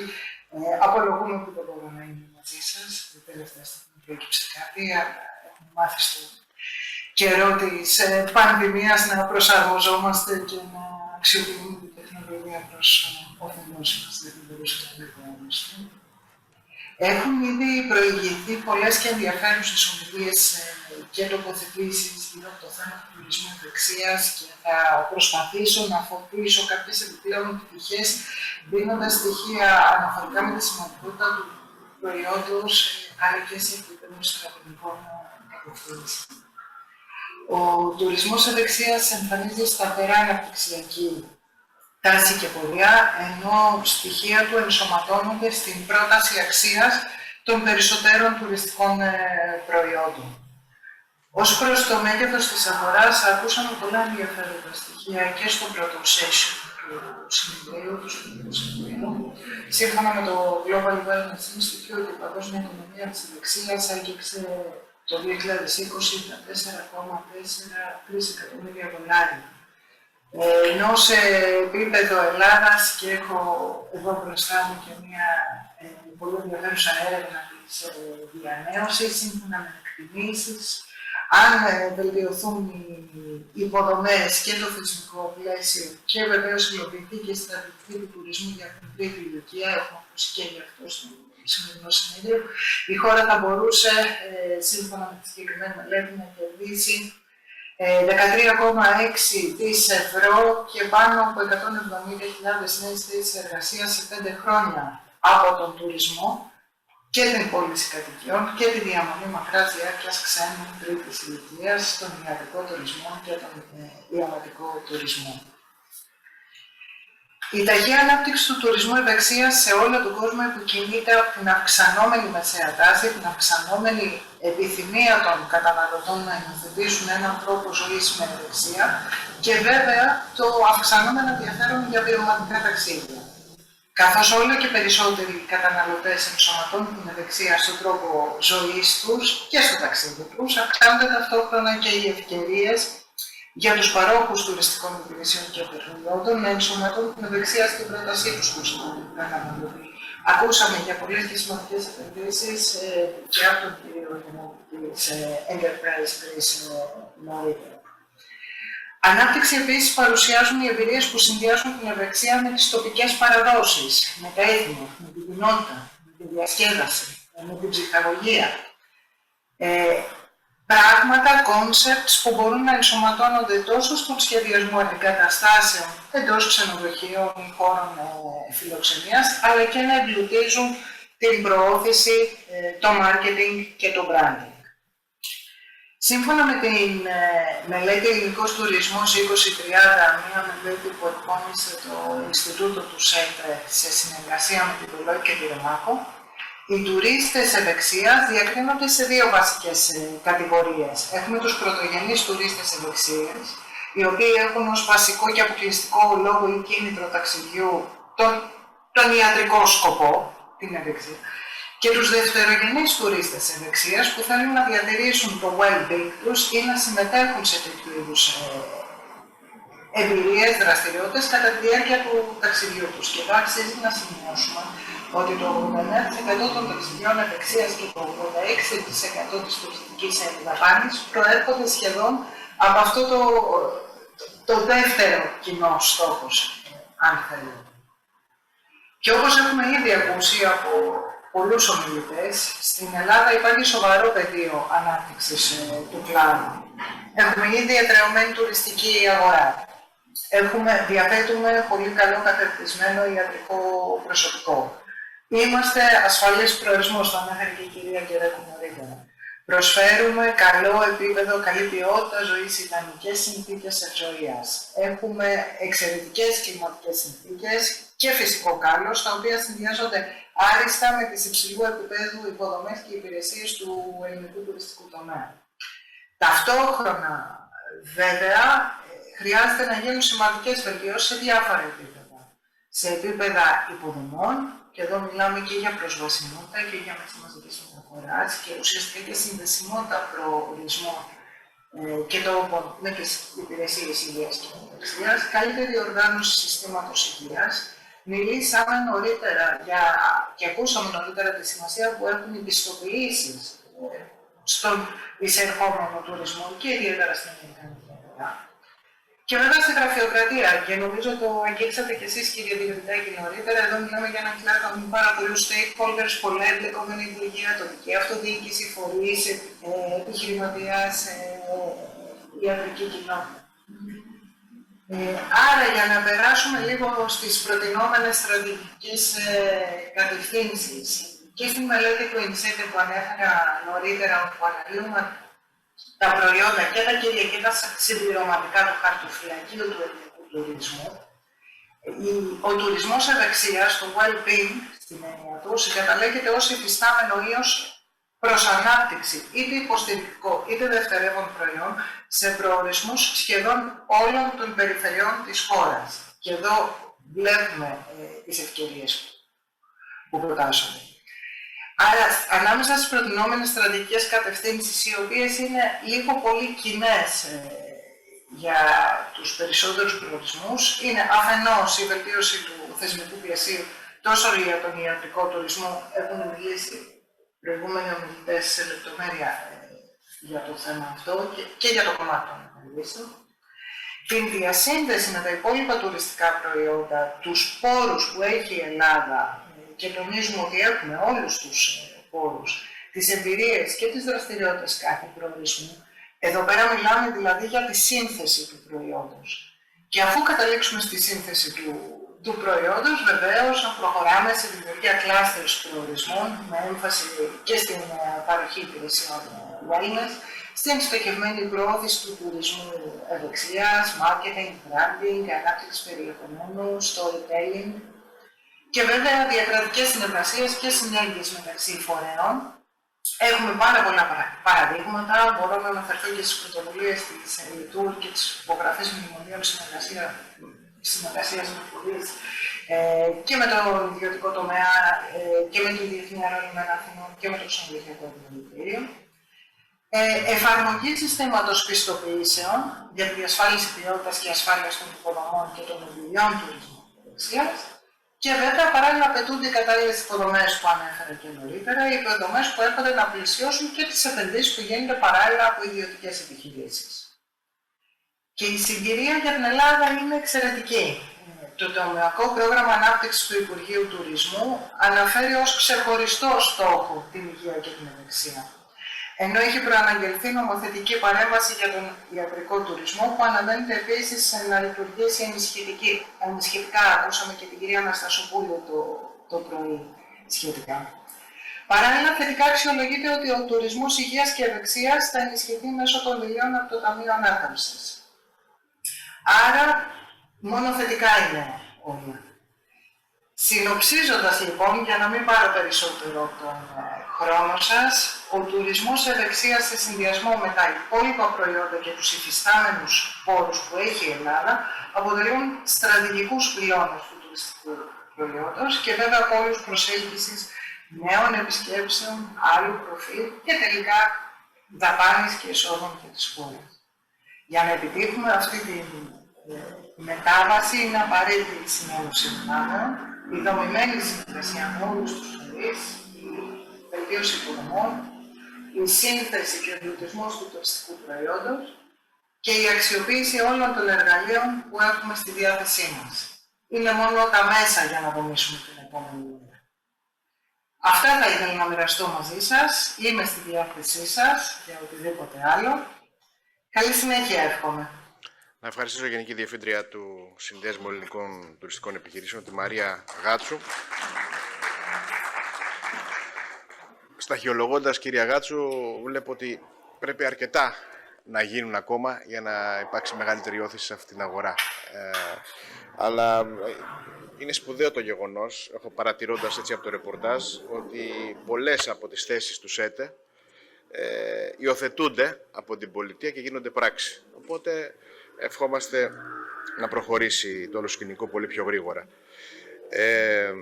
Φίλες και φίλοι, πάμε όμως σε ένα σημαντικό κομμάτι, το οποίο θα έχουμε την ομιλία του Ιωάννη Κυριακόπουλου, του οικονομολόγου και προέδρου της Ένωσης Ελλήνων Επενδυτών, τον καλό στο βήμα για την παρουσίασή του, όπου θα μπορέσει να μας αναλύσει τη δυναμική που έχουν τα sovereign wealth funds αλλά και τα pension funds τόσο στην ελληνική οικονομία. Είναι ήδη εδώ πέρα και πιστεύω ότι στο μικροσκόπιό τους έχουν βάλει να εισέλθουν σε αυτή την κατηγορία επενδύσεων και αυτό είναι σπουδαίο.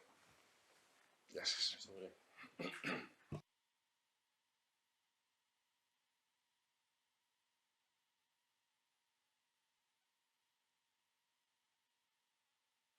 Ευχαριστώ πάρα πολύ καταρχήν για την πρόσκληση.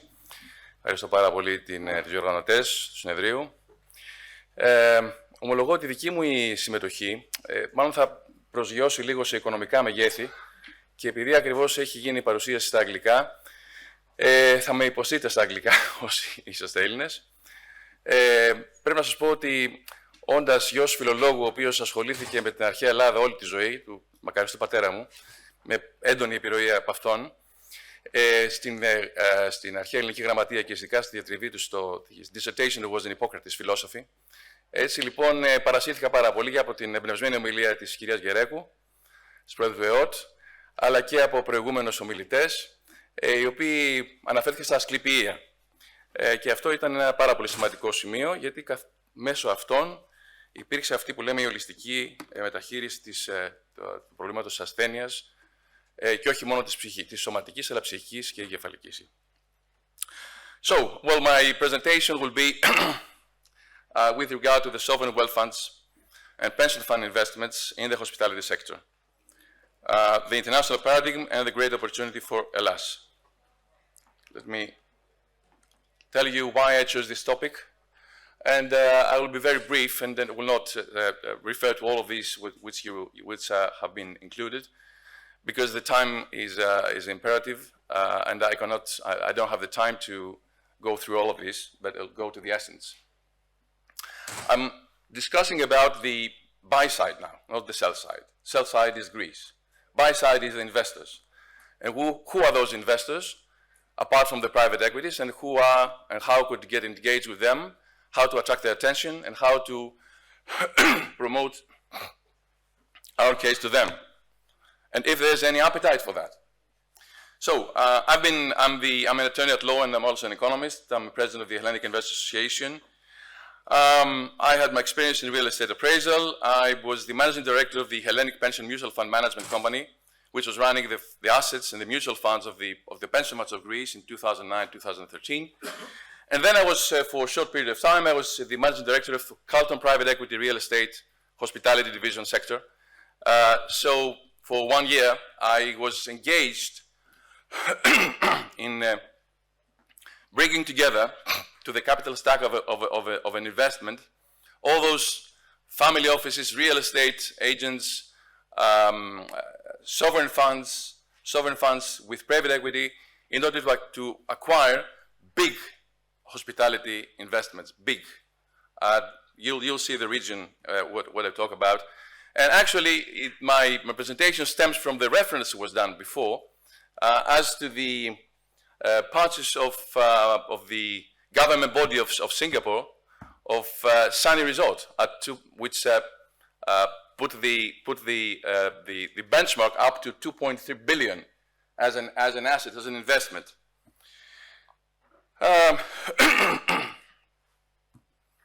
So I will go very briefly to what are these funds. I know that we have been many scattered funds here in Greece. Most of them have been in distress investing and don't have a very good reputation indeed.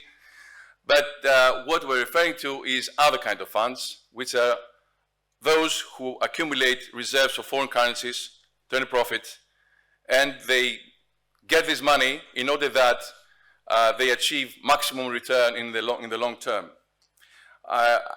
These are the sovereign funds, and we have the pension funds too. The pension funds accumulate money in order to provide retirement income. They accumulate the capital to pay out the pension. Sovereign funds invest in many, excuse me, in many asset classes, which are stocks, bonds, properties, and other financial instruments. The accumulated funds may have origin or may represent foreign currency deposits, monetary authority deposits, and other assets such as pension investments and so on. How much they are? They're at the region of $15 trillion in 2020. The biggest one is SAFE, along with the others, the China Africa Development Fund, the China Investment Corporation, National Social Security Fund of China, with which I had the honor and the pleasure to meet back when I had the mandate in 2010. I was with Mr. Paboukis at the time in China, and we had met those officers who would like to invest in Greece, and the mutual funds around 5 billion, peer-to-peer, ICA, EFCA, from China to EFCA. When I did this conversation with the Minister of Occupation then at the time, I was regarded as being a Chinese agent or something like that, but not indeed. Pension funds are of the region of 56 trillion. They're much more.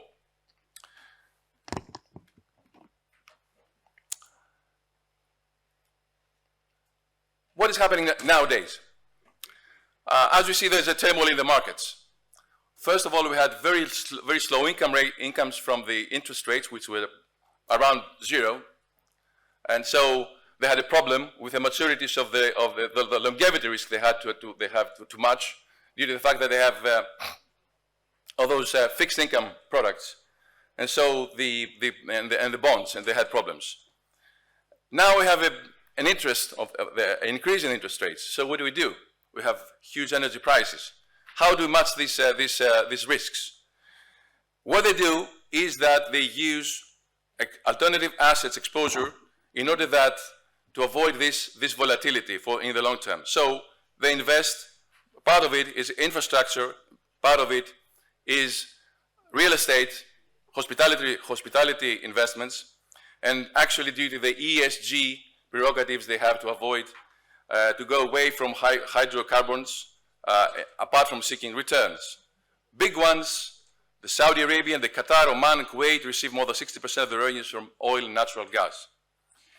So what are they trying to do? They're trying to diversify their portfolios and seek returns. When they do that, they are trying to reposition themselves in smaller countries. And this is why they include countries which are centers in the global tourism networking. As a result, they are embarking on a fierce struggle to take control, immediate control, as we saw with the Singaporean Investment Fund, in some of the world's most iconic hotels. The search for return is actually the drive between all these forces. But this is nothing new to sovereign wealth funds. How do they invest? How do you come and get in touch with them? So you go through direct investment, stakes in real estate funds, in real estate investment trusts, REITs, as they are listed in the stock market in Greece, and investment in listed companies.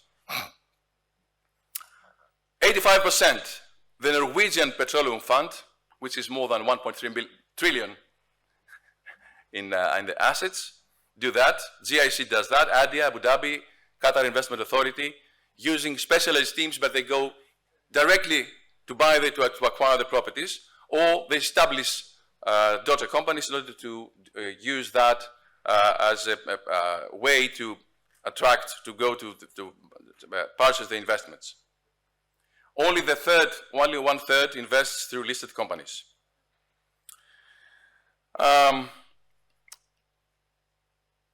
What is happening now to the ownerships of the companies? We have seen it also in Greece, but Greece was a different paradigm because we had the problem of the huge recession, the depression we almost survived, some of us, with all of those properties that were asset-backed by loans, and all those loans were sold at almost a fraction of the price. So most of the hoteliers had to abandon their investments in hotels. But what happens globally is that the ownership is reducing, and they remain as minority shareholders like Marriott or Starwood or Hyatt.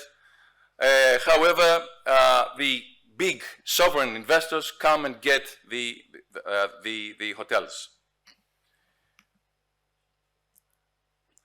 Which is the most important reason? This is what I would like to go much faster now. Institutional investors, when they handle billions of euros, billions of dollars, need to diversify their portfolios. They need to mitigate the risk. They need to match the liabilities with the assets they have. And what is better than a good investment in a hotel, in leisure property, where you get almost 5%, which is very good, saying that it's not free of risk, probably.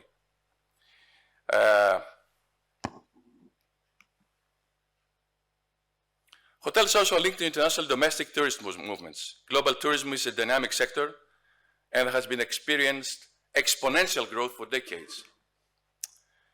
The conclusions to that part is that sector closely reflects trends in international tourism. Second, purchasing, you don't lose the value of investments by indexing rents to inflation or the yields to inflation, let's say of this hotel. Thirdly, the returns offered, that's why the Singaporean fund invested in Sani, go to countries that are not yet saturated and have increased, they have very attractive investment options as in terms of growth, and Greece is a growth paradigm. Finally, all those Asian, the Arabs, when investing in Western, let's say, prestigious locations and institutions, it enhances the legitimacy of the governments of countries with sovereign wealth funds, like the Qatar Investment Authority. Finally, the useful lives of these investments explain the interest of sovereign wealth funds, which have long-term mandates. The thing for Greece is not only to attract those who are, let's say, instant investors, so they have short period of time to invest, 3 to 5 or 7 years, and then wait for an exit strategy, apart from the sovereign funds who go for 15 or 20 years in investment. So I'm just going to leave all those activities. There is activity sovereign funds do invest, and do invest heavily in Europe. There are many examples in the last months where the investments are very big.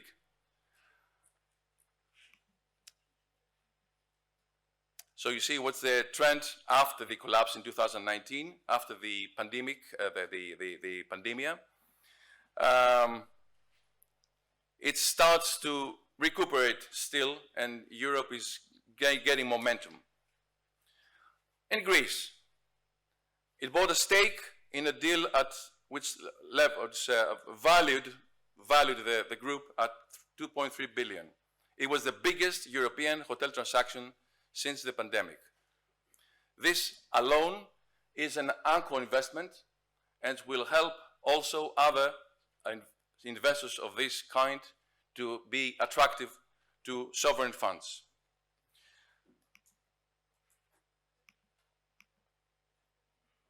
GIC has been investing also to other parts of the hotel industry in Europe. Also very active, proactive are the pension funds, the Netherlands pension funds, the Netherlands pension funds.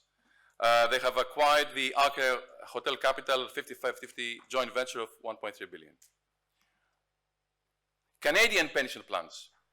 You remember that the Canadian pension fund acquired part of the the Greek airport. So you see they're very proactive in investments. Another also investment was they made by the Dutch fund. It doesn't mean, of course, anything to give you names or give you any examples. You will never remember that. So I'm finishing here, referring to the result. The result of my presentation is, the outcome of my presentation is that Greece, since it has been now been centered as an investment orientation, it would try to acquire the interest, to allure the interest of heavy sovereign fund investors. There are ways, of course, to do that, and you have to sell them what they want. You have to give them what they request, and all of the preceding speakers have done that much more eloquently and much more adjusted to the topic as I did. Thank you very much. Ευχαριστούμε τον κύριο Κυριακόπουλο. Πραγματικά υπάρχει μεγάλο ενδιαφέρον. Πριν έρθω εδώ ήμουνα σε ένα δημοσιογραφικό γεύμα που έγινε, τέλος πάντων έχει σημασία που έγινε. Ήταν για την επένδυση της Mirum, αν δεν έχεις ακουστά, στο Ινελούντα. Είναι κάποιες εκτάσεις γύρω στα 1.300 στρέμματα συνολικά, όλη η επένδυση, όπου ο σκοπός τους είναι κεφάλαια που έχουν έρθει από διάφορα μέρη του κόσμου, τέλος πάντων, και ψάχνουν επενδυτές, funds, sovereign funds, εκτιμώ, pension δεν είναι για αυτή την ιστορία, για να επενδύσουν και ετοιμάζουν ξενοδοχεία, το οποίο έχει να κάνει και με το κομμάτι του wellness και το κομμάτι κάτι σαν γυροκομείο για τρίτη ηλικία πιο πολύ. Αυτά μας λέγανε πριν από λίγο. Η σεπήρωση είναι αυτών που είπατε πριν. Πάμε όμως να δούμε οικονομικές λύσεις, γιατί εντάξει, μία μορφή είναι τα funds. Ποιες άλλες οικονομικές λύσεις υπάρχουν? Έχουμε τη χαρά να έχουμε κοντά μας τον Γιώργο τον Μαλτέζο, τραπεζίτης και στο κομμάτι του τουρισμού, επικεφαλής περιουσίας και τουρισμού της EBRD. Για την Ελλάδα, εντάξει. Καλησπέρα και από μένα. Λέγομαι Γιώργος Μαλτέζος, είμαι Principal Banker της EBRD. Είμαι στο γραφείο της Αθήνας. Καλύπτω τους κλάδους ακινήτων και τουρισμού για τις αγορές της Ελλάδας, της Βουλγαρίας και της Αλβανίας. Το δικό μου κομμάτι της παρουσίασης σήμερα θα αγγίξει διαφορετικές μορφές χρηματοδότησης που απαντώνται γενικά στον κλάδο ή και ευρύτερα, αφού επισημάνω μερικά χαρακτηριστικά που αναζητούν οι χρηματοδότες κατά την ανάλυση των επενδυτικών και χρηματοδοτικών τους επιλογών στον κλάδο. Πριν το κάνω όμως αυτό, θα ξεκινήσω με μερικές διαπιστώσεις που αναφέρθηκαν κάποιες από αυτές ή περισσότερες από αυτές σε προηγούμενες ομιλίες, απλά για να επιβεβαιώσω το πόσο σχετικός είναι ο κλάδος του medical και του wellness tourism σε ένα μεταβαλλόμενο αλλά κατά τα άλλα σταθερά αυξανόμενο κλάδο του παγκόσμιου τουρισμού. Θα ξεκινήσω με το κομμάτι της ευεξίας. Και τι αφορά αυτό? Αφορά στην ουσία την αναζήτηση επιλογών και δραστηριοτήτων που σχετίζονται με την ατομική ευζοία. Σαν μέγεθος είναι, και εμείς το αντιμετωπίζουμε σαν τραπεζικός κλάδος, ένας συνεχώς αυξανόμενος κλάδος με ρυθμούς μεγαλύτερους από αυτούς του γενικού τουρισμού, και καθώς διαμορφώνεται, τι προσπαθεί να αποτυπώσει? Μια γενικευμένη κατεύθυνση του ανθρώπου σε ένα πιο σύγχρονο lifestyle επικεντρωμένο στην υγεία, αλλά με διαφορετικές εκφάνσεις. Και ο τουρισμός τώρα της ευεξίας είναι απλά η μετάφραση μιας τάσης ως προς τις ταξιδιωτικές μας επιλογές. Όλο και περισσότεροι άνθρωποι πλέον επικεντρώνουν την επιλογή του ταξιδιού τους γύρω από το wellness, αλλά υπάρχουν και άλλοι, όπως αναφέρθηκε προηγουμένως, όπου το κοιτάνε συμπληρωματικά ενός περισσότερου συμβατικού ταξιδιού. Οπότε, σαν ανταπόκριση στην οικονομία, βλέπουμε ότι έχει και άμεσο και έμεσο αποτύπωμα. Αντιστοίχως, το wellness επηρεάζει πολύ περισσότερο σε σχέση με το συμβατικό τουρισμό κλάδους που είναι περιφερειακοί του ξενοδοχειακού. Γιατί σημαίνει αυτό? Γιατί είναι περισσότερο συνδεδεμένος με το περιβάλλον, είναι περισσότερο συνδεδεμένος με την τοπικότητα και είναι πολύ περισσότερο εμπειρικός. Επομένως, το πολλαπλασιαστικό όφελος τελικά στις τοπικές οικονομίες είναι πολύ μεγαλύτερο, και σε προηγούμενες παρουσιάσεις αναφέρθηκαν μερικά νούμερα που μπορεί κανείς να συγκρίνει το πώς την επίδραση σε θέμα εισπράξεων του γενικού τουρισμού σε σχέση με τον τουρισμό υγείας και ευεξίας. Αντίστοιχα, ο τουρισμός, ο medical tourism, τι αφορά την επιλογή κάποιου να μετακινηθεί για να λάβει ιατρική περίθαλψη. Για διάφορους λόγους. Μπορεί να είναι το κόστος, μπορεί να είναι το καλύτερο κλίμα για την αποκατάσταση, μπορεί να είναι η εξειδίκευση ή μπορεί να είναι η μη διαθεσιμότητα της υπηρεσίας στον τόπο που κατοικεί. Τι συγκεκριμένες τάσεις έχουμε παρατηρήσει?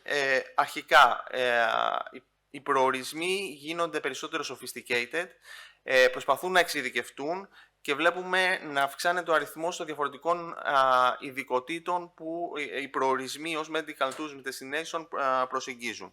Δεύτερον, υπάρχουν ξεκάθαρες τάσεις ως προς το εξής. Υπάρχουν συγκεκριμένες χώρες που είναι αυτές που προσφέρουν περισσότερο ιατρικό τουρισμό και αντιστοίχως υπάρχουν χώρες που το αναζητούν περισσότερο. Και ένα επιπλέον στοιχείο αναφέρθηκε πριν είναι η συνεχής τάση θεσμοθέτησης της αγοράς και πιστοποίησης, που είναι καλό να το βλέπουμε σε μια αγορά που συνεχώς μεγενθύνεται. Ποια είναι τα χαρακτηριστικά που κάνουν την Ελλάδα δυνητικά ελκυστικό προορισμό? Αναφέρθηκαν εκτενώς προηγουμένως, δεν θα μπω σε μεγαλύτερο βάθος. Όπως αναφέρθηκαν επισταμένως και οι λόγοι που μέχρι τώρα δεν έχει απολύτως εδραιωθεί η Ελλάδα ως τουρισμός ευεξίας και medical tourism, αλλά αντιστοίχως έχει όλα τα εχέγγυα για να το κάνει στο μέλλον. Ακόμα περισσότερο τουλάχιστον. Τι κοιτάνε αυτοί που αντιμετωπίζουν μια νέα αγορά ως προς τη χρηματοδότηση ή την επένδυση? Αρχικά, δεδομένης της φύσης του συγκεκριμένου κλάδου, η κλαδική ανάλυση και η ανάλυση της αγοράς αποτελούν πολύ βασικό παράγοντα. Τα φυσικά χαρακτηριστικά, το αναφέρθηκε προηγουμένως, είναι παράγοντας που μπορεί να δημιουργήσει ή να αποκλείσει ένα προορισμό στο να γίνει medical tourism ή wellness tourism destination. Η αυθεντικότητα επίσης. Βλέπουμε ότι οι προορισμοί που ευδοκιμούν σε αυτό το τομέα είναι place-based και αυθεντικοί. Τρίτον, το destination management. Βλέπουμε όλο και περισσότερο τους προορισμούς που βγαίνουν νικητής από τη διαδικασία προσέγγισης των τουριστών να είναι αυτοί που οργανώνονται και δομούνται γύρω από το destination management branding ως health tourism destinations. Και προφανώς η τεχνολογία, γιατί πέραν της επίδρασης της τεχνολογίας καθαρά στην υπηρεσία, πόσο μάλλον στην ιατρική υπηρεσία, έχει αντίκτυπο και στον τρόπο που κάποιος επιλέγει, που κάποιος κάνει την κράτηση, επηρεάζει την πρόσβαση στον προορισμό, επηρεάζει το branding και τη διαμόρφωση δικτύων. Πέραν όμως τους ευρύς παράγοντες που κάποιος θα κοιτάξει όσον αφορά την αγορά, προφανώς ο χρηματοδότης ή ο επενδυτής θα κοιτάξει και παράγοντες που έχουν να κάνουν με το ίδιο το έργο. Οπότε, ξεκινώντας με το location, το hotel, το brand concept, η τοποθέτηση σε σχέση με τον ανταγωνισμό, ο αρχιτεκτονικός σχεδιασμός, παράγοντες όπως η προσβασιμότητα γίνονται βασικοί παράγοντες που εξετάζονται κατά την οικονομική ανάλυση. Αντιστοίχως, η αξιοπιστία και η δυναμική του επιχειρηματικού πλάνου που παρουσιάζεται στο χρηματοδότη, η πιστοληπτική ικανότητα του επενδυτή, η εμπειρία και η απόδοση ιστορικά του operator σε αντίστοιχα έργα, σε αντίστοιχους προορισμούς. Και εδώ λίγο να αναρωτηθούμε το πώς μια τράπεζα προσεγγίζει μια αγορά που δεν έχει τόσο μεγάλο βάθος και τι παράγοντες πρέπει να αναλυθούν όταν αναλύουμε τα πιθανό opportunity στον κλάδο. Τώρα, πηγαίνοντας ως προς τα διαφορετικά εργαλεία τα οποία είναι διαθέσιμα. Η παλέτα είναι αρκετά ευρεία και να επισημάνω εδώ ότι εμείς σαν τράπεζα έχουμε την ευελιξία να παρέχουμε χρηματοδοτήσεις across the capital structure και επομένως όλα τα εργαλεία που θα αναφέρω παρακάτω είναι διαθέσιμα για εμάς. Το εύρος η παλέτα των δυνητικών χρηματοδοτικών εργαλείων ξεκινάει από το plain vanilla debt, είτε αυτό είναι σε μορφή project financing, είτε είναι σε μορφή balancing financing, μέχρι την άλλη πλευρά που είναι η κεφαλαιακή συμμετοχή, το equity, αλλά και οποιοδήποτε ενδιάμεσης μορφής χρηματοδοτικό εργαλείο, όπως το convertible debt, το subordinated debt κλπ. Θα κάνουμε μια πολύ βασική σύγκριση μεταξύ της δανεικής χρηματοδότησης και της κεφαλαιακής συμμετοχής, απλά για να δούμε μερικά βασικά χαρακτηριστικά τους.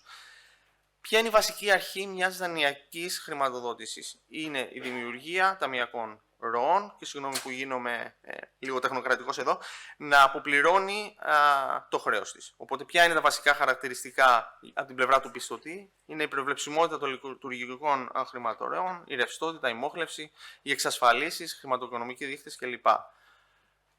Μια τράπεζα θα κάνει ανάλυση του ευρύτερου οικονομικού περιβάλλοντας, ξεκινώντας από το μακροοικονομικό πεδίο, πηγαίνοντας στην αγορά, στον ανταγωνισμό και το πώς το προσφερόμενο εγχείρημα τοποθετείται έναντι αυτού. Θα εξετάσουμε και περισσότερο ποιοτικούς παράγοντες, όπως η εταιρική διακυβέρνηση, η οργανωτική δομή, η οικονομική συνέπεια και πειθαρχία σε προηγούμενες χρηματοδοτήσεις. Ενώ αντίστοιχα, όταν κοιτάμε μια επένδυση από την πλευρά της κεφαλαιακής συμμετοχής, βασική αρχή είναι η πιστοποίηση ότι υπάρχει δυνατότητα επίτευξης υψηλών ρυθμών ανάπτυξης και αντιστοίχως ικανοποιητικών αποδόσεων σε σχέση με το ρίσκο που παίρνουμε. Επομένως, εδώ γίνονται περισσότερο σημαντικά τα performance metrics, μερίδια αγοράς, ανάπτυξη, κερδοφορία, περιθώρια κέρδους κλπ. Η θεμελιώδης δυναμική της εκάστοτε αγοράς, η εμπειρία του management ώστε να μπορέσει να αποδώσει το επιχειρηματικό πλάνο που έχει παρουσιαστεί και προφανώς σε κάθε equity investment και η δυνατότητα εξόδου στο χρονικό ορίζοντα της επένδυσης, το οποίο προφανώς διαφέρει ανάλογα με τη φύση του επενδυτή. Ερχόμενος τώρα στις ενδιάμεσες μορφές χρηματοδοτήσεων, συντομία να πω ότι το χαρακτηριστικό τους είναι ότι συνδυάζουν στοιχεία και μετοχών και δανείων. Ένα, για παράδειγμα, μετατρέψιμο ομόλογο τι δίνει τη δυνατότητα στον κατοχό του να το μετατρέψει σε κοινές μετοχές, σε συγκεκριμένες ημερομηνίες και σε συγκεκριμένη τιμή εξάσκησης. Ποια είναι τα πλεονεκτήματα αυτών των ενδιάμεσων μορφών? Προφανώς το κόστος είναι χαμηλότερο σε σχέση με μια κεφαλαιακή συμμετοχή. Η ικανότητα διαχείρισης του πλειοψηφικού ελέγχου, που είναι πολύ σημαντικό για εταιρείες ειδικά που έχουν ένα σημαντικό growth story, και το γεγονός ότι οι αποπληρωμές κεφαλαίου κατά τη διάρκεια είναι μικρότερες ή δεν υπάρχουν. Αντιστοίχως, από την πλευρά των μειονεκτημάτων, το γεγονός ότι το κόστος του προφανώς είναι υψηλότερο από ένα απλό δανεισμό, το ότι υπάρχει πιθανό dilution και η ανάγκη συμμόρφωσης με συγκεκριμένους δείκτες. Θα περάσω πολύ σύντομα να πω δύο κουβέντες και την αγορά ομολόγων. Τι είναι ένα ομόλογο? Ένα εταιρικό ομόλογο είναι ένα είδος χρεωστικού τίτλου που εκδίδεται από μια εταιρεία και πωλείται σε επενδυτές. Εισάγεται συνήθως και διαπραγματεύεται σε μια οργανωμένη αγορά, είτε εγχώρια είτε διεθνή, με το επιτόκιο το λεγόμενο κουπόνι να είναι συνήθως σταθερό, ενώ συνήθως δεν υπάρχει αποπληρωμή κεφαλαίου μέχρι τη λήξη του. Ιδιαίτερη αναφορά θέλω να κάνω εδώ σε μια γενικευμένη τάση που βλέπουμε πάλι στην αγορά των ομολόγων, που είναι ο αυξανόμενος όγκος εκδόσεων Green, Social και Sustainability Linked Bonds. Τα Green και Social Bonds μαζί Sustainability Bonds είναι ομόλογα που τα κεφάλαιά τους χρησιμοποιούνται αποκλειστικά σε πράσινες ή κοινωνικές επενδύσεις, τοποθετώντας παράγοντες που έχουν ουσιαστικά περιβαλλοντικές ή κοινωνικές πτυχές στην κορυφή της επενδυτικής τους τοποθέτησης. Αντιστοίχως, τα Sustainability Linked Bonds είναι ομόλογα που τα κεφάλαια τους δεν χρειάζεται απαραίτητος να αξιοποιούνται σε κοινωνικές ή πράσινες επενδύσεις, αλλά η τιμολόγησή τους συνδέεται με προκαθορισμένους στόχους απόδοσης βιωσιμότητας, είτε αυτή είναι περιβαλλοντική είτε είναι κοινωνική. Αναφέρομαι ειδικά σε αυτά, γιατί όσο βλέπουμε την αγορά του wellness και του medical tourism να αυξάνεται, αυτού του είδους οι εκδόσεις θα γίνονται όλο και περισσότερο σχετικές. Κλείνοντας, θα ήθελα να πω και μερικά πράγματα σχετικά με το Ταμείο Ανάκαμψης και Ανθεκτικότητας, γιατί είναι ένα εργαλείο που γίνεται όλο και περισσότερο σχετικό σε ένα περιβάλλον έντονων πληθωριστικών πιέσεων και περιβάλλον που η νομισματική πολιτική αλλάζει και οδηγεί σε ένα αυξανόμενο κόστος δανεισμού γενικά. Οι βασικοί στόχοι του Ταμείου είναι ο μετριασμός των οικονομικών και κοινωνικών επιπτώσεων της πανδημικής κρίσης, αλλά αυτό βλέπουμε ότι έχει περισσότερη ουσία όσο ζούμε σε περιβάλλον διεθνούς αβεβαιότητας και γεωπολιτικών αναταράξεων, και προφανώς στοχεύει στην αντιμετώπιση των υπαρχόντων παραγωγικών και επενδυτικών κενών στη χώρα, πράγμα το οποίο το κάνει πολύ συνδεδεμένο με τον τρόπο που προσεγγίζουμε εμείς το ρόλο μας στις χώρες που δραστηριοποιούμαστε. Τα δάνεια του Ταμείου Ανάκαμψης αφορούν τη χρηματοδότηση επενδυτικών έργων που καλύπτουν συγκεκριμένους στρατηγικούς άξονες του Εθνικού Σχεδίου Δράσης, οι οποίοι είναι η πράσινη μετάβαση, ο ψηφιακός μετασχηματισμός, που είναι σχετικά και τα δύο με το τουρισμό εν γέννη και πόσο μάλλον με το συγκεκριμένο κομμάτι που κοιτάμε σήμερα, η εξωστρέφεια που είναι το core κομμάτι κάτω από το οποίο είναι ο κλάδος του τουρισμού, η καινοτομία και η ανάπτυξη οικονομιών κλίμακας. Τα δάνεια προσφέρουν επιχορηγούμενο επιτόκιο στο τμήμα του δανείου που καλύπτεται από το Ταμείο, ενώ οι ιδιωτικές τράπεζες και οι διεθνείς χρηματοπιστωτικοί οργανισμοί αυτό που κάνουν είναι συμμετέχουν σε μέρος του δανείου σε όρους αγοράς. Εμείς από την πλευρά μας, ήδη από τον Νοέμβριο του 2021 έχουμε υπογράψει σύμβαση με την ελληνική κυβέρνηση για να διαχειριστούμε 500 εκατομμύρια από τους πόρους του Ταμείου Ανάκαμψης, το κομμάτι του δανείου πάντα, και έχουμε μέχρι σήμερα χρηματοδοτήσει έργα 200 εκατομμυρίων, εκ των οποίων 50% περίπου είναι το κομμάτι του Ταμείου Ανάκαμψης, 30% είναι ήδη οι πόροι της EBRD και αντιστοίχως το 20% είναι η αντιστοίχηση της συμμετοχής των δανειζομένων. Αυτά σε γενικές γραμμές από μένα. Ξέρω έγινε λίγο τεχνοκρατικός, ελπίζω να μην σας κούρασα, αλλά αυτό που ήθελα να δείξω είναι η προσέγγιση από την πλευρά του χρηματοδότη ή του επενδυτή σε ένα κλάδο που ακόμα για τη χώρα μας δεν έχει αποκτήσει ιδιαίτερη εμβέλεια ακόμα. Είναι, τα έργα που βλέπουμε ότι είναι επιτυχημένα είναι σχετικά isolated και επομένως πρέπει αντιστοίχως στο τραπεζικό σύστημα οι επενδυτές να το προσεγγίσουν με την αντίστοιχη λογική και νοοτροπία. Σας ευχαριστώ πάρα πολύ και συγχαρητήρια προφανώς για το... Ευχαριστούμε τον Γιώργο τον Μαλτέζο από την Ευρωπαϊκή Τράπεζα Ανασυγκρότησης και Ανάπτυξης. Η αλήθεια είναι ότι τα bonds στα οποία αναφερθήκατε, μόνο κάποια sovereign funds ή κάποιες επενδύσεις που έχουν γίνει στην Ελλάδα μπορούν κάποια στιγμή να μπουν σε τέτοιες εκδόσεις. Έτσι, λίγα είναι αυτά όπως αντιλαμβάνεστε. Τώρα στο κομμάτι του Ταμείου Ανάκαμψης, θέλω να κάνω το σχόλιο μου. Δυστυχώς είναι πολύ λίγοι που μπορούν να μπουν. Αφορά τους πολύ λίγους και όχι τους πολλούς. Και δεδομένου ότι για να μπορείς να χρηματοδοτηθείς πρέπει να είσαι, μου το έλεγε ένας τραπεζίτης αυτό, bankable. Και του λέω, ναι, το θέμα είναι ότι το 90% περίπου των επιχειρήσεων δεν είναι σήμερα. Με τον τρόπο που εσείς οι Ευρωπαίοι έχετε ορίσει τις ώρες του παιχνιδιού. Ελπίζω όταν πάρουμε την επενδυτική βαθμίδα να αλλάξει. Και αυτό το πιστεύουμε να γίνει φέτος. Απόψή μου είναι αυτή, έτσι, και θέλω να την καταγράψετε. Να κάνω ένα πολύ γρήγορο σχόλιο. Και πιο και αργό, δεν μοιράζει. Έχετε δίκιο σε όλα όσα αναφέρετε. Εμείς, σαν EBRD, δεν καθορίζουμε το process σχετικά με την εγκριτική διαδικασία των δανείων του Ταμείου Ανάκαμψης, αλλά από τη δική μας πλευρά προσπαθούμε να βοηθήσουμε τους πελάτες μας ή τους... με αμιγώς τραπεζικούς όρους όμως. Με αμιγώς τραπεζικούς Ναι, όρους. Και έχετε δίκιο ότι χρειάζεται πολύ μεγαλύτερο sophistication όσο πηγαίνουμε προς τα κάτω σε σχέση σε θέματα μεγέθους εταιριών. Και προφανώς το sophistication υπάρχει σε μεγαλύτερες εταιρείες, ενώ δεν υπάρχει τόσο πολύ στις μικρότερες. Έχετε δίκιο. Όχι, καλό να το μεταφέρετε. Το λέτε προς συνέχεια στους Ευρωπαίους. Το θέμα είναι ότι να δούμε άλλα εργαλεία όμως, έτσι, συμβουλευτικά, τα οποία μπορούν να ενισχύσουν την επιχειρηματικότητα σήμερα. Ο Μπάμπης, ο κύριος Μπάμπης Τσάλκιτζης θα μας μιλήσει πάνω σε αυτό ακριβώς το κομμάτι.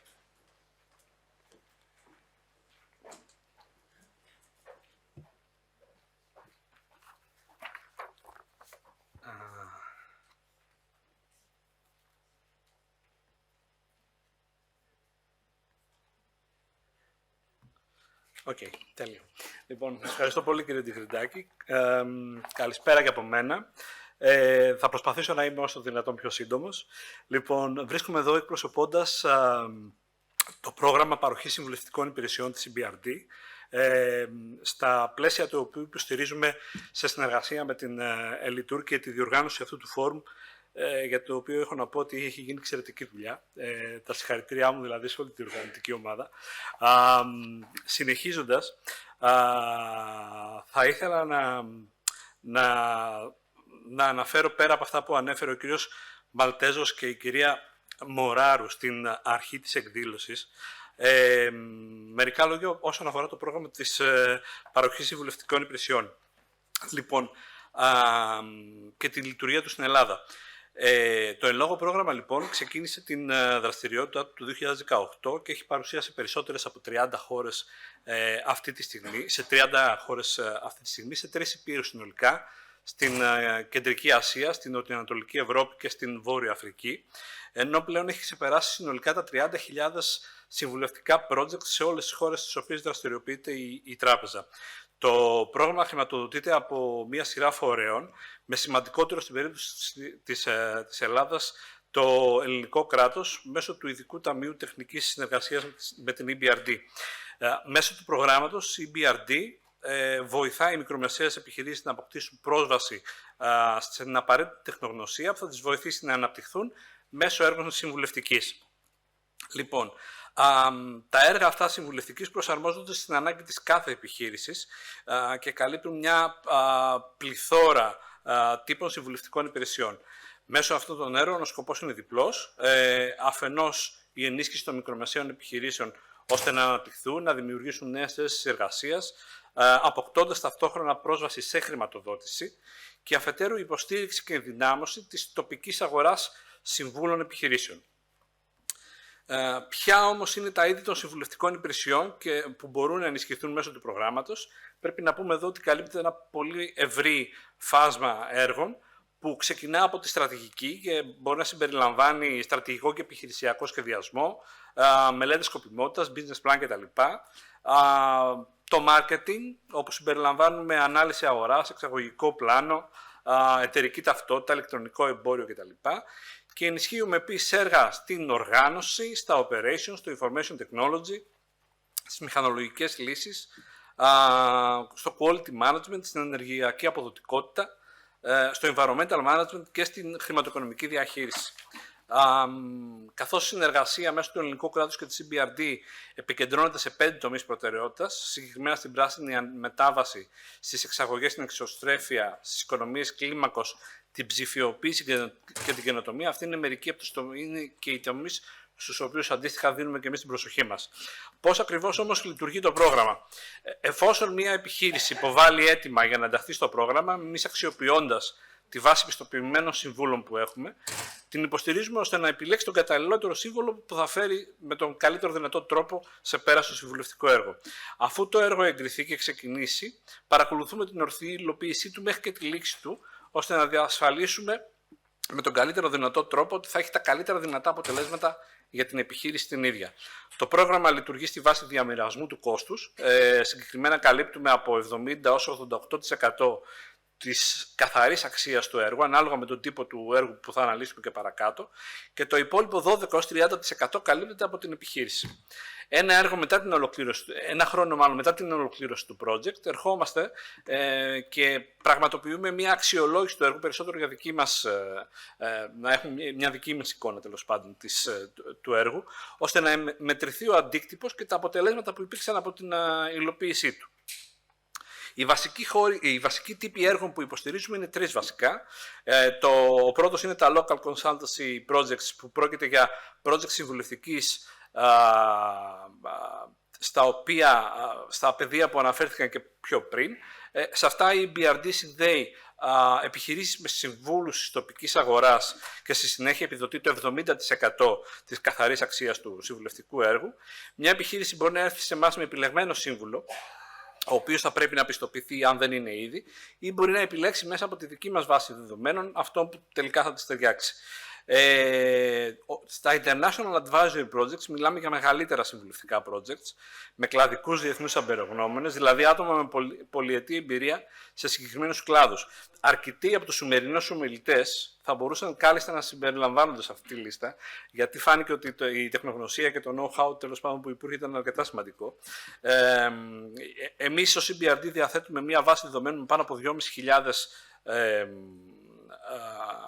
τέτοιους εμπειρογνώμενους, τους οποίους συνδέουμε με επιχειρήσεις που δραστηριοποιούνται ή επιθυμούν να δραστηριοποιηθούν σε αγορές του εξωτερικού και που έχουν ανάγκη από μια ολοκληρωμένη συμβουλευτική καθοδήγηση. Αρχικά πραγματοποιείται μια στρατηγική επισκόπηση της εταιρείας και στη συνέχεια συμβουλευτική επικεντρώνεται σε συγκεκριμένες λειτουργίες της επιχείρησης, η βελτίωση των οποίων θα δημιουργήσει τις προϋποθέσεις ώστε να επιτύχουμε τον τελικό μας στόχο, που είναι η προσέγγιση μιας ξένης αγοράς, μιας καινούργιας αγοράς. Τα έργα αυτά επιδοτούνται με ποσοστό 88% αυτή τη στιγμή. Στα Group Advisory Projects, αυτό πρόκειται για έργα που αφορούν ομάδες επιχειρήσεων και μπορούν να συμπεριλάβουν από 5 έως 10 επιχειρήσεις και στα οποία μπορεί να γίνει χρήση τόσο τοπικών συμβούλων όσο και διεθνών εμπειρογνωμένων. Η επιδότηση τέτοιου τύπου έργων κυμαίνεται μεταξύ 78% και 88%, ενώ το υπόλοιπο διαμοιράζεται μεταξύ των συμμετεχόντων εταιριών. Αναφορικά τώρα με το impact του προγράμματος, αυτή τη στιγμή το πρόγραμμα παροχής συμβουλευτικών υπηρεσιών στην Ελλάδα έχει να επιδείξει πάνω από 160 έργα, το ανέφερε και σε κάποια φάση και η κυρία Μωράρου στην αρχή, προς μικρομεσαίες επιχειρήσεις, ενώ στη βάση δεδομένων μας αυτή τη στιγμή έχουμε συγκεντρώσει γύρω στους 110 τοπικούς ελληνικές εταιρείες συμβούλων. Επιπλέον έχουμε ως τώρα πάνω από 500 συμμετοχές εκπροσώπων των ελληνικών μικρομεσαίων επιχειρήσεων, αλλά και συμβούλων επιχειρήσεων σε διάφορα επιμορφωτικά σεμινάρια, ενημερωτικές ημερίδες, αλλά και ενέργειες επιχειρηματικής δικτύωσης που έχουμε πραγματοποιήσει όλα αυτά τα χρόνια. Η γεωγραφική κατανομή των έργων παρουσιάζει μια σχετική συγκέντρωση σε κάποιες περιοχές. Έτσι, τα περισσότερα έργα που έχουμε υλοποιήσει βρίσκονται στην Αττική και από εκεί και πέρα βρίσκονται στην Μακεδονία και Θράκη. Οι υπηρεσίες με τη μεγαλύτερη ζήτηση που υπάρχει αυτή τη στιγμή είναι το marketing και οι πωλήσεις και το πλάνο εξαγωγών με σχεδόν ποσοστό 40% της ζήτησης, καθώς επίσης και η στρατηγική με ποσοστό 29%. Τα κριτήρια επιλεξιμότητας των επιχειρήσεων. Ποιες επιχειρήσεις μπορούν δηλαδή να ενταχθούν στο πρόγραμμα.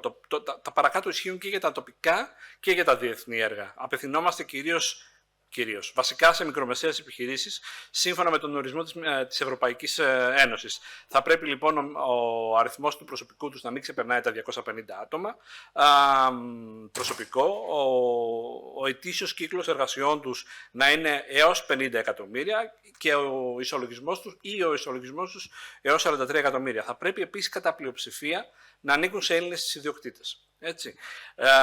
Πέραν αυτού θα πρέπει να έχουν κλείσει τα 2 χρόνια λειτουργίας και να υπάρχουν διαθέσιμα οικονομικά στοιχεία 2 ετών.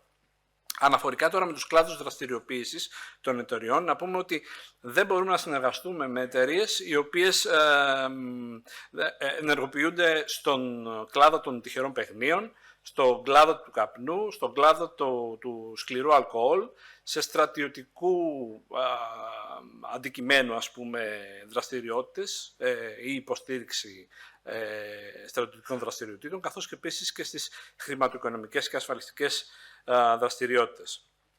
Δύο επιπλέον πάρα πολύ σημαντικές πρωτοβουλίες στα πλαίσια του προγράμματος OESB είναι το πρόγραμμα SME Pre-Listing Support, το οποίο υλοποιείται σε συνεργασία με το Χρηματιστήριο Αθηνών και με την υποστήριξη της ελληνικής κυβέρνησης μέσω του Ειδικού Ταμείου Τεχνικής Συνεργασίας CBRD.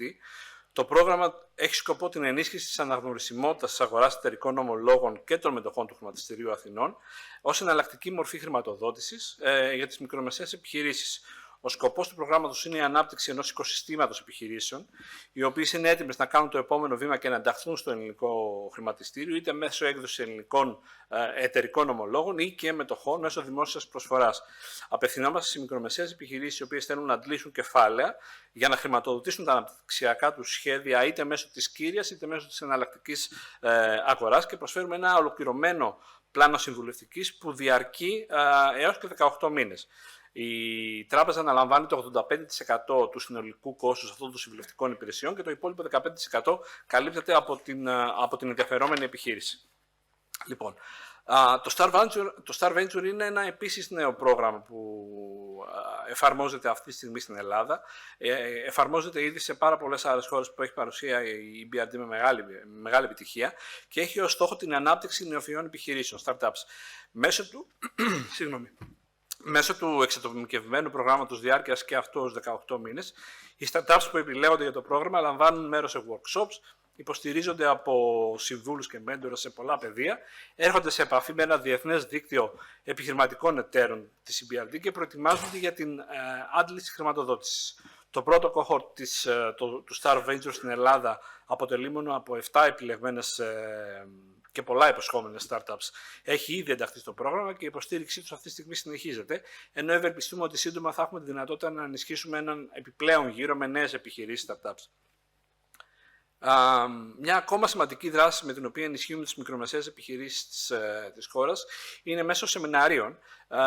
Έχουμε πραγματοποιήσει αρκετά σεμινάρια, συνολικά 16 σεμινάρια μέχρι τώρα εξαγωγών, με μεγάλη επιτυχία και πρόκειται να συνεχίσουμε και αυτή τη χρονιά. Ενώ επίσης έχουμε ξεκινήσει μια σειρά από περιφερειακά κυρίως αυτή τη στιγμή, αλλά μάλλον πρόκειται να ανοίξει, σεμινάρια στο ESG, το οποίο έχουν προσελκύσει πάρα πολύ μεγάλο ενδιαφέρον, γιατί είναι ένα από τα πολύ hot θέματα αυτό το διάστημα. Μια επιπλέον παράμετρος δράση του προγράμματος, τέλος πάντων, είναι η δικτύωση ελληνικών επιχειρήσεων με άλλες του εξωτερικού.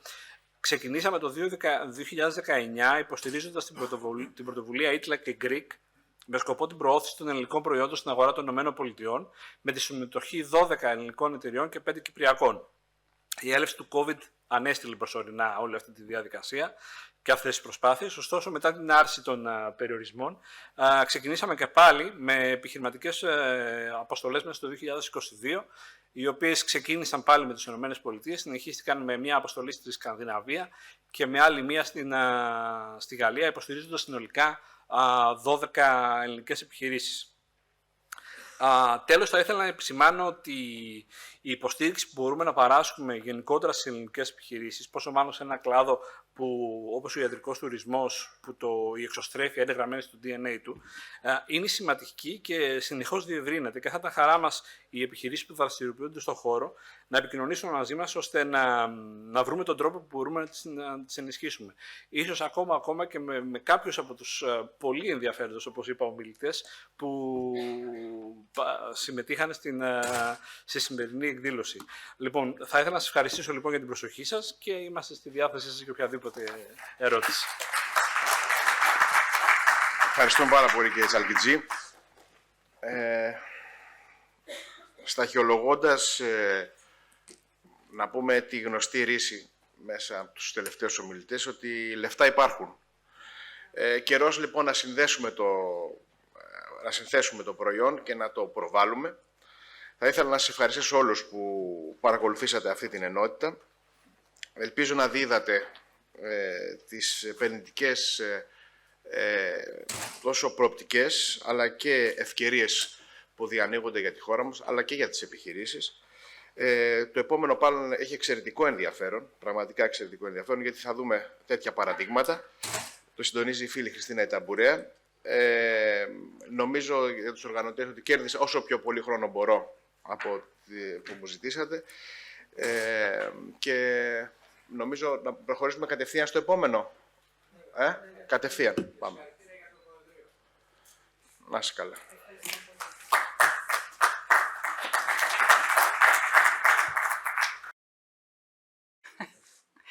I would like to welcome you in my turn also to this forum, and thank you very much for still being here with us. We had great speakers today and great speeches and presentations, and we thank you so much all. I would like to call for Dr. Konstantinos Pandos. He's the founder and scientific director of Genesis Athens Clinic, the vice president of International Center for Health Tourism and the Global Doctors Hippocratic Institute, vice president of Elitur, and general secretary of Hellenic Society of Reproductive Medicine. Σας ευχαριστώ πολύ. Θα μιλήσω κυρίως στα αγγλικά, γιατί ξέρω ότι μας παρακολουθούν και από την Ομογένεια. I would like to thank the organizing committee, especially Governor Patoulis, for the kind invitation to this meeting aiming to enhance the medical tourism prospects of our country. We heard many wonderful theoretical aspects about Greece's potential. I'm going to be more practical. Being at the forefront of our science and profession, we have witnessed a massive influx of infertile couples who seek treatment in our country today.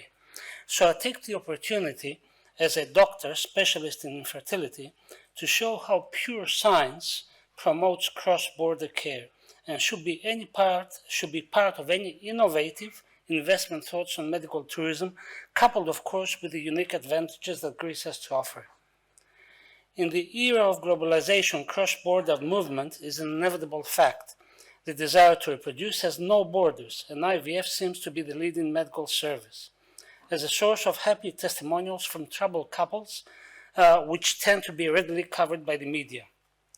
So looking at actual facts and figures in the European Union, we see that 5% of EU citizens will actually travel out of borders to receive medical treatment. The willingness, however, to travel is essentially much higher, at 33%, with more than half looking for better quality services. In the United States, the global fertility tourism market is expected to expand at a compound annual growth rate of 30% from 2022 to 2030, due to rising cases of infertility, increasing trend of delayed pregnancy, advancements in assisted reproductive technologies, coupled with cost savings and additional benefits to visitors such as improved health care.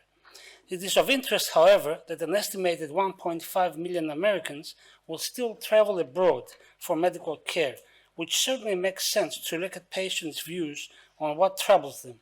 I provide thus a short in-look to our past experience to understand the key driving force from the patient's side.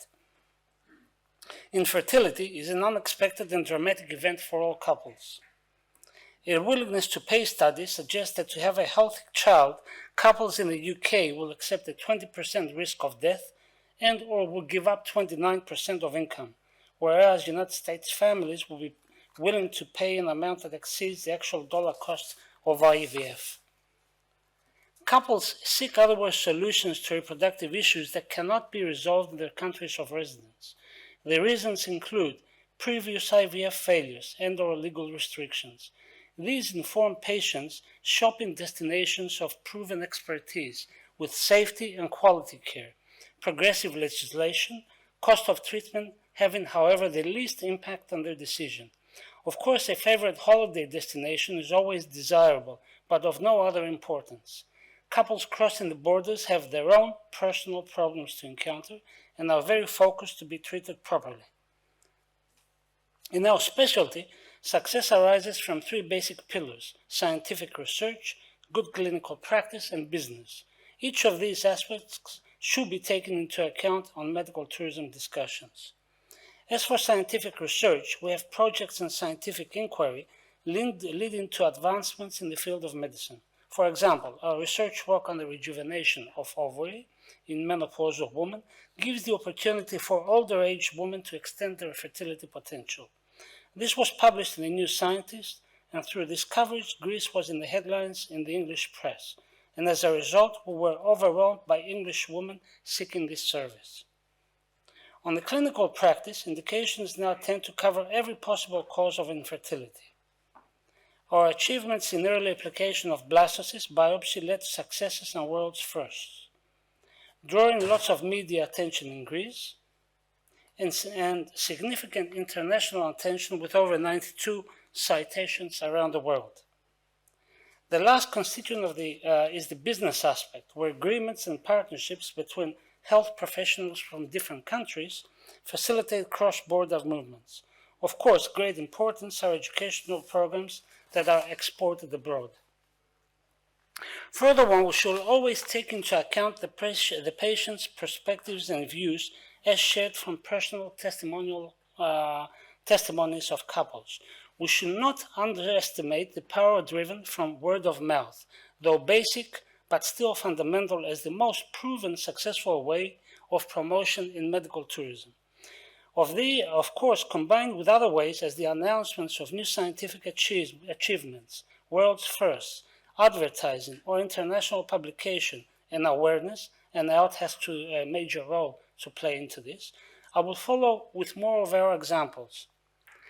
As the CNN report on the birth of a healthy child after pre-implantation genetic diagnosis for a couple living in northern Greece with 2 blind affected children, personal statements as from famous comedian Mary Kustas and the famous star Tanya Zaeta, who revealed her twin pregnancy in Australia. And as you can see in this front page article in the Sydney Morning Herald, a success carries lots of sentimental value, as well as this full-page Romanian article on a success story from a couple from Romania, with Parthenon on the background. Other successes can be seen in these children from the United States in a conference organized by KEDE and Hellenic Societies of New York. The newspaper of the expatriates in Melbourne New World refers to a patient from Australia who, after 2 liver transplants and over a decade of failed attempts, finally managed to have her children. Or a grandmother surrogate who gave birth to her grandchild at the age of 67, reported in the international press as the heroic grandmother. Greece also has a unique feature, its diaspora. Diaspora constitutes a valuable national asset, an important part of the political, economic, business, cultural, and scientific potential of this country. Their spread gives a global dimension in the Greek nation. They are a powerful tool for awareness of the opportunities within their countries of residence, and if they become involved, to all previously said, can then act as catalyst in promoting health tourism. So Governor Patoulis, a while back, set a priority on strengthening relations with our diaspora by aiming at our communities abroad and developing bridges with the Greek medical associations in major capitals around the world.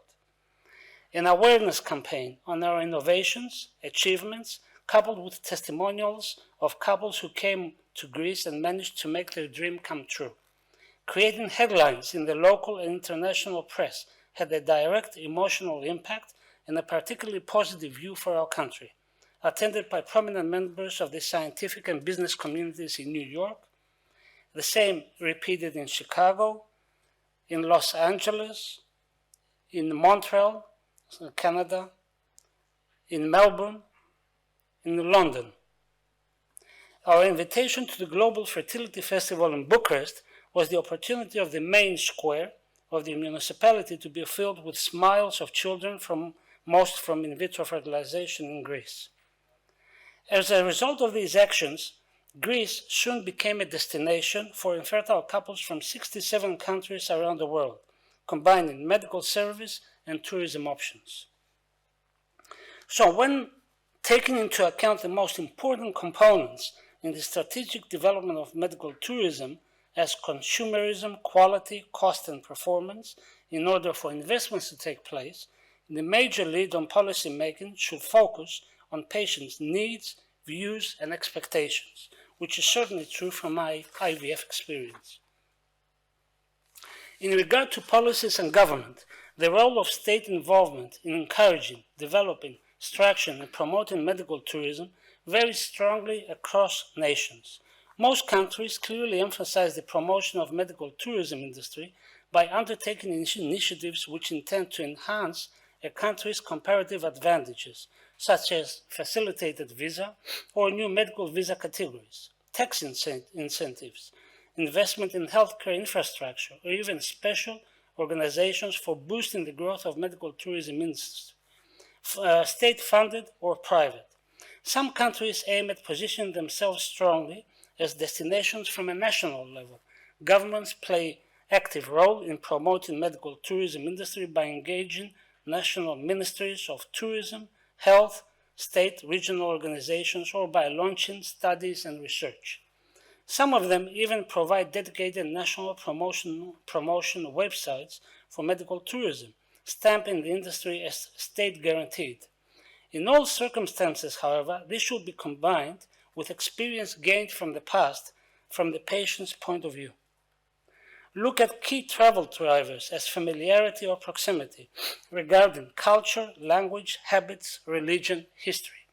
Availability with distinction on services that are unavailable due to long waiting lists or not offered in their own country. Financial costs. The majority pursue treatment that is excluded from national health care coverage, are forced to pay out of pocket, so seek optimal value for money services. Perceived quality might think that foreign healthcare services are of higher quality than their own. Never underestimate the level of knowledge or wishes of patients. We must also take into consideration and differentiate between two separate mechanisms stimulating medical tourism, tours. Have to versus want to. Have to refers to medical travelers as a consequence of inefficiency of their health care system, long waiting lists, high prices, lack of access to technology, legal constraints. Want to reflects an elective decision of an individual who, among competing providers, seek to solve his or her own personal problem by choice. So the focus should be on factors to pursue medical treatment, the ones that lead patients outside their home country and the ones that attract patients to a foreign country, push and pull factors. These two sets of factors together influence the decision-making process. As an industry, medical tourism consists of a wide scope of stakeholders, mainly commercial. Beneath are major participants varying from solo practices through large medical facilities to group of hospitals or they are part of corporations. They partner with other industry actors like travel agents, brokers, insurance companies, universities, and others. Medical tourism facilitators have agreements with international accredited healthcare providers, creating age-friendly tourism contexts, creating new business models for access and reimbursement paths plus investment mergers. Innovating medical tourism strategies and policies have implemented health tourism activities with effective economic impacts, have developed concrete and lasting partnerships, have activated collaborations with different sectors like transport, have had an impact on local policies, defining quality standards, development communication and marketing actions, with a pursuance on strategic mergers, acquisitions, and collaborations aimed at improving access to consumers. So within this complex interaction and framework, Greece has three more competitive advantages. First, its diaspora. By creating selling points in each of every capital where Greek diaspora thrives, with ease of communication and social networking due to language, explaining the direct benefits, financial, legal, procedural, and the possibility of combining health tourism at home country. Raise public awareness regarding medical tourism options and excellence in specific fields, pinpoint tourism attractions and recognize the creative opportunity in joint operation and performance within our Greek communities. It will also be a compelling reason to organize scientific social meetings open to the general public with the participation of the medical societies, church, embassies, prominent members of the diaspora, relevant ministries, patient successes willing to share experience. Media coverage by local and international press will communicate the ideas and issues presented at these public meetings, not only to the host countries, but to the rest of the diaspora. Furthermore, these points of reference will be, on the one hand, will provide reliable guidance for incoming travelers on medical options and management, but on the other, continued service and medical advice for treated couples returning back home. The second advantage that Greece has to offer is its silence. It was said before in previous talks.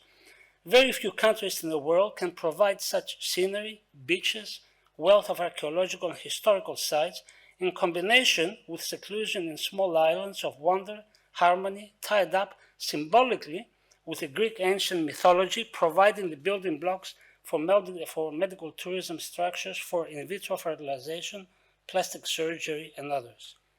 The third advantage is that we are among a few countries to have Greek medical associations in major world capitals.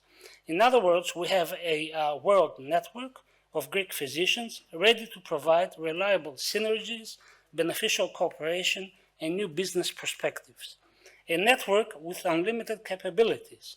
The Global Doctors Hippocratic Institute is all about the Hippocrates legacy on medical science and thought, all within the context of values and lessons brought from the past, aiming to link doctors abroad in a coordinated structure and huge potential. Initiatives like the unveiling of the bus culture of Hippocrates within medical schools around the world, as in Belgrade last year, repeated in Bucharest, Romania, in Melbourne just 2 months ago, as well as in Pavia, Italy, where the oath was read in ancient Greek language, helps spread all over the world the ethics and values of Hippocrates. The Hippocratic Oath, one of the oldest binding documents in history, defines the morals and ethics of good medical practice, sworn to by medical graduates around the world.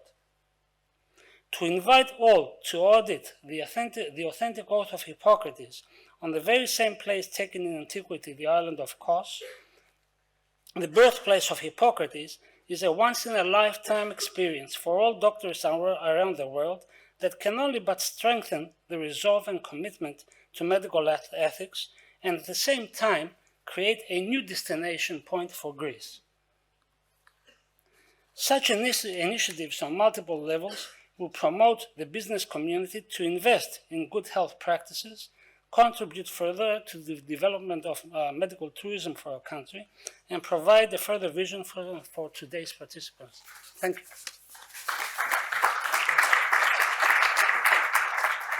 Thank you, Dr. Pandos. Great insights. Thank you very much. The truth is that we are quite successful in reproductive medicine in Greece, and we're happy for that.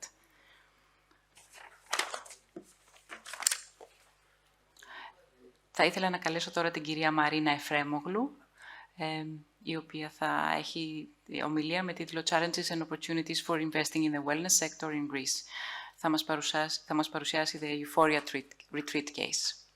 Καλησπέρα σας. Γεια σας. Ευχαριστώ για όλους για την πρόσκληση να συμμετάσχω. Θέλω να ευχαριστήσω ιδιαίτερα και τους προηγούμενους ομιλητές και τη φίλη μου τη Σούζη Έλλης, η οποία αναφέρθηκε στο παράδειγμα του Euphoria Retreat σαν ένα παράδειγμα που η Ελλάδα μπορεί να το χρησιμοποιήσει. Μιλάω στα ελληνικά γιατί σέβομαι τους περισσότερους Έλληνες στο ακροατήριο και θα ξεκινήσω λίγο πιο πολύ με το δύσκολο κομμάτι, το κομμάτι των challenges, των δυσκολιών, τουλάχιστον που εμείς αντιμετωπίσαμε πριν από περίπου 5 χρόνια, 4,5 χρόνια, όταν ξεκινήσαμε το Euphoria. Το πιο σημαντικό πρόβλημα, και νομίζω φάνηκε και στην διαφάνεια που χρησιμοποίησε η Σούζη Έλλης, η Ελλάδα στην ουσία δεν υπάρχει στον χώρο του wellness. Δεν αναγνωρίζεται, δεν θεωρείται ότι υπάρχει wellness τουρισμός, δεν υπάρχει εμπιστοσύνη σε αυτό το κομμάτι Και είναι πάρα πολύ δύσκολο να κάνεις create ένα market χωρίς να υπάρχει, χωρίς ουσιαστική βοήθεια στο κομμάτι του marketing και στο κομμάτι του branding από τα authorities. Για να σας δώσω ένα παράδειγμα το πόσο η Ελλάδα δεν είναι στο χάρτη του wellness, γιατί δεν έχει νόημα να ευλογούμε τα γένια μας και να μην αντιμετωπίζουμε την πραγματικότητα. Συνεργαζόμαστε με ένα agency για το digital marketing στο DACH market, δηλαδή Γερμανία, Αυστρία και Ελβετία, και κάναμε μια ανάλυση των αποτελεσμάτων και μας είπανε ότι δεν γίνεται καλό conversion, γιατί βλέπει το Euphoria, αλλά τελικά επιλέγει τις χώρες της Ευρώπης που είναι πιο κοντά του και είναι γνωστές για το wellness. Δηλαδή Γερμανία, Νότια Γερμανία κυρίως, Αυστρία, Βόρεια Ιταλία και Ελβετία. Επομένως, αυτό είναι ένα κομμάτι το οποίο πρέπει να το αντιληφθούμε και πρέπει να το εμπεδώσουμε και να έχουμε μια μακροχρόνια στρατηγική πώς αυτό μπορούμε να το αλλάξουμε. Εμείς προσωπικά έχουμε επενδύσει πολύ και στο PR και στο marketing για να φέρουμε κόσμο, για να δημιουργήσουμε το awareness ότι η Ελλάδα είναι ένας φυσικός τόπος για το well-being, αλλά είναι ένα κομμάτι το οποίο χρειάζεται πολύ πιο μακροχρόνια προσπάθεια και χρειάζεται προσπάθεια από όλους, και γι' αυτό είναι πολύ καλό που γίνεται ένα τέτοιο συνέδριο σήμερα για να τεθούν ορισμένα θέματα επιτάπητος. Το δεύτερο κομμάτι, το δεύτερος λόγος που θεωρώ ότι είναι αρκετά μεγάλη δυσκολία, που συνδέεται και φυσικά με το πρώτο, είναι ότι το wellness, και μάλιστα εδώ θέλω να κάνω μια παρένθεση, προσωπικά δεν μου αρέσει να χρησιμοποιώ τον όρο wellness, γιατί το wellness δεν έχει κάποια ουσία. Χρησιμοποιώ τον όρο well-being, που είναι η ακριβή μετάφραση του FZ, και τοποθετεί την Ελλάδα σαν παράδοση στον χώρο, γιατί στην Ελλάδα είναι η πρώτη φορά που αυτός ο όρος χρησιμοποιήθηκε, και το well-being έχει μια ουσία γιατί περιγράφει τι κάνει. Είναι ένας καλός τρόπος να ζήσει, ενώ το wellness είναι λίγο κενό περιεχομένο. Και θα ήθελα λοιπόν να προτείνω τουλάχιστον στην Ελλάδα να χρησιμοποιούμε πιο πολύ τον όρο well-being, που μας παραπέμπει κατευθείαν στην παράδοσή μας. Λοιπόν, έλεγα ότι η εποχικότητα του well-being είναι ανάποδη από την εποχικότητα της Ελλάδας. Αυτό τι σημαίνει? Στο well-being ο κόσμος πάει κυρίως άνοιξη και φθινόπωρο, στα shoulder seasons, δεν πάει καλοκαίρι που πάει πιο πολύ οικογενειακές διακοπές, και πάει και το χειμώνα αρκετά, με αποτέλεσμα οι πτήσεις και η συνδεσιμότητα της Ελλάδας να είναι πολύ μικρή. Εμείς είμαστε, για όσους δεν γνωρίζετε, είμαστε στο Μιστρά, στη Σπάρτη, στην Πελοπόννησο, 2,5 ώρες από το αεροδρόμιο, από την Αθήνα.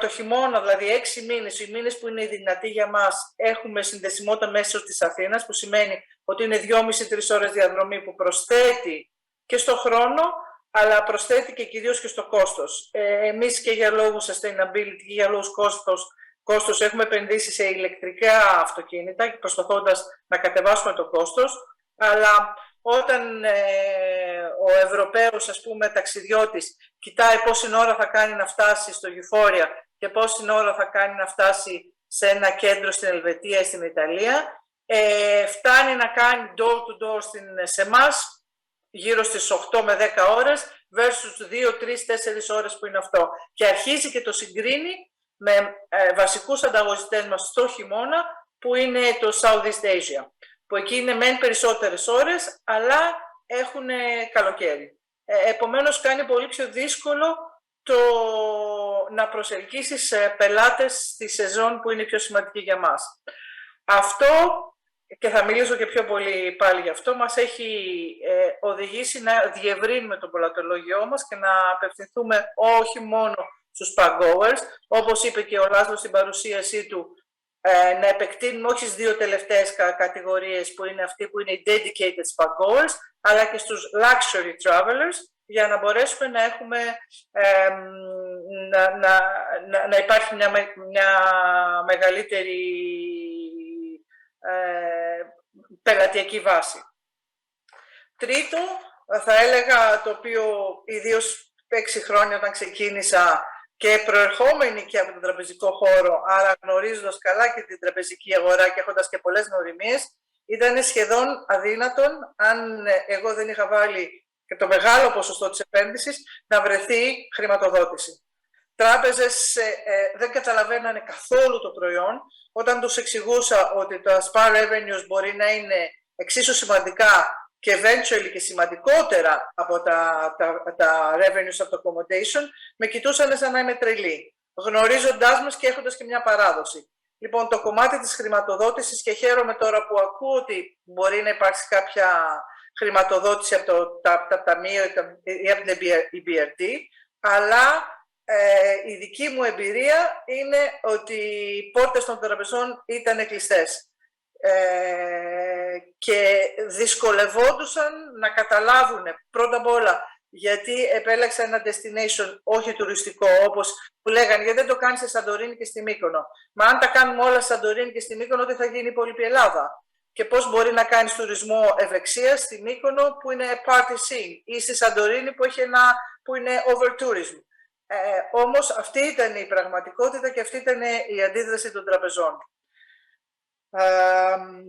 Άρα θεωρώ ότι η χρηματοδότηση τουλάχιστον πριν από 5-6 χρόνια, τώρα επειδή το wellness είναι το well-being είναι πολύ πιο της μόδας, θεωρώ ότι αυτό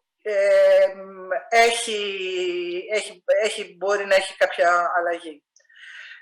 Επίσης ένα άλλο πολύ σημαντικό κομμάτι, και αυτό απευθύνομαι σε αυτούς που σκέφτονται να επενδύσουν στο κομμάτι του well-being, ότι η επένδυση στο well-being έχει μια πολύ μεγαλύτερο χρονικό ορίζοντα και για να έχεις operational κερδοφορία, πόσο μάλλον για να έχεις απόδοση στα κεφαλαία σου.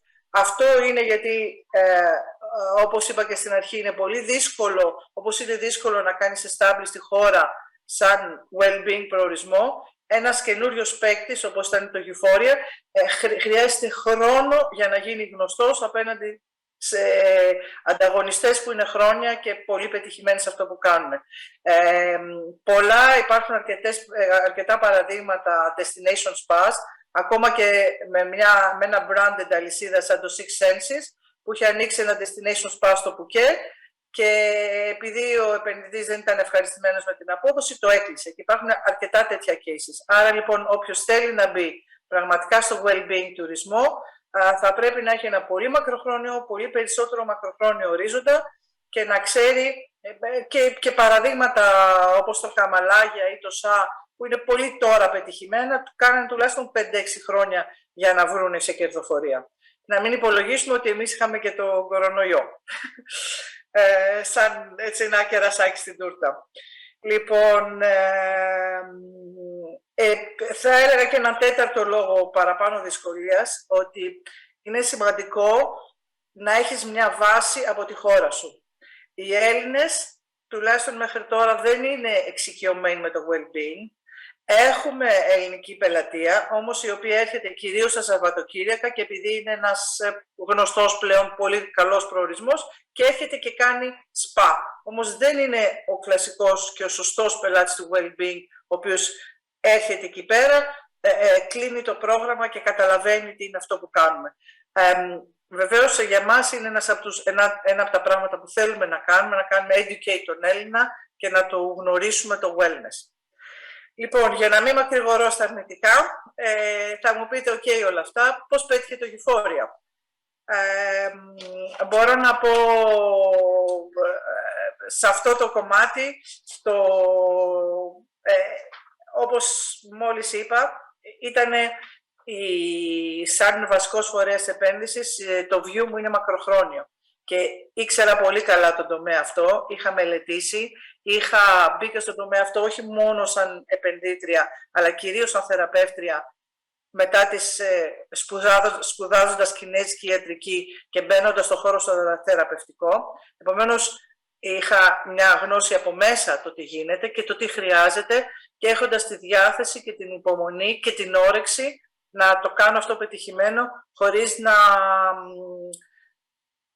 να εγκαταλείπω ή να δυσκολεύομαι από τις δυσκολίες που ήξερα ότι θα αντιμετωπίσω. Λοιπόν, το μακροχρόνια προοπτική είναι πολύ πολύ σημαντική. Δεύτερο και πάρα πολύ σημαντικό και όταν μιλάμε για well-being στην Ελλάδα, είχαμε και έχουμε μια πολύ ξεκάθαρη φιλοσοφία. Η φιλοσοφία μας, για όποιον δεν το ξέρει, είναι η ανάδειξη των 5 στοιχείων, που είναι ο κοινός τόπος του Ιπποκράτη. Ο Ιπποκράτης μιλούσε για τα 4 στοιχεία, ο Πυθαγόρας για τα 5, και της κινέζικης ιατρικής, συνδυασμένη με βασικά tenets της ελληνικής φιλοσοφίας και τη μυθολογία. Ανέφερε και η Σούζη. Να σας φέρω ένα παράδειγμα. Έχουμε ένα retreat που είναι, κοιτάμε την Οδύσσεια σαν ένα αυτογνωσιακό ταξίδι μέσα από τα 5 στοιχεία. Άρα λοιπόν η φιλοσοφία μας έχει εντοπιότητα, έχει ελληνικότητα, έχει λόγο ύπαρξης και δίνει μια αυθεντικότητα σε αυτό που κάνουμε, γιατί πραγματικά δεν πιστεύω ότι έχει κανένα νόημα να κάνει στην Ελλάδα ένα ταϊλανδέζικο σπα, ένα Asian spa, το οποίο να είναι γεμάτο με ξένους θεραπευτές. Ο κόσμος που θα επιλέξει τελικά την Ελλάδα, επιλέγει την Ελλάδα για τη συγκεκριμένη επιχείρηση, αλλά είναι πολύ πολύ σημαντικό όταν θέλουμε να αναπτύξουμε το well-being τουρισμό να δώσουμε μια ελληνική διάσταση, το οποίο αυτό μακροχρόνια θα είναι το ανταγωνιστικό μας πλεονέκτημα. Γιατί αυτό που κάνει το Euphoria δεν μπορεί να το κάνει ο ανταγωνισμός, γιατί έχει ένα πολύ μεγάλο κομμάτι που βασίζεται στον τόπο που βρισκόμαστε. Αυτό δεν εκφράζεται μόνο στη φιλοσοφία μας, εκφράζεται και στον αρχιτεκτονικό σχεδιασμό. Δώσαμε πολύ μεγάλη σημασία στο design. Το design μας, εκτός από το wow factor, που είναι και αυτό πολύ πολύ σημαντικό, Κυρία Εφρέμογλου, συγγνώμη, δεν θέλω να διακόψω. Θα ήθελα να συντομεύετε στα επόμενα 3 λεπτά να έχετε ολοκληρώσει. Ευχαριστώ για όλους. Ναι. Το design είναι πάρα πολύ σημαντικό, βασίζεται στην εντοπιότητα, στο Μιστρά που βρισκόμαστε, επομένως έχει βυζαντινά στοιχεία, έχει στοιχεία της τοπικής κουλτούρας και κυρίως εξυπηρετεί τη φιλοσοφία μας. Άρα μέσα από την αρχιτεκτονική μας ο πελάτης γνωρίζει τα 5 στοιχεία. Άρα θέλω να πω ότι η συνεκτικότητα στο design, στην αρχιτεκτονική και στη φιλοσοφία επίσης είναι πολύ σημαντική. Και τελευταία θέλω να πω ότι το είπα και στην αρχή, έχουμε επενδύσει σε 2 πράγματα πολύ έντονα. Το ένα είναι το θέμα του προσωπικού. Έχουμε κάνει ιδιαίτερο training στο προσωπικό. Οι Έλληνες μπορεί να είναι εξαιρετικοί θεραπευτές, αλλά δεν έρχονται έτσι. Χρειάζονται πολύ training και κάναμε εξάμηνα training για να μπορέσουμε να έχουμε και βλέπουμε ότι όταν επενδύει στον Έλληνα θεραπευτή έχει ένα πολύ καλό αποτέλεσμα. Όμως δεν υπάρχει μια παράδοση, δεν υπάρχει μια σχολή, επομένως η κάθε επιχείρηση πρέπει να αποφασίσει να επενδύσει πολύ πολύ σημαντικά σε αυτό.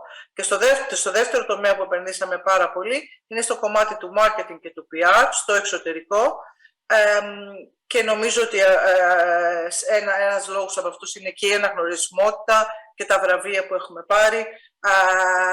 Και αυτό θέλω να πω χωρίς καμία κρατική βοήθεια. Κανείς δεν ήρθε ποτέ να μας πει πώς μπορούμε να χρησιμοποιήσουμε, να τους συμβουλέψουμε για την εμπειρία μας που έχουμε χτίσει τόσα χρόνια ή όπως είπα και κάποια βοήθεια. Τέλος, πιστεύω στη ζωή και αυτή είναι η φιλοσοφία μου, ότι κανείς πρέπει να έχει ένα λόγο να τα κάνει τα πράγματα. Τώρα είναι της μόδας το wellness και πολλοί θα μπουν και μπορεί να γίνει το gold rush όπως είπανε και στην αρχή. Για μένα είναι ένας τρόπος να ανταποδώσω την εμπειρία μου, να ανταποδώσω το δώρο ζωής που πήρα σε μια νεαρή ηλικία και έχω μεγάλο πάθος και αγάπη για αυτό που κάνω. Άρα θα πρότρεπα οποιονδήποτε να αναρωτηθεί γιατί θέλει να μπει στο wellness. Σας ευχαριστούμε πάρα πολύ. Ευχαριστούμε.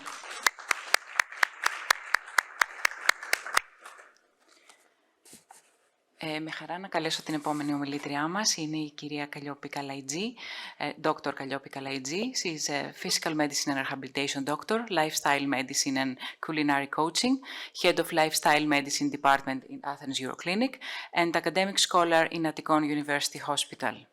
Mrs. Kalaitzí.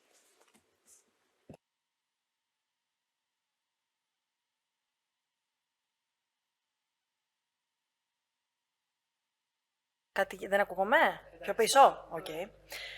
Θέλω λοιπόν να σας ευχαριστήσω κυρία Ταμπουρέα για την προσφώνηση και φυσικά την Οργανωτική Επιτροπή για την μεγάλη αυτή τιμή που μου κάνουν να συμμετέχω και εγώ σε αυτό το συνέδριο, το οποίο δίνει μια άλλη διάσταση στην προσέγγιση του ιατρικού τουρισμού. Και αν θέλετε είναι και κάτι το οποίο εγώ προσωπικά βρίσκω πάρα πολύ ενδιαφέρον. Στη συνέχεια, μέσα στην ομιλία μου θα σας εξηγήσω γιατί έχω επιλέξει, όπως με ρώτησε η κυρία Ταμπουρέ, γιατί διάλεξα και ένα γερμανικό όρο να βάλω σε ένα συνέδριο που γίνεται στα ελληνικά και στα αγγλικά. Θα σας εξηγήσω όμως. Απλά θέλω να πω ότι είμαι η επιστημονική υπεύθυνη στην πρώτη ιατρική lifestyle medicine που έχει γίνει στην Ελλάδα, στην Ευρωκλινική. Και πάντα ξεκινώ, σε όποιο ιατρικό συνέδριο και αν έχω μιλήσει, αυτό δεν είναι ακριβώς ιατρικό συνέδριο, πάντα ξεκινώ όλες μου τις ομιλίες υπενθυμίζοντας σε όλους μας τι είναι η υγεία. Η υγεία λοιπόν, σύμφωνα με τον ορισμό της από τον Παγκόσμιο Οργανισμό Υγείας, που ισχύει από το 1948, δεν είναι η έλλειψη ασθένειας ή αναπηρίας, αλλά η πλήρη σωματική, ψυχική και κοινωνική ευεξία. Άρα, ευεξία ίσον υγεία. Και έτσι όπως είπε η κυρία Εφρέμογλου, είναι το well-being, που είναι στον ορισμό της υγείας. Αλλά είναι αλληλένδετη η φυσική, η ψυχική και η κοινωνική ευεξία και αυτό ακόμη ισχύει και για εμάς τους γιατρούς, αυτά που θεωρείται ενδεχομένως πιο συμβατικά. Και εδώ λοιπόν είναι ένα άλλο γράφημα, πάρα πολύ γνωστό για όσους ασχολούνται με την πολιτική της υγείας και τη δημόσια υγείας και δείχνει πόσο της 100 επηρεάζει τελικά την υγεία μας το κάθε ένα από αυτά τα αντικείμενα. Λοιπόν, σε αυτό βλέπουμε ότι μόνο ένα 10% της υγείας μας έχει να κάνει με το σύστημα υγείας. Όμως, ο περισσότερος δημόσιος διάλογος και αν θέλετε και τα περισσότερα χρήματα κατευθύνονται σε αυτό το 10%, δηλαδή στο σύστημα υγείας. Και πολλές φορές αναρωτιέμαι, εμείς επαγγελματίες υγείας είμαστε τελικά επαγγελματίες υγείας ή είμαστε επαγγελματίες ασθένειας? Ασχολούμαστε λοιπόν μόνο με την ασθένεια και λιγότερο με την υγεία.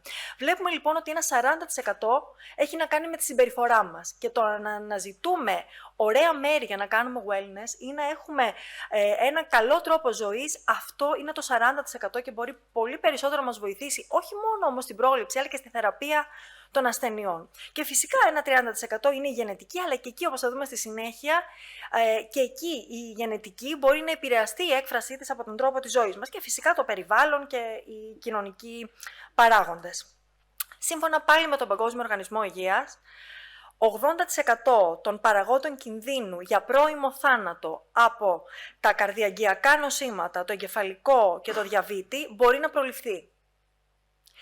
Και από την άλλη το 2015, πριν τον κορονοϊό, από τα 56 εκατομμύρια θανάτων εκείνο το χρόνο, τα 40 εκατομμύρια οφειλόταν σε μη μεταδοτικά νοσήματα. Δηλαδή σε όλα αυτά που λίγο πολύ έχουμε όλοι. Και αυτά λίγο αρχίσαμε να τα αναζητούμε μετά τον κορονοϊό που λέγαμε πέθανε, είχε ένα συνοδό νόσημα. Και τι ήταν το συνοδό νόσημα? Λίγο υπέρταση, λίγο σαχαρώδη διαβήτη. Και αυτά λοιπόν τα νοσήματα μπορούν να προληφθούν.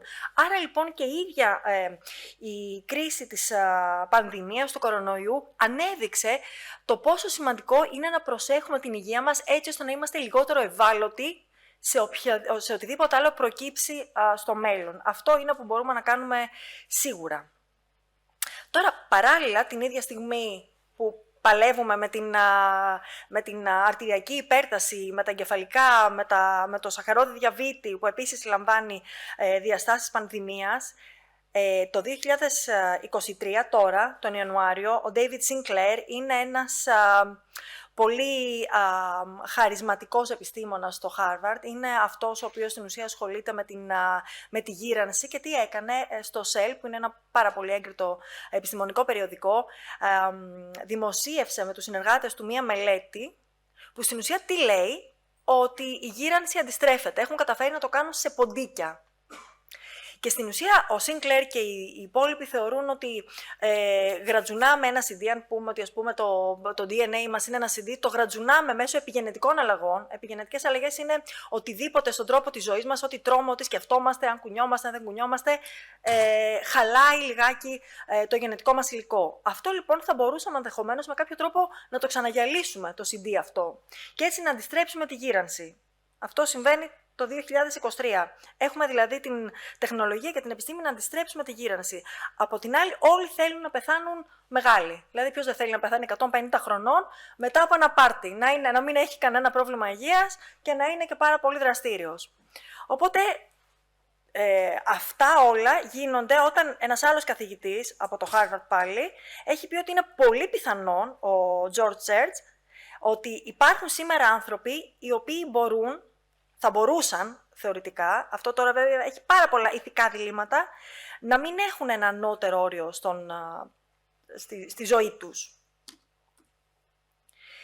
Και ο Πίτερ Διαμάντης, ο οποίος είναι Έλληνας κι αυτός, πολύ χαρισματικός άνθρωπος, έχει κάνει το Singularity University και πολλά άλλα, λέει λοιπόν ότι τα προηγούμενα χρόνια, αν το δούμε από οικονομικής απόψεως, καταφέραμε να αυξήσουμε το μέσο όρο ηλικίας, αλλά το κάναμε με πάρα πολύ ψηλό κόστος. Ο καθένας δηλαδή που ξεπερνά ένα όριο ηλικίας στοιχίζει πάρα πολύ στο σύστημα και τα συστήματα μπορεί να καταρρεύσουν. Όμως υπάρχουν κάποιες έρευνες που λένε ότι αν μόνο ένα χρόνο παρατείνουμε τον μέσο όρο της ζωής, τότε μπορεί σε κάθε χρόνο 38 τρισεκατομμύρια δολάρια να προσθεθούν στην παγκόσμια οικονομία. Και φυσικά τι αναζητούμε όλοι, γιατί πάμε σε όλα αυτά τα wellness centers, γιατί συζητάμε σήμερα σε αυτό το συνέδριο, γιατί όλοι συζητάμε αυτή την αιώνια νιώτη. Παρ' όλα αυτά, ενώ τα αναζητάμε και ενώ ξέρουμε και όλες αυτές τις μελέτες και ενώ έχει και η ιατρική τον τρόπο και να θεραπεύσουμε πολλά νοσήματα και ξέρουμε τι πρέπει να κάνουμε για την πρόληψη, άλλο αν δεν το διδασκόμαστε πάντα με επάρκεια στις ιατρικές σχολές, βλέπουμε ότι 66% της θνητότητας οφείλεται σε αυτά τα 3 F's, δηλαδή στην υποκινητικότητα, στο ότι δεν κουνάμε τα πόδια μας, στο ότι καπνίζουμε και ότι τρώμε ανθυγιεινό φαγητό. Και φαίνεται τα τελευταία χρόνια το φαγητό έχει ξεπεράσει και το τσιγάρο, ειδικά μετά το 2010, ως αιτία πρώιμου θανάτου. Όλα αυτά τα ultra processed φαγητά τα οποία καταναλώνουμε.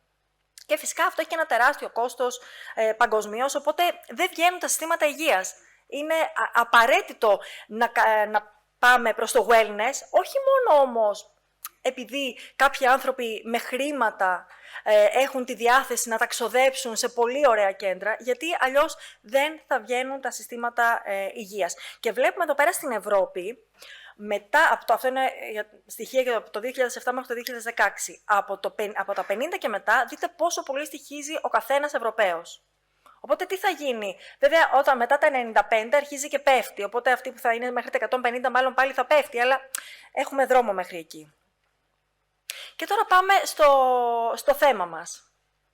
Απλά αυτά ήταν ένα food for thought πριν να σας πω την άποψή μου. Αν δηλαδή η Ελλάδα θα μπορούσε να είναι η Φλόριντα ή το κουρόρτ της Ευρώπης και του κόσμου. Τώρα λοιπόν, και γιατί χρησιμοποίησα τη λέξη κουρόρτ? Γιατί η τύχη μου με έστειλε στη Δρέσδη κάποια στιγμή ως μέρος της ειδικότητάς μου. Και εκεί λοιπόν, ενώ είχα ξεκινήσει να κάνω πλαστική, βρέθηκα σε αυτό εδώ πέρα το κέντρο αποκατάστασης. Πολλοί που θα το δείτε θα πιστέψετε ότι εδώ είναι κάτι πακέτα 30.000 ευρώ την εβδομάδα. Λοιπόν, δεν είναι. Αυτό είναι ένα κέντρο αποκατάστασης το οποίο πληρώνουν 100% οι ασφάλειες στη Γερμανία. Μπορεί να πάει ο ΕΟΠΗ, μπορεί να πάει οποιοδήποτε. Είχε 1.200 κλίνες, εκ των οποίων 200 περίπου ήταν κλίνες μονάδας εντατικής θεραπείας και είχε και τμήμα για παιδιά και εκεί πήγαινε κανονικά, του έγραφε ένα prescription ο γιατρός του και πήγαινε κανονικά από 3 εβδομάδες και πάνω και ένα τριβδόμαδο κάναμε επαναξιολόγηση των ασθενών. Και εκεί λοιπόν έχω να πω ότι δεν μπαίναν. Αν κανείς σκεφτεί την αποκατάσταση στην Ελλάδα, γιατί εγώ είμαι βασικά γιατρός αποκατάστασης, θα σκεφτεί τα εγκεφαλικά ή άντε τα μυοσκελετικά. Εκεί λοιπόν αποκατάσταση στη Γερμανία δεν κάνω μόνο τα μυοσκελετικά ή τα νευρολογικά νοσήματα, ενώ μόνο τα εγκεφαλικά, κάνω και όλα τα χρόνια νοσήματα. Κάποιος που έχει σαχαρόδι διαβήτη, κάποιος που έχει μετά από ένα έμφραγμα, οι καρδιολογικοί ασθενείς. Κάνουν αποκατάσταση ασθενείς ακόμα με μεταβολικό σύνδρομο και παχυσαρκία, έτσι ώστε να μην πάθουν έμφραγμα. Κάνουν οι ογκολογικοί ασθενείς. Εδώ αυτά δεν υπάρχουν ακόμη. Στη συνέχεια η μοίρα μου πάλι με έστειλε στο Βερολίνο, εκεί ασχολήθηκα με την ογκολογική αποκατάσταση, το οποίο στην Ελλάδα πάλι δεν υπάρχει. Και φανταστείτε, ας πούμε, ένας ασθενής στην Ευρώπη που έχει τελειώσει από τις χημειοθεραπείες και είναι κομμάτια, να μπορεί να έρθει στην Ελλάδα, στον παράδεισό του, και να μπορεί και με ιατρική καθοδήγηση, γιατί προφανώς θα είναι και φοβισμένος όταν έχει τελειώσει τις θεραπείες του, να μπορεί να προσεγγίσει τελικά την υγεία με τον ορισμό τον οποίο αναφέραμε και νωρίτερα. Οπότε, εγώ είμαι πεπισμένη ότι η Ελλάδα θα μπορούσε να είναι το κουρόρτ της Ευρώπης τουλάχιστον, και γι' αυτό είμαι πολύ περήφανη που είμαι γιατρός φυσικής ιατρικής και αποκατάστασης, γιατί βλέπουμε περισσότερο ολιστικά τους ασθενείς. Και στην ουσία, τι είναι η αποκατάσταση? Είναι η πραγματική ζωή. Πώς να εκπαιδεύσουμε τους ασθενείς μας να ζουν με βάση το νόσημά τους. Αυτά είναι όλο ότι γίνεται στην αποκατάσταση, αλλά αυτά στην ουσία, λίγο ή πολύ, τα κάνουν και τα wellness αυτά. Δηλαδή, κάνουν exercise, κάνουν φυσικοθεραπείες, κάνουν μασάζ, ψυχολογική υποστήριξη, stress management, ομάδες, κάνουν μαθήματα μαγειρικής, κόβουν το τσιγάρο, για το αδυνάτισμα, είναι όλα αυτά. Πού λοιπόν γίνεται αυτό στη Γερμανία, που σας το παρουσιάζω, γιατί είναι ένα καλό παράδειγμα. Και δεν χρειάζεται να ανακαλύψουμε τον τροχό, αρκεί να πάρουμε ένα καλό παράδειγμα και να δούμε τι κάνουν εκεί και να το κάνουμε και εδώ. Υπάρχουν λοιπόν αυτά τα πολύ ωραία κουρ, τα οποία δεν μπορώ ακριβώς να το μεταφράσω. Δεν είναι ακριβώς τα κέντρα αποκατάστασης όπως το έχουμε συνηθίσει στην Ελλάδα, παρά το γεγονός ότι υπάρχουν κέντρα αποκατάστασης. Ξέρω τουλάχιστον ένα στην Ελλάδα κέντρο αποκατάστασης που έχει επενδύσει πολύ στο κομμάτι του wellness, αλλά είναι μια εξαίρεση. Εκεί λοιπόν υπάρχουν αυτά τα κουρ σε ιδηλιακά μέρη, τα οποία πληρώνουν οι γερμανικές ασφάλειες.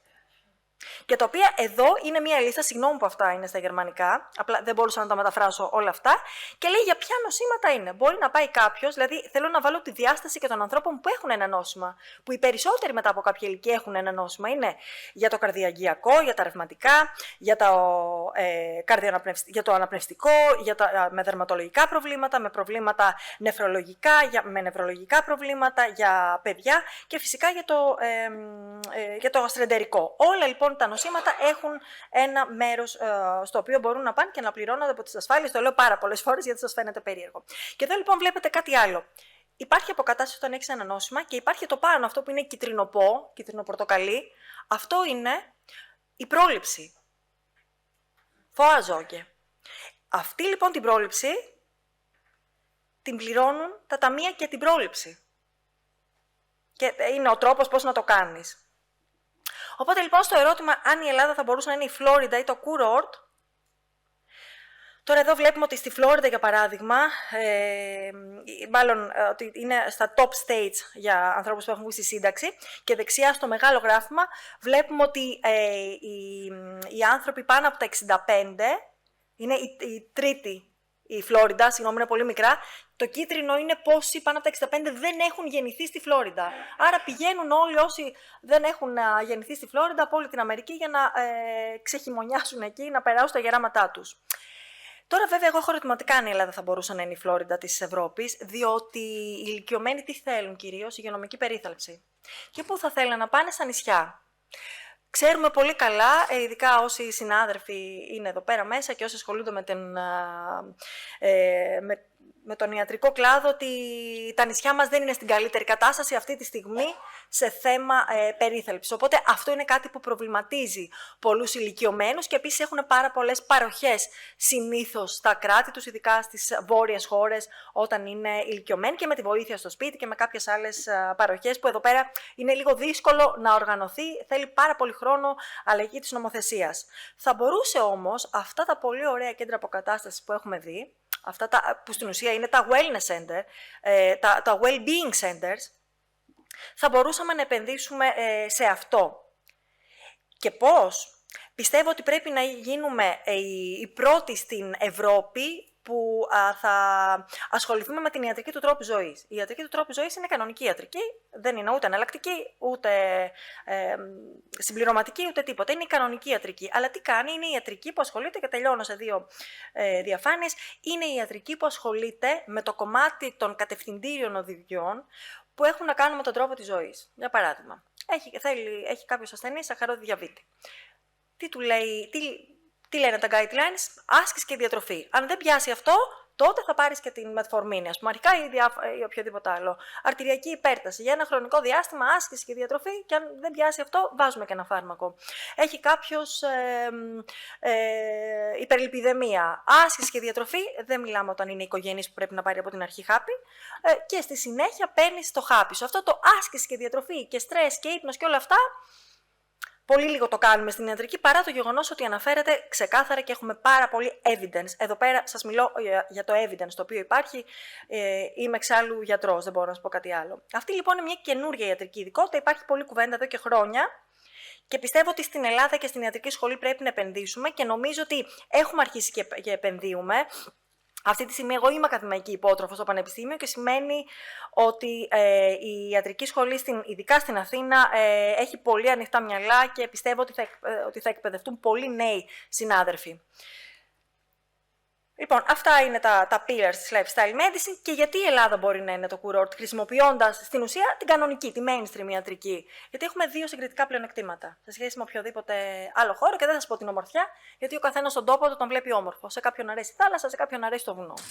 Θα σας πω όμως ότι αποδεδειγμένα όλα τα τελευταία χρόνια η μεσογειακή διατροφή βγαίνει νούμερο 1 διατροφή από άποψη υγείας, και η μεσογειακή διατροφή δεν είναι μόνο η ντομάτα και η ρίγανη και το λάδι που θα φάμε. Ξεκινάει από το κάτω. Η βάση της πυραμίδας είναι ο τρόπος που τα τρώμε, η τοπικότητα και η εποχικότητα, το γεγονός ότι καθόμαστε γύρω από το τραπέζι, ότι πίνουμε και ένα κρασάκι, ότι συζητάμε με τους φίλους μας, ότι κινούμαστε. Οπότε αυτό, η κουλτούρα που έχουμε στην Ελλάδα, αυτό είναι η βάση της πυραμίδας της μεσογειακής διατροφής. Και αυτό το έχουμε μόνο εμείς, διότι η μεσογειακή διατροφή, υπάρχουν μεσογειακές διατροφές, όχι μία μεσογειακή διατροφή, είναι βασικά η κριτική διατροφή και η διατροφή, τουλάχιστον στην μελέτη των 7 χωρών, και η διατροφή στην Κέρκυρα. Αυτές ήταν οι 2 διατροφές στις οποίες βασίστηκε η έννοια της μεσογειακής διατροφής. Και φυσικά στην Ελλάδα είναι μία από τις μπλε ζώνες, μία από τις 5 μπλε ζώνες στον κόσμο.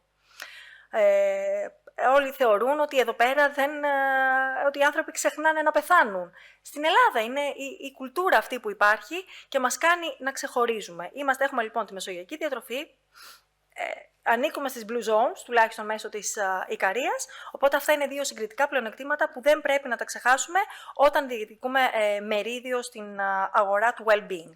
Σας ευχαριστώ πολύ. Σας ευχαριστούμε πάρα πολύ. Ευχαριστούμε την κυρία Καλαϊτζή. Πολύ ωραία και ενδιαφέροντα και αυτά που ακούσαμε. I would like to welcome our next speaker, Mrs. Nina Hornwall, with the subject, What are the needs of modern leisure travelers? She is the commercial director of Apollo, the touristic Nordic Ebbe.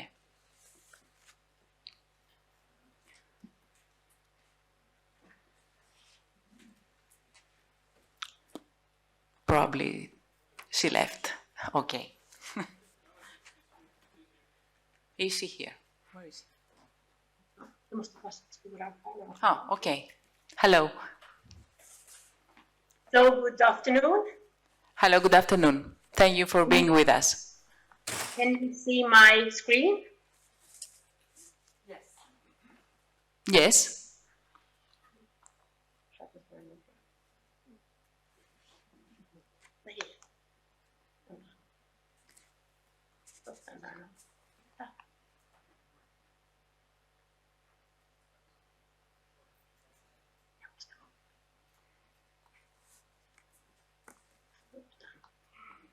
You may start. I will start. So, thank you very much. My name is Nina Hornwall. Thank you for the kind invitation. I have had the pleasure of listening to many of these interesting speakers. I am working as a commercial director for the big tourism group, Der Touristik. And I will, of course, speak to you as representing the entire group but with the knowledge and experience deriving from my work for the last 10 years for Dear Touristic Nordic and the quite well-known brand Apollo. And I will speak to you from a different angle, of course, but I think that many of the wise and interesting things that have already been said, that it might be a combination altogether and turning it into a practical angle. My approach to this interesting topic has been, okay, if you as a tour operator was asked to develop something in Greece, how would you do that?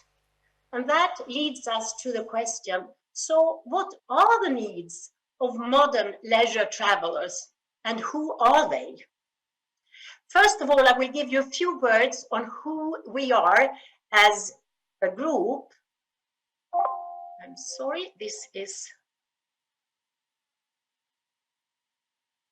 it's a wrong slide. Yes, där är fel. Wait, det här är inte den första sliden. There. The group is the DEAR Group, the second biggest group in Europe, with 8.4 million customers all over Europe, with 6.5 billion in turnover, and with more than 10,000 employees. You see the different countries of Europe, and where you see white-colored countries, there you have main tour operators with mass tourism. Where there is a gray color, it's more specialist and premium, smaller tour operators. We have a DMC network all over the world, also in Greece. DMC is the destination management companies ready to support, to help out with different investments and different kinds of launches. We have a huge partnership with hotels all over the world. We also have our own hotels with our own brands, but the majority, of course, is all the partnerships that we have entered into on the globe, and not the least in Greece. This photo actually is showing one product where we have gone into partnership for a product that I will come back to later and talk more about. This is one of the very successful sports products in the northern part of Greece. Actually, it's in Sivouta, up in Epirus. I will come back to that. The mother company of my group is the retail company REWE, one of the big corporations in Germany, one of the biggest actually, with 76.5 billion euros in revenues, with 380,000 employees, and a lot of stores and travel agencies all over the country. So that is me, that is us. This is the company and the group that I am representing. Now let's go up to the part of Europe that I really know the best. My arena, my responsibility as a commercial director in the tour operator. So this is Dear Touristic Nordic with the well-known brand in Greece, Apollo. So a few words about my market, because that's where the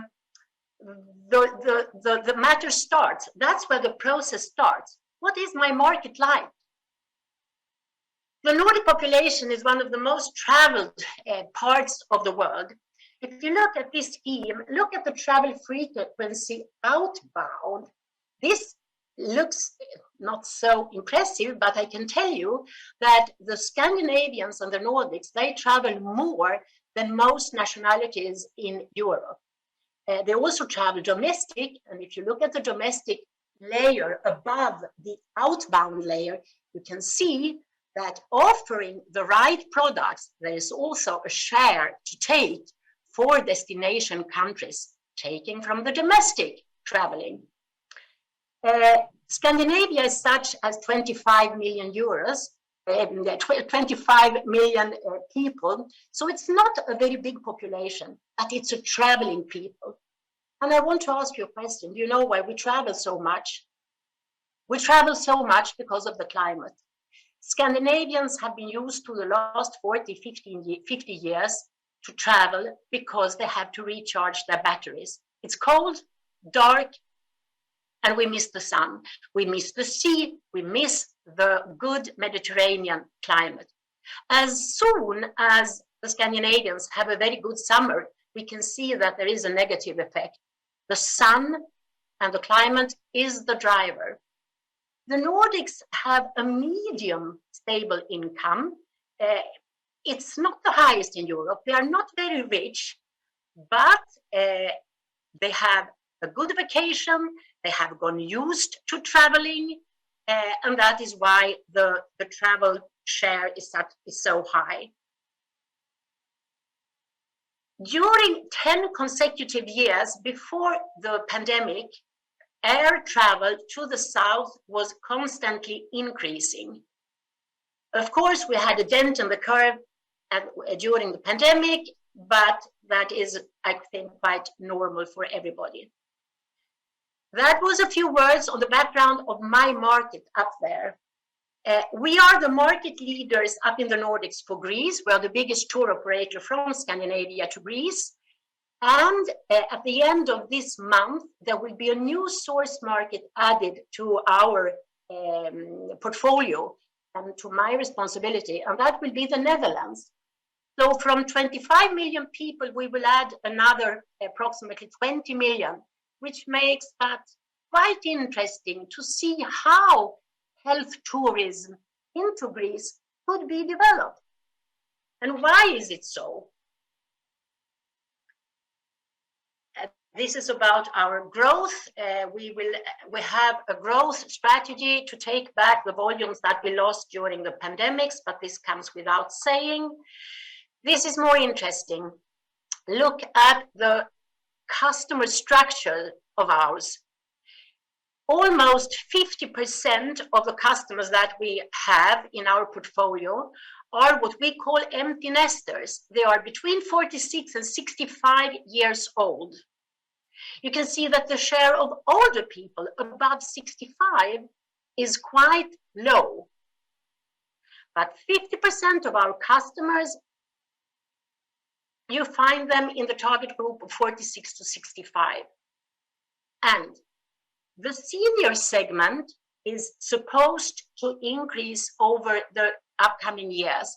And if you look at the chart to the right, you see very clearly that the light blue segment, the one of the elderly people, is the segment that has the steepest increase when it comes to forecast their traveling. So we already have the big segment of people between 46 to 65. We see the senior segment grow tremendously, and we see that those are the ones who are supposed to travel. We know that almost 50%, 46% of the Nordic travelers, they choose today to spend their holidays at a conceptualized hotels. I can tell you right away that the different data, they're collected from different kinds of research, and if somebody is interested, I can provide them all. It's from McKinsey, it's from the Boston Group, and it is from Kairos Future up in Scandinavia. So almost 50% of the Nordic travelers, they choose to go to a conceptualized hotel. Why? Because they feel secure and safe, knowing that a concept, if they choose the right concept, it provides for their needs. It caters for their needs. Also, the same number, the same percentage, 46%, they follow the healthy line, the aware lifestyle when they are spending time abroad in the hotels. They try to live healthy, they try to eat healthy. So we see that the healthy lifestyle is already there. It's already within those segments that we have. I have focused this approach around three products. Again, trying to answer the question that I put from the beginning. How would you as a tour operator tackle this, I wouldn't say problem, this potential, this big potential for business and product development for a leisure player, for a tour operator, but also for Greece. They created 3 products. The first product is already created and Nina, very sorry, you have 4 minutes more, just to mention. The 4 minutes. first product step is the sports product. It's already there. The 2 second steps must be developed. It's about wellness. We have the people in the middle-aged segment, but what do we have for those people growing older? Not ill, because then we would create a medical product, but we have a gap for those who want instruction, who wants to have support for an active lifestyle, but still they don't want to be in a hospital. So I see 2 products that could be developed in Greece. I can talk quickly about my experience of the first product. It is based on the customer needs. There was a strategy based on the customer needs, on the customer satisfaction that we had identified, and very clear criteria for what these products should be.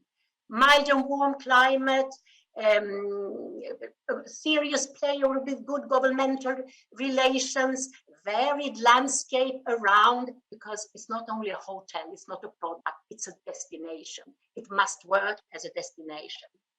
We created not only criteria,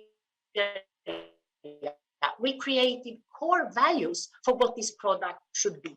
So in other words, it resulted in 6 different hotels. It's chain. It's extremely successful, both for the owners, for the customers, and for us as tour operators. There was a very structured way of working with the first product, the sports product. So again, there is a gap for wellness and medical. And I do think that it would be a pity for Greece to leave the medical product, as somebody said before. I don't share that opinion. I think the opportunity is huge. As a tour operator, I would be pleased to support the sales, marketing, investments, long contracts to reassure investors and banks that we will fill the hotels. We could utilize a trustworthy, well-known brand, a tour operator brand for sales and marketing, and establish those 2 products that would make Greece take lead in this area in Europe, please. Thank you. Thank you so much. Very useful. Thank you. I will be happy to welcome our next speaker, Dr. Konstantinos Kouskoukis.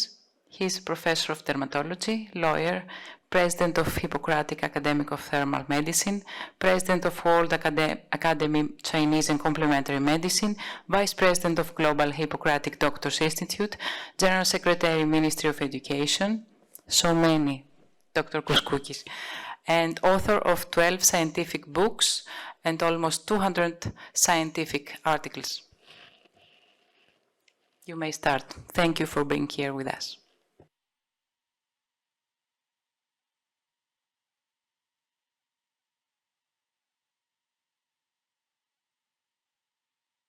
Οπωσδήποτε πρέπει να τα πούμε.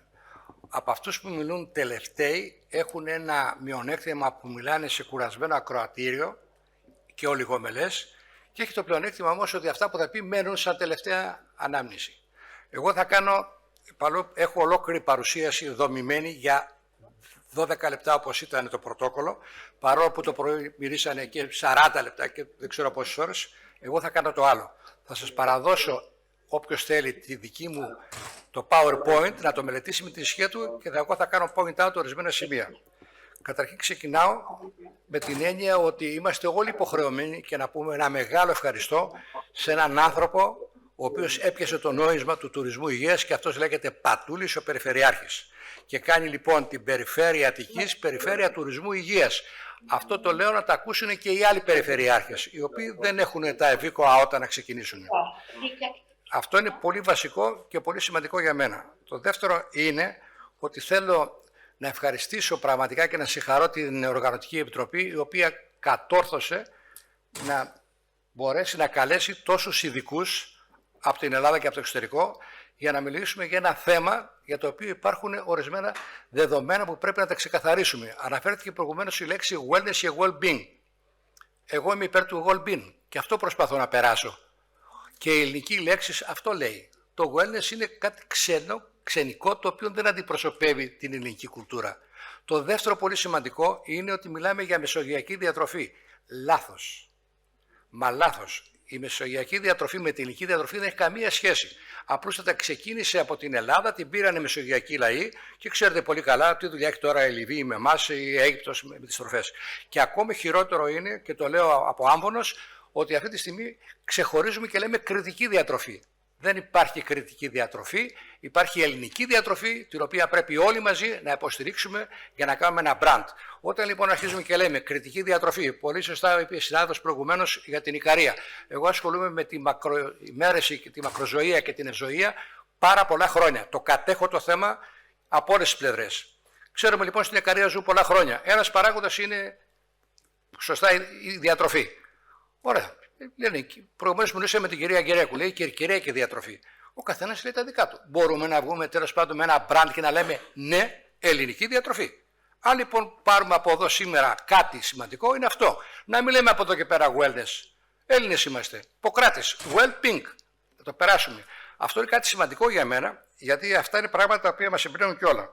Εδώ λοιπόν σας έχω ένα PowerPoint τώρα, το οποίο αυτή τη στιγμή θα μπορούσε κανείς να διαβάζει ώρες. Εγώ όμως θα περάσω στα επίμαχα σημεία και επειδή πραγματικά η επιλογή, η θεματολογία ήταν τέλεια και όλο το Διοικητικό Συμβούλιο και ειδικότερα αυτοί που είναι στην Οργανωτική Επιτροπή αξίζουν συγχαρητήρια, θέλω να μπω στη διαδικασία κυρίως της πρόληψης. Αναφερθήκαν τα πάντα, όλα, ψυχική υγεία, σωματική. Πρόληψη, το σπουδαιότερο. Δεύτερον, σημαντικό, περάσαμε τον COVID. Ξέρετε πόσοι αυτή τη στιγμή πάσχουν, έχει διαταραχθεί η ψυχική τους υγεία. Το long COVID syndrome ή post-COVID syndrome. Κανένας δεν μίλησε από εμάς σήμερα. Και επειδή ο κύριος Πάντος, ο οποίος θεωρείται ο number one αυτή τη στιγμή στον κόσμο άνθρωπος που ασχολείται με την εξωσωματική, και επειδή η αιχμή του δώρατος είναι εξωσωματική για τον ιατρικό τουρισμό, γιατί είναι εδώ πέρα τα νομοθετικά όλα αυτά τα οποία μας βοηθάνε, πρέπει λοιπόν να βγαίνουμε με ενιαίο πρόσωπο προς τα έξω. Αν λοιπόν αναφέρουμε 10 ειδικότητες και εγώ θα πω η δερματολογία. Γιατί να μην τη βάλω. Ναι, αλλά πρέπει να έχουμε ένα trigger point, έτσι μια αιχμή του δώρατος και να κάνουμε τη διείσδυση. Όπως λέω τώρα εγώ, στην τουρισμό υγείας. Για μένα προσωπικά ο ιαματικός τουρισμός είναι trigger point. Γιατί? Διότι αν εγώ βγαίνω και λέω ότι αυτή τη στιγμή δεν πάμε με τα φάρμακα και πάμε με τους ιαματικούς φυσικούς πόρους, αυτό που έλεγε ο Ιπποκράτης, αρκεί να ακολουθήσει κανείς το πρωτόκολλο, έχουμε το ίδιο αποτέλεσμα με τα φάρμακα. Αυτό όμως για να γίνει πρέπει ο ασθενής να έρθει 20 μέρες να κάθεται στην Ελλάδα για να κάνει μια θεραπεία που κρατάει μόνο 20 λεπτά και πρέπει το επόμενο εξάμηνο να ξανάρθει. Και εγώ ερωτώ σε όλο τον κόσμο, σε όλους και στους υπουργούς, έχετε καμία άλλη τουριστική δραστηριότητα που έχει πραγματικά αναγκαστικό repeater? Δεν απαντάνε. Δεν υπάρχει.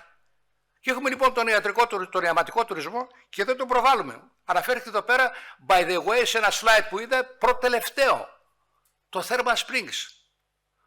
Πρέπει να αλλάξουμε το μοντέλο του promotion της Ελλάδος. Έχουμε ιαματικούς φυσικούς πόρους. Άλλο θέμα σοβαρό. Το βιοκλίμα είναι μοναδικό στην Ελλάδα. Δεν μπορούμε αυτό να μην το προβάλλουμε. Και καθόμαστε λοιπόν τώρα και βρίσκουμε διάφορα σημεία για να διεισδύσουμε. Δεν μπορούμε να σπάσουμε την αγορά. Αυτή είναι δομημένη σε όλα τα επίπεδα, στο marketing έχουν καθιερωθεί. Ακόμη και σε αυτό το wellness που λέτε, που εγώ το βαφτίζω well-being, έχουν προτεραιότητα. Είδατε τι είπανε? Αναφέρθηκε το πρωί με την πρώτη την κυρία. Λέει δεν υπάρχει Ελλάδα στο wellness, well-being δηλαδή. Υπάρχει όμως στην αιματική ιατρική. Από το 2019 η Ακαδημία στην οποία είμαι πρόεδρος καθιέρωσε και ανέβασε την σημαία την ελληνική στο παγκόσμιο γίγνεσθε. Δεν υπάρχει ελληνική σημαία μέχρι τότε. Τι βάλαμε? Αυτό δεν ξέρει κανείς τίποτα. Και μάλιστα ευτυχώς η κυρία Γερέκου είπε ναι, θα βρεθούμε 4-5 γιατροί αντίστοιχοι οι οποίοι θα κάνουμε το promotion αλλά με ιατρικά δεδομένα. Μιλάμε για σπα. Τόσες φορές αναφέρθηκε, wellness. Εγώ καθιερώνω έναν άλλον όρο που είναι απαραίτητος, medical spa ή medispa. Αυτός είναι ένας όρος που σημαίνει όλα αυτά που γίνονται, αν γίνονται κάτω από ιατρική ομπρέλα, Τότε λοιπόν ακολουθούνται όλες οι οδηγίες πώς θα γίνονται τα νοσήματα. Πολύ σωστά ανέφερε η προηγούμενη γιατρός. Και αυτό λοιπόν το new lifestyle που λέμε, η lifestyle medicine, τι είναι? Πρόληψη. Και προσέξτε, έξω γίνονται όλες αυτές οι δράσεις πάνω σε ιαματικές πηγές. Εγώ δεν ξέρω κανένα κέντρο αποκατάστασης εδώ να είναι σε μια ιαματική πηγή. Το ένα είναι στη Συγκρού, το άλλο ξέρω εγώ εκεί προς το Κοροπή. Δεν ξέρω κάποιον να είναι πάνω σε ιαματική πηγή. Η Λάρισα είχε 4-5 τότε που άρχιζε η διαδικασία. Δεν υπάρχει κανένα πάνω σε ιαματική πηγή. Ενώ οι έξω το κάνουν σε ιαματική πηγή επάνω. Γιατί παίρνουν τα πλεονεκτήματα των ιαματικών φυσικών πόρων, γιατί είναι αποδεδειγμένα. Και μια και λέμε για αποδεδειγμένα, θα σας πω ότι αυτή τη στιγμή, επειδή υπήρχε ένα ερώτημα το πρωί και από το πρωί περιμένω να το απαντήσω, κάποιος κύριος ρώτησε πώς είναι οι ιαματικές πηγές. Οι ιαματικές πηγές είναι 750 συγκεκριμένα, αλλά είναι αναβλήσεις, δεν είναι πηγές, βγαίνει κάπου. Οι σωστές πηγές αυτή τη στιγμή είναι 120 και από τις 120 μόνο οι 82 έχουν μέχρι στιγμή αναγνωριστεί. Άλλο αναγνώριση, άλλο σήμα λειτουργίας, άλλο πιστοποίηση. Αυτά είναι τελείως διαφορετικά. Όλοι τα συγχαίουν. Πρέπει λοιπόν να μιλάμε καταρχήν την ίδια γλώσσα για να επικοινωνούμε. Και επομένως εμείς τώρα με αυτή την όλη διαδικασία που μπαίνουμε στο θέμα του post-COVID, πρέπει να είμαστε μαζεμένοι για να μπορέσουμε στην Ελλάδα, σε αυτό το πλούσιο χώρο των Παραδεισέλιο, να τους φέρουμε. Αυτά θα τα πάρετε όλοι μαζί, γιατί δεν εξυπηρετεί να τα αναλύσω τώρα. Κύριε Πρόεδρε, θα χάσω χρόνο, οπότε ξέρω, εγώ θα σεβαστώ την οδηγία σας. Και βλέπετε τις διάφορες τώρα εδώ πέρα μορφές τουρισμού. Υπάρχει το medical, το traditional ή το thermalism. Το wellness, beauty, spa. Εδώ είναι μπερδεμένα τα πράγματα. Το wellness είναι περισσότερο για χαλάρωση, για ομορφιά, για λάξαρι, χαδάκια κτλ. Το well-being είναι η ιατρική υπόθεση. Πρέπει λοιπόν να βγαίνει με ιατρικούς κανόνες. Είτε λέγεται διατροφή, είτε λέγεται περιποίηση ή οτιδήποτε. Εδώ μάθαμε ότι ακόμα και την κινέζικη ιατρική, την οποία πρέπει να σεβόμαστε αντίστοιχα όπως είναι η ιαματική ιατρική, δεν είναι κακό να το πω, κομμότρεις κάνουν βελονισμό και ξαφνικά κάνει πνευμοθώρακα, δηλαδή βάζει μέσα στο θώρακα αέρα και κινδυνεύει το άτομο. Πρέπει λοιπόν εμείς να προφυλάξουμε για να βγούμε επιθετικά προς τα έξω. Άρα η προσέγγιση η δική μου προσωπικά και αυτών με τους οποίους ασχολούμαι είναι ολιστική. Δεν βλέπουμε τον άνθρωπο με το σύμπτωμα, τον βλέπουμε ολιστικά, ένα ενιαίο σύνολο, πνευματικά, ψυχικά, σωματικά και τώρα ενετάχθηκε τελευταία και κοινωνική ευεξία. Επομένως, αν το δούμε έτσι και κάνουμε μια ολιστική προσέγγιση, θα κερδίσουμε περισσότερα, γιατί εμείς οι γιατροί που μάθαμε τόσα χρόνια και σπουδάζουμε, πάμε βαθιά και ξεχνάμε το όλον. Άρα λοιπόν, γυρίζουμε στον Ιπποκράτη με την έννοια του όλου. Το ίδιο κάνουν και οι Κινέζοι, την οποία η Κινέζικη ιατρική, σας πληροφορώ, αναγνωρίστηκε και αυτή ως συμπληρωματική θεραπεία. Προχθές βγήκε η κοινή απόφαση Υπουργών Υγείας Γκάγκα και Πλεύρη, που λέει ναι, η ιαματική ιατρική ενεκρίθη, η κινέζικη ιατρική είναι συμπληρωματική ιατρική, είναι και θα κάνουμε μετεκπαιδευτικά προγράμματα.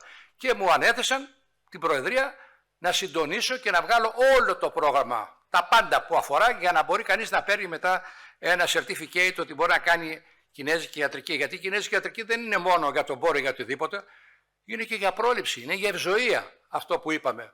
Αν λοιπόν έχει κανείς αυτό που λέω εγώ με απλά λόγια, βρέστα με τον εαυτό σου, θα είσαι υγιής. Όταν λοιπόν είσαι μίζερος κάθε μέρα, ο άλλος γεννιέται και είναι γέρος από τη μέρα που γεννήθηκε. Και ο άλλος είναι 90 χρονών και το βλέπεις ζωντανό. Και εγώ στο γιατρό μου δεν ρωτάω πόσο χρονών είσαι, λέω πόσο χρονών αισθάνεσαι και από εκεί ξέρετε να τον ασθενεί. Το είπε και ο κύριος Αγγελόπουλος το πρωί. Δηλαδή, ορισμένα πράγματα είναι σημαντικά και καθοριστικά.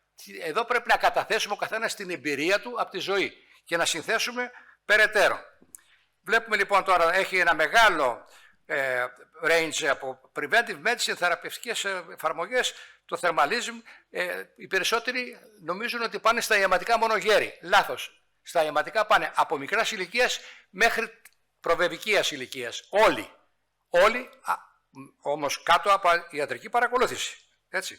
Είναι πολύ σημαντικό αυτό. Εδώ θα διαβάσετε μετά με την ισχύα σας, θα δείτε τι δυνατότητα έχουμε εμείς. Και δεν είναι μόνο αυτό. Όταν θα έρθει ο άλλος και θα κάθεται εδώ πέρα 10-20 λεπτά μόνο θεραπεία την ημέρα για τις 20 μέρες και θα ξανάρθει το εξάμηνο, αυτός μετά τις υπόλοιπες ώρες τι κάνει? Το παίρνετε λοιπόν εσείς και κάνετε αυτό που λέμε το cluster. Του λες έλα εδώ τι θέλεις, health tourism. Ωραία, τι θέλεις, όλα αυτά συνδέονται, όλες οι μορφές τουρισμού. Γι' αυτό θεωρείται ο ιαματικός τουρισμός η κορυφαία θεματική μορφή τουρισμού, άσχετα αν τα υπουργεία δεν την αναφέρουν καν και αρχίζουν από το γαστρονομικό. Και ο γαστρονομικός πάλι είναι λάθος. Μιλάμε για ελληνική διατροφή, για υγιεινή διατροφή. Αυτό το γαστρονομικός είναι να φάμε, να γεμίζουμε τις κοιλιές μας κλπ. Δεν έχει καμία ιατρική προσέγγιση. Εμείς εδώ μιλάμε ιατρικά. Είναι η χώρα του Ιπποκράτη. Αν θέλουμε λοιπόν να την κάνουμε κάτι διαφορετικά, ευχαρίστως αλλάζουμε τα μοντέλα μας. Εδώ βλέπετε όλες τις δυνατότητες που έχουμε για να αναπτυχθούμε. Ποιες είναι οι νέες τάσεις παγκοσμίως, θα τα διαβάσετε με την ησυχία σας. Εδώ βλέπουμε ότι έχουμε πρωτογενή πρόληψη, δευτερογενή πρόληψη και τριτογενή. Για τους χρόνιους πάσχοντες αναφέρεται και πολύ σωστά από την κυρία Καλατζή προηγουμένως. Αυτοί οι χρόνιοι πάσχοντες, ξέρετε τι ομάδα μεγάλη είναι και πού πηγαίνουνε.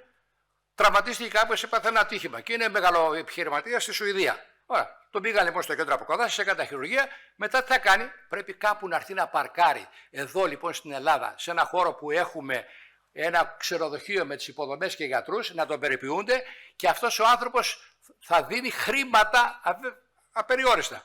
Και εγώ είμαι κάθετος στο θέμα το εξής. Όταν μιλάμε για τουρισμό, μιλάμε για 4 εποχών τουρισμό πρώτον και δεύτερον ποιοτικό τουρισμό.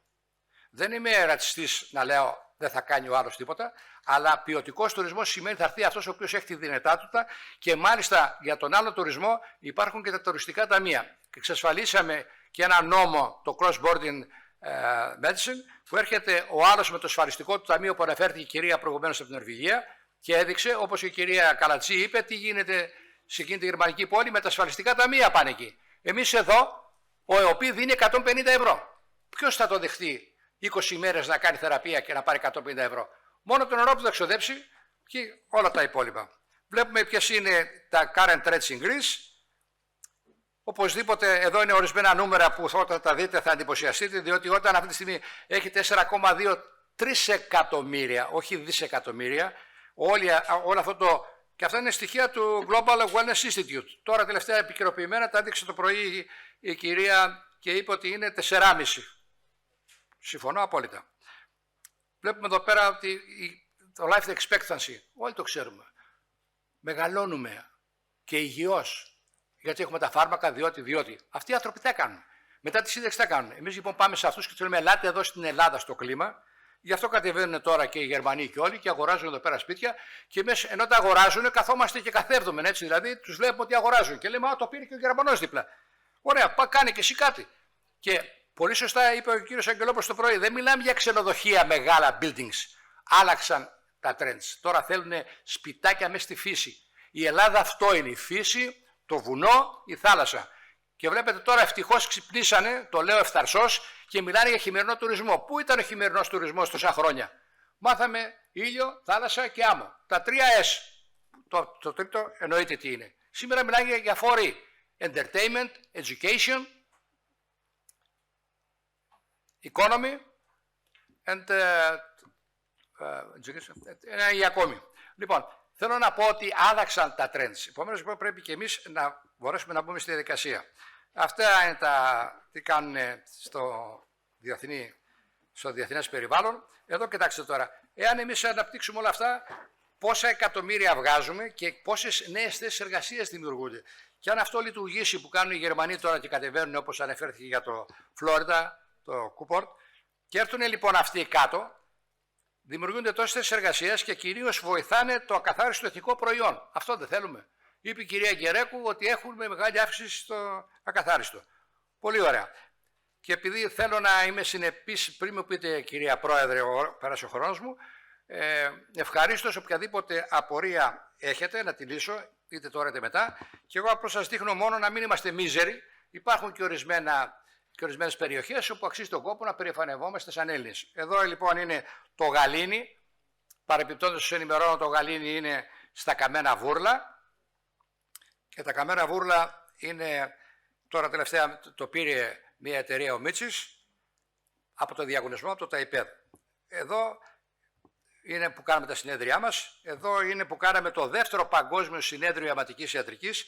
Και αν το ξέρετε, είδατε, δεν το ξέρετε, όλοι το κοιτάτε έτσι αστόνισε, έκπληκτοι. Ποιο είναι αυτό? Αυτό είναι ένα ξενοδοχείο 5 stars plus, το οποίο το κάνανε κάποιοι Ρώσοι. επάνω στην Χαλκιδική και λέγεται Μιράτζιο. Έχει μπροστά μία μαρίνα, αυτό έχει 2.500-4.000 σπα. Στον έναν όροφο, άλλες 4.000 από πάνω και βλέπετε και πόσες πισίνες έχει έξω. Και όμως δεν προβάλλεται πουθενά. Έτσι δεν το ξέρετε κανένας. Εγώ τα ξέρω επειδή ασχολούμαι. Ο κύριος Κουρεμένος προφανώς το ξέρει. Εδώ είναι το θερμασίλε. Το μοναδικό αναγνωρισμένο και επιστοποιημένο στο εξωτερικό. Το δεύτερο δηλαδή από την Ελλάδα. Εδώ είναι, φανταστείτε τώρα, αυτό το που βλέπετε στο πλατίστομο, εντυπωσιακό, με υπέροχο υδροθιούχο μέσα σπα, και όμως αυτό είναι κλειστό και ρημαγμένο. Ξέρετε γιατί? Γιατί ανήκει στην ΕΤΑΔ. Και η ΕΤΑΔ λοιπόν πότε θα κινητοποιηθεί, αν έχει υπαλλήλους, να το βγάλει σε διαγωνισμό για να μπορέσει να αξιοποιηθεί. Εδώ είναι το Κιλίνι, εδώ είναι το Λουτράκι Κορυθίας, θα το ξέρετε, ένα σπα μεγάλο που έγινε. Εδώ είναι τα ιστορικά Μέθανα, πιθανώς το ξέρετε δίπλα στην Αθήνα, αλλά μπορεί να μην το ξέρετε και ώρα. Εδώ είναι ένα ιδιωτικό εδαφιστήριο πάρα πολύ καλό. Εδώ είναι η Αγία Παρασκευή στη Χαλκιδική. Εδώ είναι οι Λίμνοι Βουλιαγμένες στην Αθήνα. Έτσι, και έχουμε αυτή τη στιγμή, όπως βλέπετε, τη Λίμνοι Βουλιαγμένες. Εδώ είναι το Πόζαρ. Τελειώσα. 2 ποτάμια, το ένα παγωμένο, το άλλο κατάζεστο. 38 βαθμούς. Η ομορφιά της φύσης. Και εμείς τώρα πάμε και κάνουμε buildings. Και ένα τελευταίο προηγήσω είναι η λασποθεραπεία.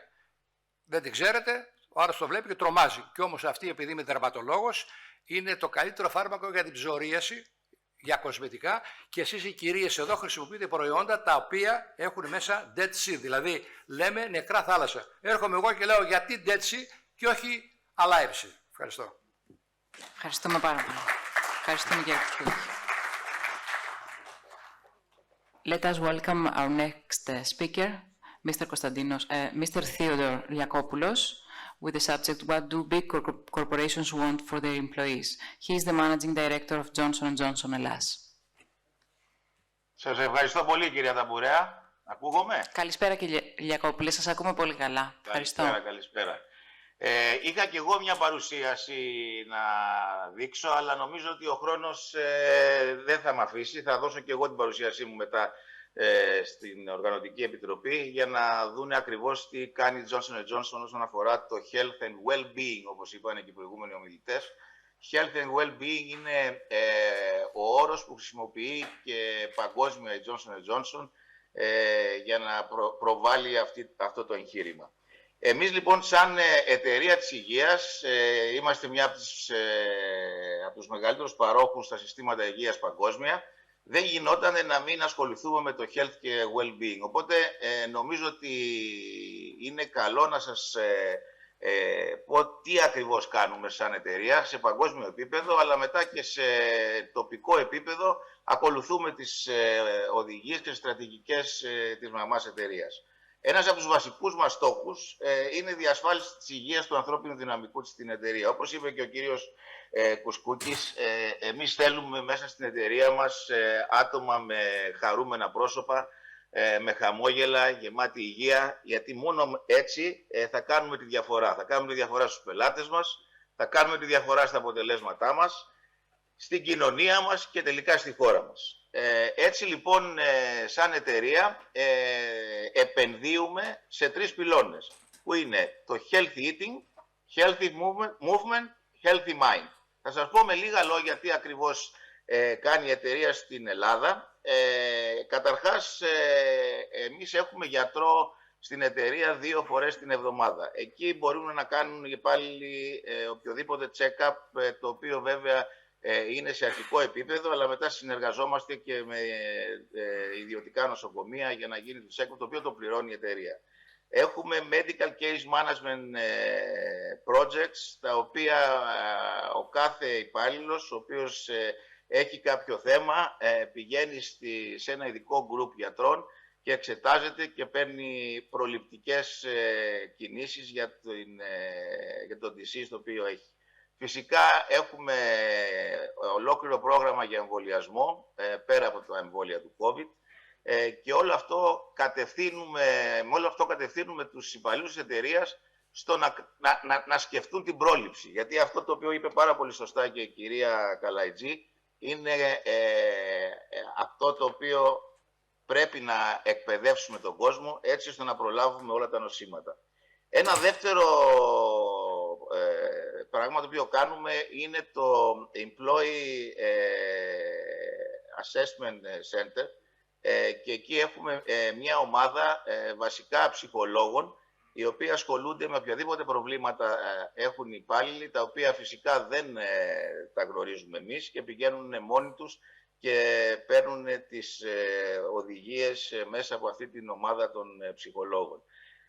Τρίτο, έχουμε ένα μεγάλο πρόγραμμα για Energy for Performance, κάτι το οποίο το κάνουμε κάθε εβδομάδα σε όποιους υπαλλήλους θέλουν να συμμετέχουν. Αυτό γίνεται μέσα στην εταιρεία, σε ένα ειδικό χώρο. Αν υπάρχει κάποιο θέμα με family care και με children development, είναι και αυτό μέσα στο πρόγραμμα το οποίο έχουμε. Και τελευταίο, είναι κάτι το οποίο μας ήρθε μέσα από το COVID. Όλοι γνωρίζουμε ότι ένα από τα μεγαλύτερα θέματα στην Αμερική αυτή τη στιγμή στους εργαζομένους είναι ότι κάποιοι από τους εργαζομένους αρνούνται να πάνε να δουλέψουν στο γραφείο, οπότε αναγκάζονται οι εταιρείες να φτιάξουν ένα άλλο μοντέλο. Εμείς στη Johnson & Johnson σε παγκόσμιο επίπεδο δουλεύουμε σε ένα hybrid model, 3 ημέρες στο γραφείο, 2 ημέρες από το σπίτι. Είναι κάτι το οποίο πιστεύω ότι θα μείνει και δεν νομίζω ότι υπάρχει γυρισμός σε αυτό το μοντέλο το οποίο οι περισσότερες εταιρείες έχουν αυτή τη στιγμή. Όσον αφορά την διατροφή, το οποίο είπατε πάρα πολλές φορές οι προηγούμενοι ομιλητές, έχουμε on-site και online consultation, έχουμε διατροφολόγο ο οποίος έρχεται μια φορά την εβδομάδα και έχει συνεχόμενα meetings με τους υπαλλήλους, αλλά και online συζητήσεις. Και φυσικά έχουμε on-site catering και εστιατόριο και special meals ανάλογα με τις προτιμήσεις των ανθρώπων μας. Και τελευταία, το τελευταίο πρόγραμμα το οποίο έχουμε είναι εβδομαδιαία sessions στο ΟΑΚΑ και στο γραφείο με διάφορα προγράμματα γυμναστικής. Έχουμε memberships τα οποία πληρώνει η εταιρεία σε διάφορα fitness centers και κάποια group exercises για όλους τους υπαλλήλους. Τελειώνω λέγοντας ότι για εμάς αυτό είναι must. Αν δεν κάνουμε αυτό, νομίζω ότι δεν θα έχουμε την επιτυχία που έχουμε όσον αφορά την υγεία και την χαρά των ανθρώπων μας μέσα σε αυτή την εταιρεία. Πρέπει όλοι να καταλάβουμε ότι το μεγαλύτερο κεφάλαιο σε όλες αυτές τις εταιρείες που είμαστε είναι οι άνθρωποι. Οι εταιρείες από τους ανθρώπους φτιάχνονται και όχι με οτιδήποτε άλλο. Για αυτούς τους ανθρώπους λοιπόν πρέπει να δίνουμε ό,τι μπορούμε να έχουμε για αυτούς και η επένδυση την οποία βάζουμε σαν εταιρεία είναι κάτι το οποίο δεν είναι διαπραγματεύσιμο. Αυτά είχα να πω. Σας ευχαριστώ πολύ και για άλλη μια φορά νομίζω ότι το συνέδριό σας έβγαλε ωραία μηνύματα και επειδή άκουσα πάρα πολλά πράγματα για τον ιατρικό τουρισμό και επειδή η εταιρεία μας είναι συμμέτοχος σε διάφορα projects ιατρικού τουρισμού σε άλλες χώρες της Ευρώπης, θα προτείνω σε όλους τους ανθρώπους που ασχολείστε και θα ασχοληθώ και εγώ με αυτό, να έχετε στο μυαλό σας και την ιδιωτική πρωτοβουλία και τις εταιρείες του χώρου της υγείας. Σας ευχαριστώ πολύ. Κύριε Λιακόπουλε, και εμείς σας ευχαριστούμε πάρα πολύ. Είστε παράδειγμα προς μίμηση σαν εταιρεία. Είναι εκπληκτικά αυτά που μας είπατε. Πολύ χαρούμενοι τα στελέχη σας και οι υπάλληλοι σας. Νομίζω ότι ζήλεψαν πολλές εταιρείες που σας άκουσαν. Να καλωσορίσουμε την επόμενη... Η μας με το group σας είναι πραγματικά απίθανη. Ευχαριστούμε πολύ. Να καλωσορίσουμε την επόμενη ομιλήτριά μας, την κυρία Όλγα Σταμαθιουδάκη. She's the Corporate Affairs and Sustainability Director, Qualco. Καλησπέρα και από μένα. Μίσα Σταμαθιουδάκη. Καλησπέρα, ευχαριστώ πολύ και εγώ για την πρόσκληση. Είχε πολύ ενδιαφέρον όλα τα διαφορετικά aspects του well-being που είδαμε σήμερα. Εγώ μοιράζομαι τον ίδιο τίτλο της παρουσίασης με τον κύριο Λιακόπουλο, οπότε θα την περάσω όσο πιο σύντομα γίνεται. Είμαι η Όλγα Σταμαθιουδάκη, εκπροσωπώ τον όμιλο Qualco, δραστηριοποιούμαστε στον χώρο της τεχνολογίας και των χρηματοοικονομικών υπηρεσιών και μαζί θα δούμε σήμερα τι θέλουν μεγάλοι οργανισμοί για τους εργαζόμενούς τους. Εγώ πριν απαντήσω σε αυτή την ερώτηση θα την τοποθετήσω λίγο διαφορετικά. Σημασία έχει τι θέλουν οι εργαζόμενοι από τους οργανισμούς πλέον. Θα τα περάσω λίγο γρήγορα αυτά τα slides. Το well-being, μάλλον, στο χώρο της εργασίας είναι πολύ μεγάλο trend τα τελευταία πάρα πολλά χρόνια διεθνώς.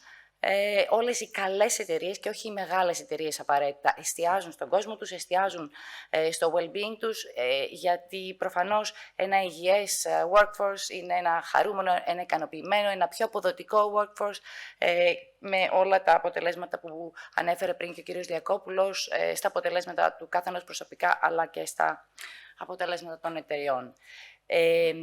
Στο καινούριο εργασιακό περιβάλλον, στο future of work, ας πούμε, το well-being είναι στο επίκεντρο, μαζί με την τεχνολογία και τα περιβαλλοντικά concerns που έχουμε, ιδιαίτερα μετά την πανδημία που είδαμε όλοι πόσο ευάλωτοι είμαστε. Εμείς στην Qualco έχουμε μία πιο διευρυμένη προσέγγιση του well-being για τον κόσμο μας και προσπαθούμε να δημιουργήσουμε μια συνολικά καλή εμπειρία σε όλα τα σημεία που συναντιόμαστε με τον εργαζόμενό μας από τη στιγμή που θα περάσει το κατόφλι και σε όλη τη διάρκεια της συνεργασίας μας. Μας νοιάζει να δούμε το well-being, το βλέπουμε λίγο πιο διευρυμένα και θα σας πω τι εννοώ, και προσπαθούμε παράλληλα να δώσουμε και την έννοια του flexibility, το οποίο ειδικά μετά την πανδημία ήρθε για να μείνει. Έχει αλλάξει ο τρόπος που εργαζόμαστε, που αντιλαμβανόμαστε την εργασία, τη σχέση με τον εργοδότη, και αυτό συμπαρασύρει μια σειρά πραγμάτων όπως είναι τα ωράρια εργασίας, το από πού δουλεύει ο καθένας, τα benefits που δίνουμε στον κόσμο μας. Για μας το well-being είναι τόσο διευρυμένο. Περιλαμβάνει το financial well-being, πώς θα μπορούσαμε να μιλάμε για well-being αν πρώτα δεν έχουμε κάνει secure το financial well-being του κόσμου μας και των οικογενειών τους. Θα σας πω δύο πράγματα στο επόμενο slide. Το career well-being, πώς εξελίσσεται ένας επαγγελματίας σαν άνθρωπος και σαν επαγγελματίας μέσα στην εταιρεία σε όλη τη διάρκεια της συνεργασίας. Το physical well-being, η φυσική υγεία και ασφάλεια, η πνευματική υγεία και ασφάλεια, η ψυχική υγεία, όπως λέμε. Τα τελευταία χρόνια επίσης στο κομμάτι των εταιριών αποκτά όλο και με περισσότερη σημασία. Και τέλος, για μας είναι εξίσου σημαντικό το environmental well-being και το community well-being. Αισθανόμαστε ότι έχουμε το χρέος σαν εργοδότες να κάνουμε κοινωνούς, να εμπλέκουμε τον κόσμο μας και να τον αφυπνίζουμε σε θέματα περιβάλλοντος και κοινωνίας, γιατί και αυτά όλα μαζί δημιουργούν το well-being, όχι μόνο το δικό μας, αλλά και το ευρύτερο. Θα τα περάσω πάρα πολύ γρήγορα. Στο κομμάτι του financial well-being συζητάμε προφανώς για τα οικονομικά του κόσμου μας, το competitive remuneration, τα ασφαλιστικά προγράμματα που μπορεί κάποιος να δώσει, equal pay treatment, το performance-based bonus, που όλες οι μεγάλες εταιρείες, αλλά και οι μικρότερες νομίζω, ότι το έχουν και τον κόσμο τους. Στο career well-being πάρα πολλά προγράμματα που αφορούν στην εξέλιξη των ανθρώπων μας μέσα από trainings, από διάφορα προγράμματα career paths, talent mobility opportunities. Στο physical well-being και στο mental, the sky is the limit, θα το περάσω και θα σας πάω κατευθείαν στα επόμενα slides για να δείτε λίγο τι έχουμε κάνει εμείς για τον κόσμο μας, τι κάνουμε. Θεωρούμε καταρχάς ότι το well-being στον εργασιακό χώρο ξεκινάει από τον χώρο, αυτό καθεαυτό, άρα οι καλές εργασιακές συνθήκες ξεκινούν από εκεί και στο πλαίσιο αυτό όλα τα καινούργια γραφεία σχεδιάζονται με το well-being στο επίκεντρο, άρα με αυτή τη λογική φτιάξαμε και εμείς τα καινούργια μας γραφεία ένα χρόνο πριν με πολύ περισσότερο πράσινο. Έχουμε φτιάξει κάποια γραφεία που εστιάζουν στον άνθρωπο και στην καινούρια μορφή εργασίας. Μπορεί κάποιος να δουλέψει σε μικρότερες ομάδες, σε ένα ήσυχο γραφείο, σε μεγαλύτερες ομάδες, να δουλέψει απομακρυσμένα, να δουλέψει physically. Και υπάρχουν οι συνθήκες, πολύ καλές συνθήκες πια, που βοηθούν στο well-being του κόσμου. Μπορεί κάποιος να ξεκουραστεί, να καθίσει, να περάσει ευχάριστα το χρόνο του. Και σε αυτό το πλαίσιο έχουμε κάνει ένα γυμναστήριο μέσα στο γραφείο, ολοκένουργιο με προγράμματα, όπως ανέφερε και ο κύριος Διακόπουλος πριν, απλά εμείς είχαμε την πολυτέλεια του χώρου και το καταφέραμε να το φτιάξουμε στο γραφείο μας. Fitness προγράμματα που μπορεί κάποιος να παρακολουθήσει είτε είναι στο γραφείο είτε δουλεύει remotely. Έχουμε φτιάξει ένα μικρό χώρο beauty salon για τις κυρίες και τους κυρίους. Το φέρνουμε κάποιες υπηρεσίες πιο κοντά στον κόσμο μας για να κερδίσει χρόνο και ο κόσμος το έχει εκτιμήσει ιδιαίτερα, όπως και ένα treatment, ένα μικρό χώρο για μασάζ μέσα πάλι στο χώρο του γραφείου, κυρίως γιατί στο χώρο της τεχνολογίας υπάσχουμε πάρα πολύ από μυοσκελετικά προβλήματα. Οπότε αυτό ήταν που περίμενε ο κόσμος μας περισσότερο από οτιδήποτε άλλο και έχω να πω ότι έχει πολύ μεγάλη επιτυχία.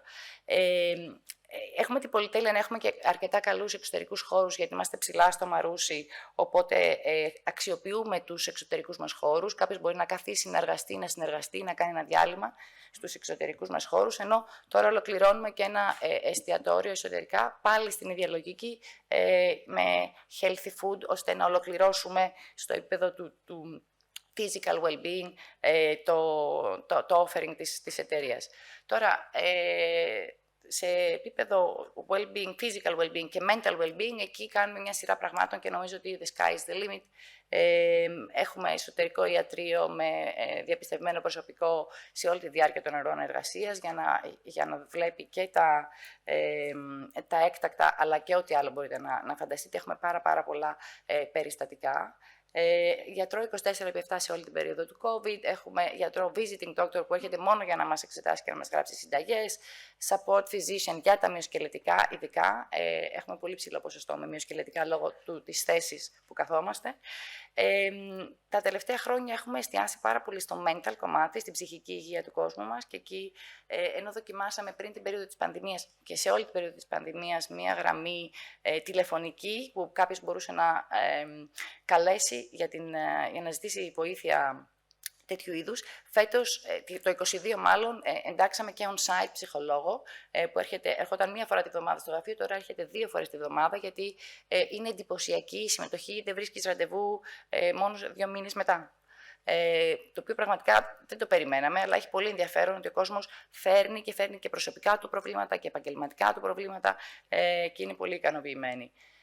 Στο ίδιο πλαίσιο έχουμε και έναν nutritionist που μπορεί να έρθει και να φτιάξει ένα πρόγραμμα που να συνδυάζει τη διατροφή, τη γυμναστική και όλα αυτά που αναφέραμε. Πολύ σημαντικό, και έχω 2 slides ακόμα και σας αφήνω, είναι το engagement του κόσμου. Δεν έχει σημασία μόνο το physical well-being και όλα αυτά που είπαμε πριν, αλλά κάνουμε και μια σειρά από δράσεις που δημιουργούν awareness, που συμμετέχει ο κόσμος σε θέματα σχετικά. Από το να τρέξουμε σε ένα μαραθώνιο για ένα καλό σκοπό, την ενδυνάμωση των γυναικών. Έχουμε φτιάξει μέχρι και μια σειρά από δικά μας podcasts σε θέματα σχετικά με το well-being, που έχουν βοηθήσει πάρα πολύ τον κόσμο να επαναπροσδιορίσει τη σχέση του με την εργασία, με την προσωπική του ζωή, την εξισορρόπηση αυτή. Ειδικά φέτος το καλοκαίρι, επειδή ο κόσμος 2 χρόνια είχαμε να βρεθούμε σχεδόν στο γραφείο και συνεχίζουμε να δουλεύουμε εξ αποστάσεως, είμαστε 50% στο σπίτι με 50% στο γραφείο, θέλαμε να φέρουμε τον κόσμο λίγο πιο κοντά και να του δώσουμε τη χαρά κάποιων δραστηριοτήτων που μόνο στη χώρα μας μπορεί κάποιος να τις έχει. Και έτσι το καλοκαίρι τρέξαμε ένα πρόγραμμα με καταμαράν και ο κόσμος μία μέρα το καλοκαίρι μαζί με την ομάδα του στο γραφείο έκανε ένα tour, μια ημερήσια εκδρομή με καταμαράν στο Σαρονικό. Καταλαβαίνετε τι έγινε. Το κομμάτι το περιβαλλοντικό και το community θεωρούμε επίσης ότι είναι κομμάτι του well-being και χρέος μας σαν εταιρεία, και εκεί πάλι μπορεί να κάνει κανείς πάρα πολλά πράγματα.